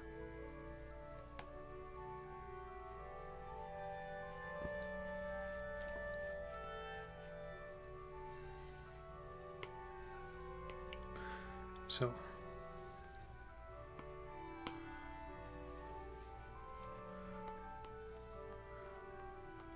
all right, so I'm going to cleave this in twain. No, I'm not. Oh, that'd be cool though, if I can make that work. Oh, that would be cool. Let's make this even cooler. Okay, we'll delete this. We'll start over. Let's start the entire project over. No, let's not. You know those like palm fronds will have like that kind of crease down the middle of them?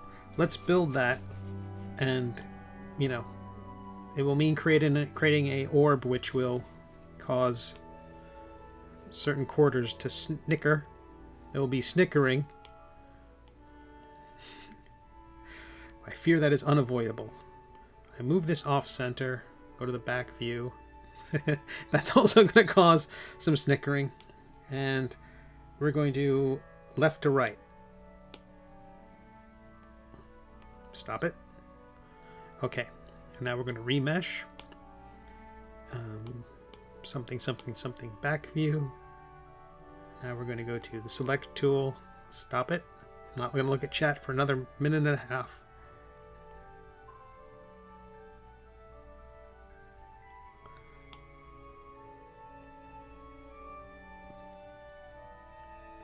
I just suspect people are up to no good. I won't have it. You're being silly. Have a knight show up and beat everyone with a rubber chicken. Okay, and we're going to extract that. Stop it, everyone, people of Earth. And we're going to delete this before the snickering gets out of control. And we have a leaf.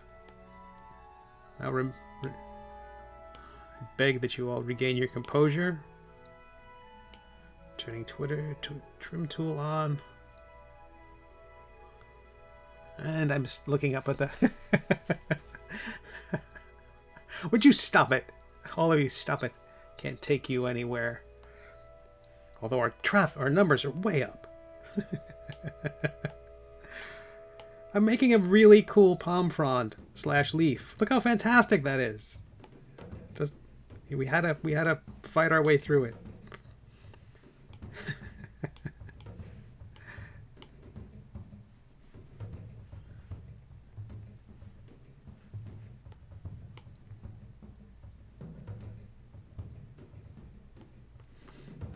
From the right view, we're gonna clean that up. Clean that up. I'm gonna see if I can separate. Nope, can't separate it. That means it's good.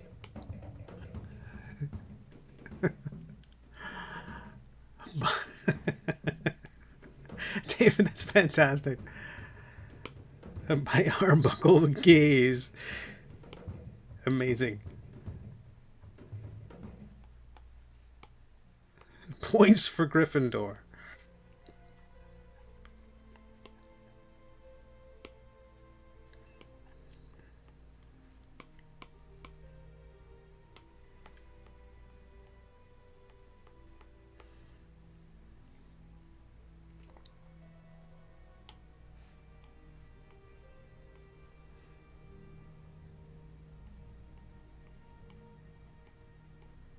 Oh, I don't want symmetry on for this part.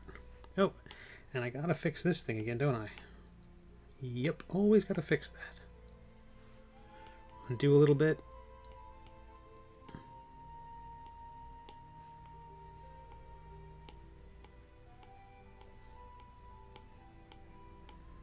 Just putting the stem in.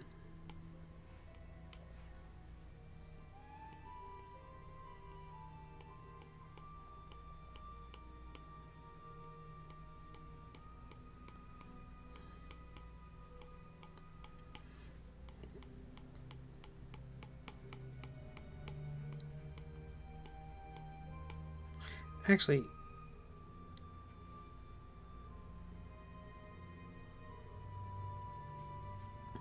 yeah, let's do that. Let's leave that alone.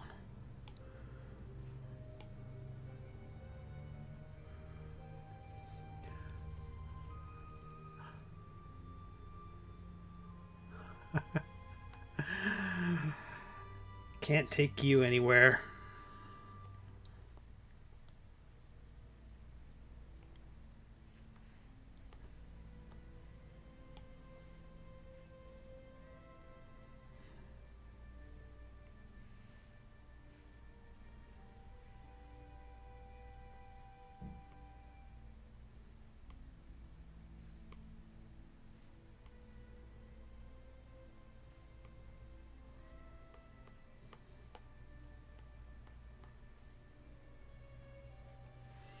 I think that's lovely.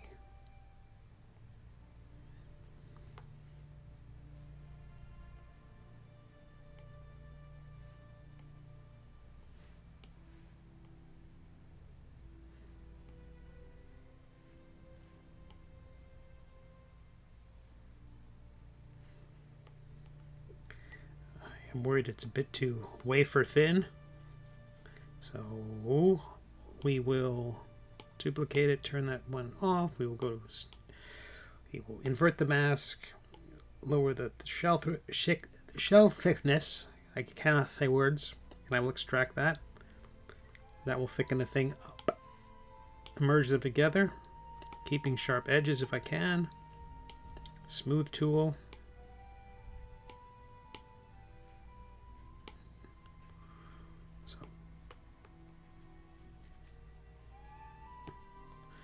And I will duplicate it and rotate it. Scale it down a bit so it's a little different than the one next to it.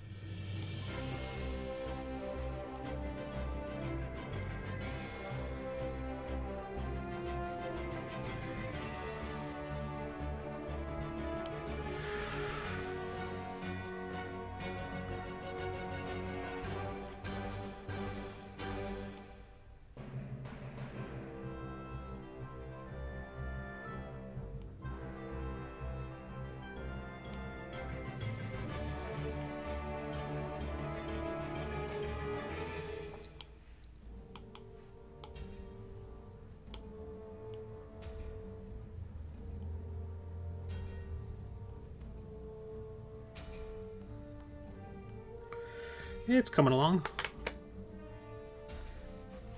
I'm gonna hide that other disc. We don't need that for the moment.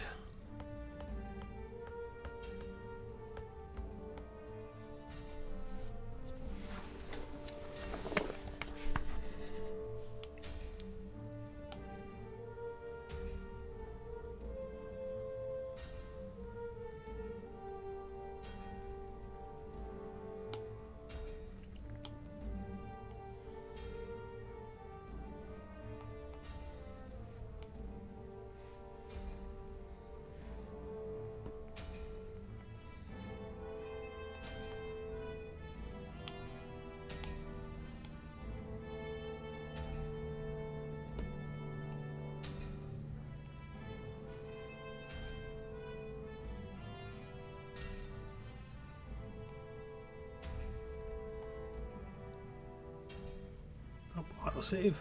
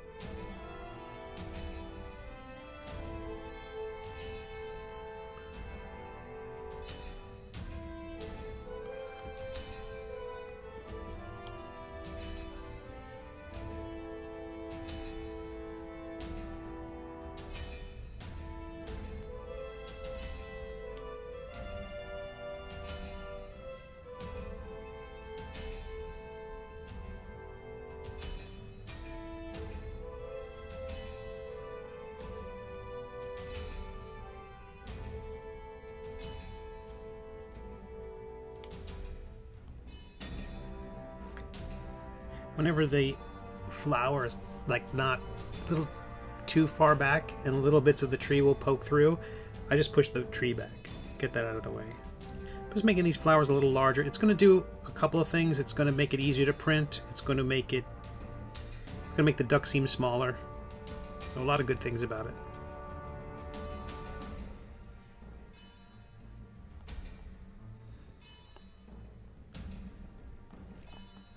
I do have to roughen up the scroll. I did merge it back together again, thinking I would never have to worry about it. I was in error.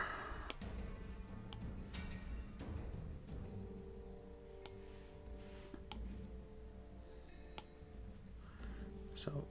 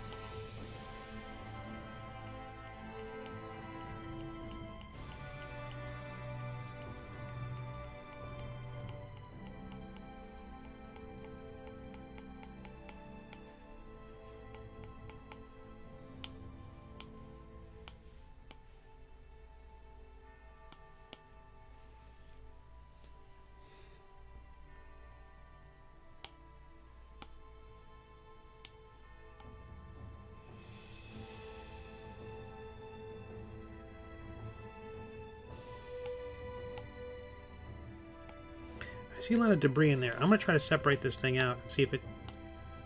Oof, I was right. That's all right. Live and learn. What am I looking at there? Okay, there it is. So that's our main scroll bit. When I separated it, all those little pieces that came loose, we want to select those and delete them all.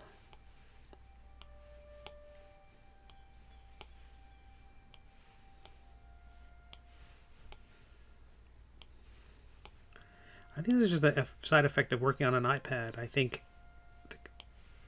the software is going to take some shortcuts, and this is the end result, is these little stray pieces, which I used to spend so much time manually mushing back into the clay.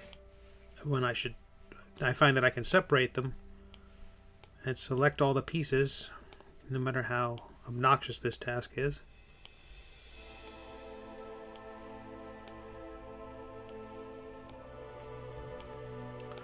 But it will leave a cleaner object in the end.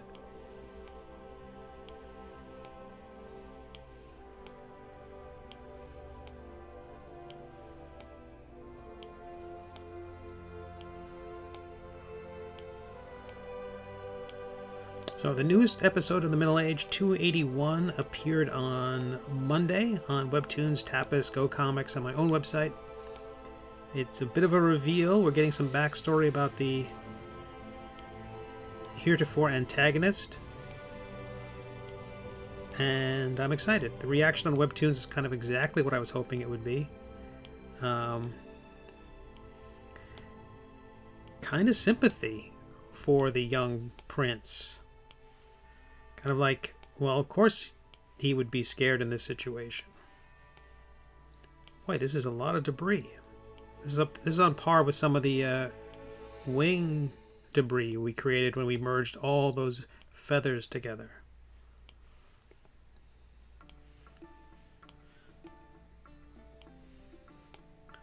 Heavens.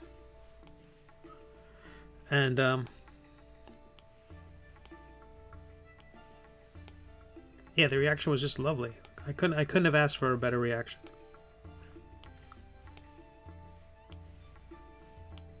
And I'm hoping that the next episode, which plays on it, will have a similar effect.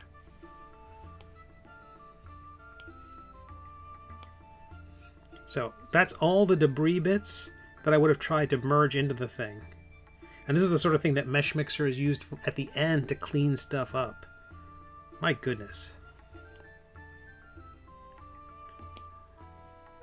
There's our original scroll, without all that stuff in there, instead of me trying to merge it all together.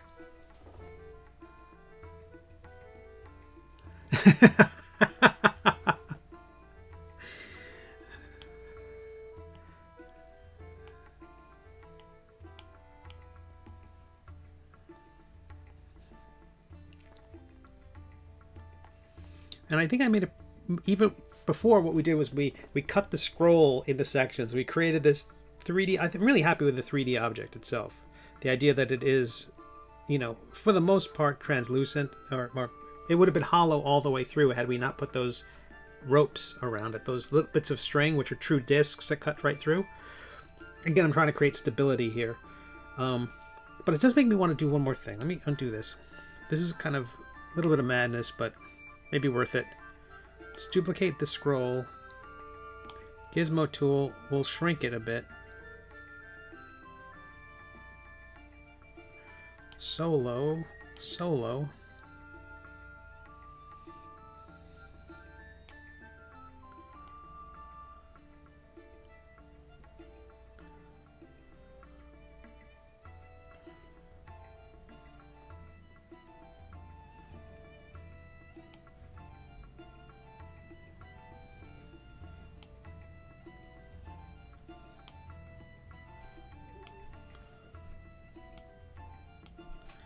I was hoping it was going to remember any of its earlier history.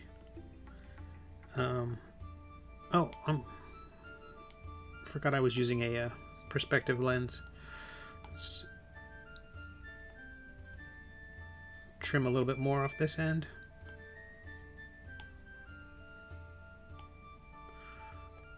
I'm going to remesh this lower. Don't care about sharp edges. Gonna separate it and get lots of junk in there, no doubt.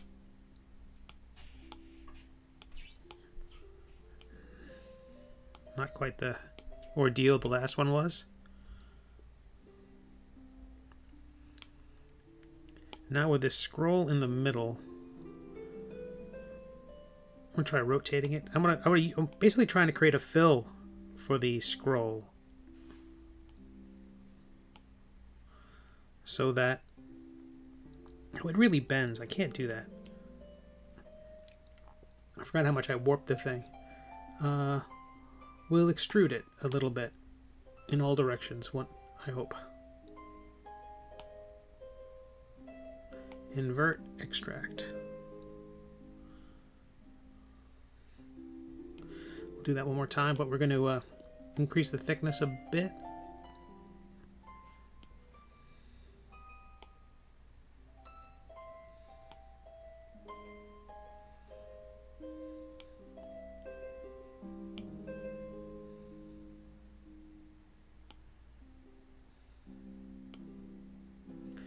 Sweet, it didn't need any. So that we're going to scale that down a little bit more. Filling in the Swiss roll.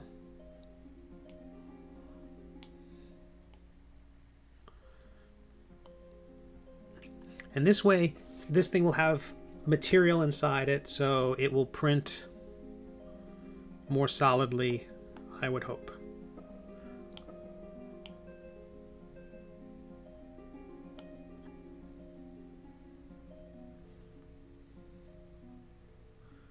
And we can see all the garbage that was created, which we now know how to deal with.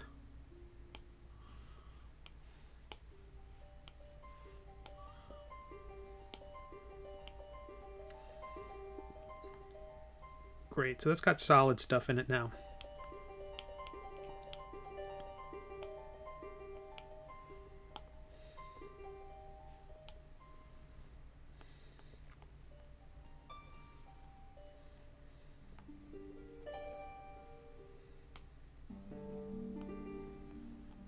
I think this is coming along nicely.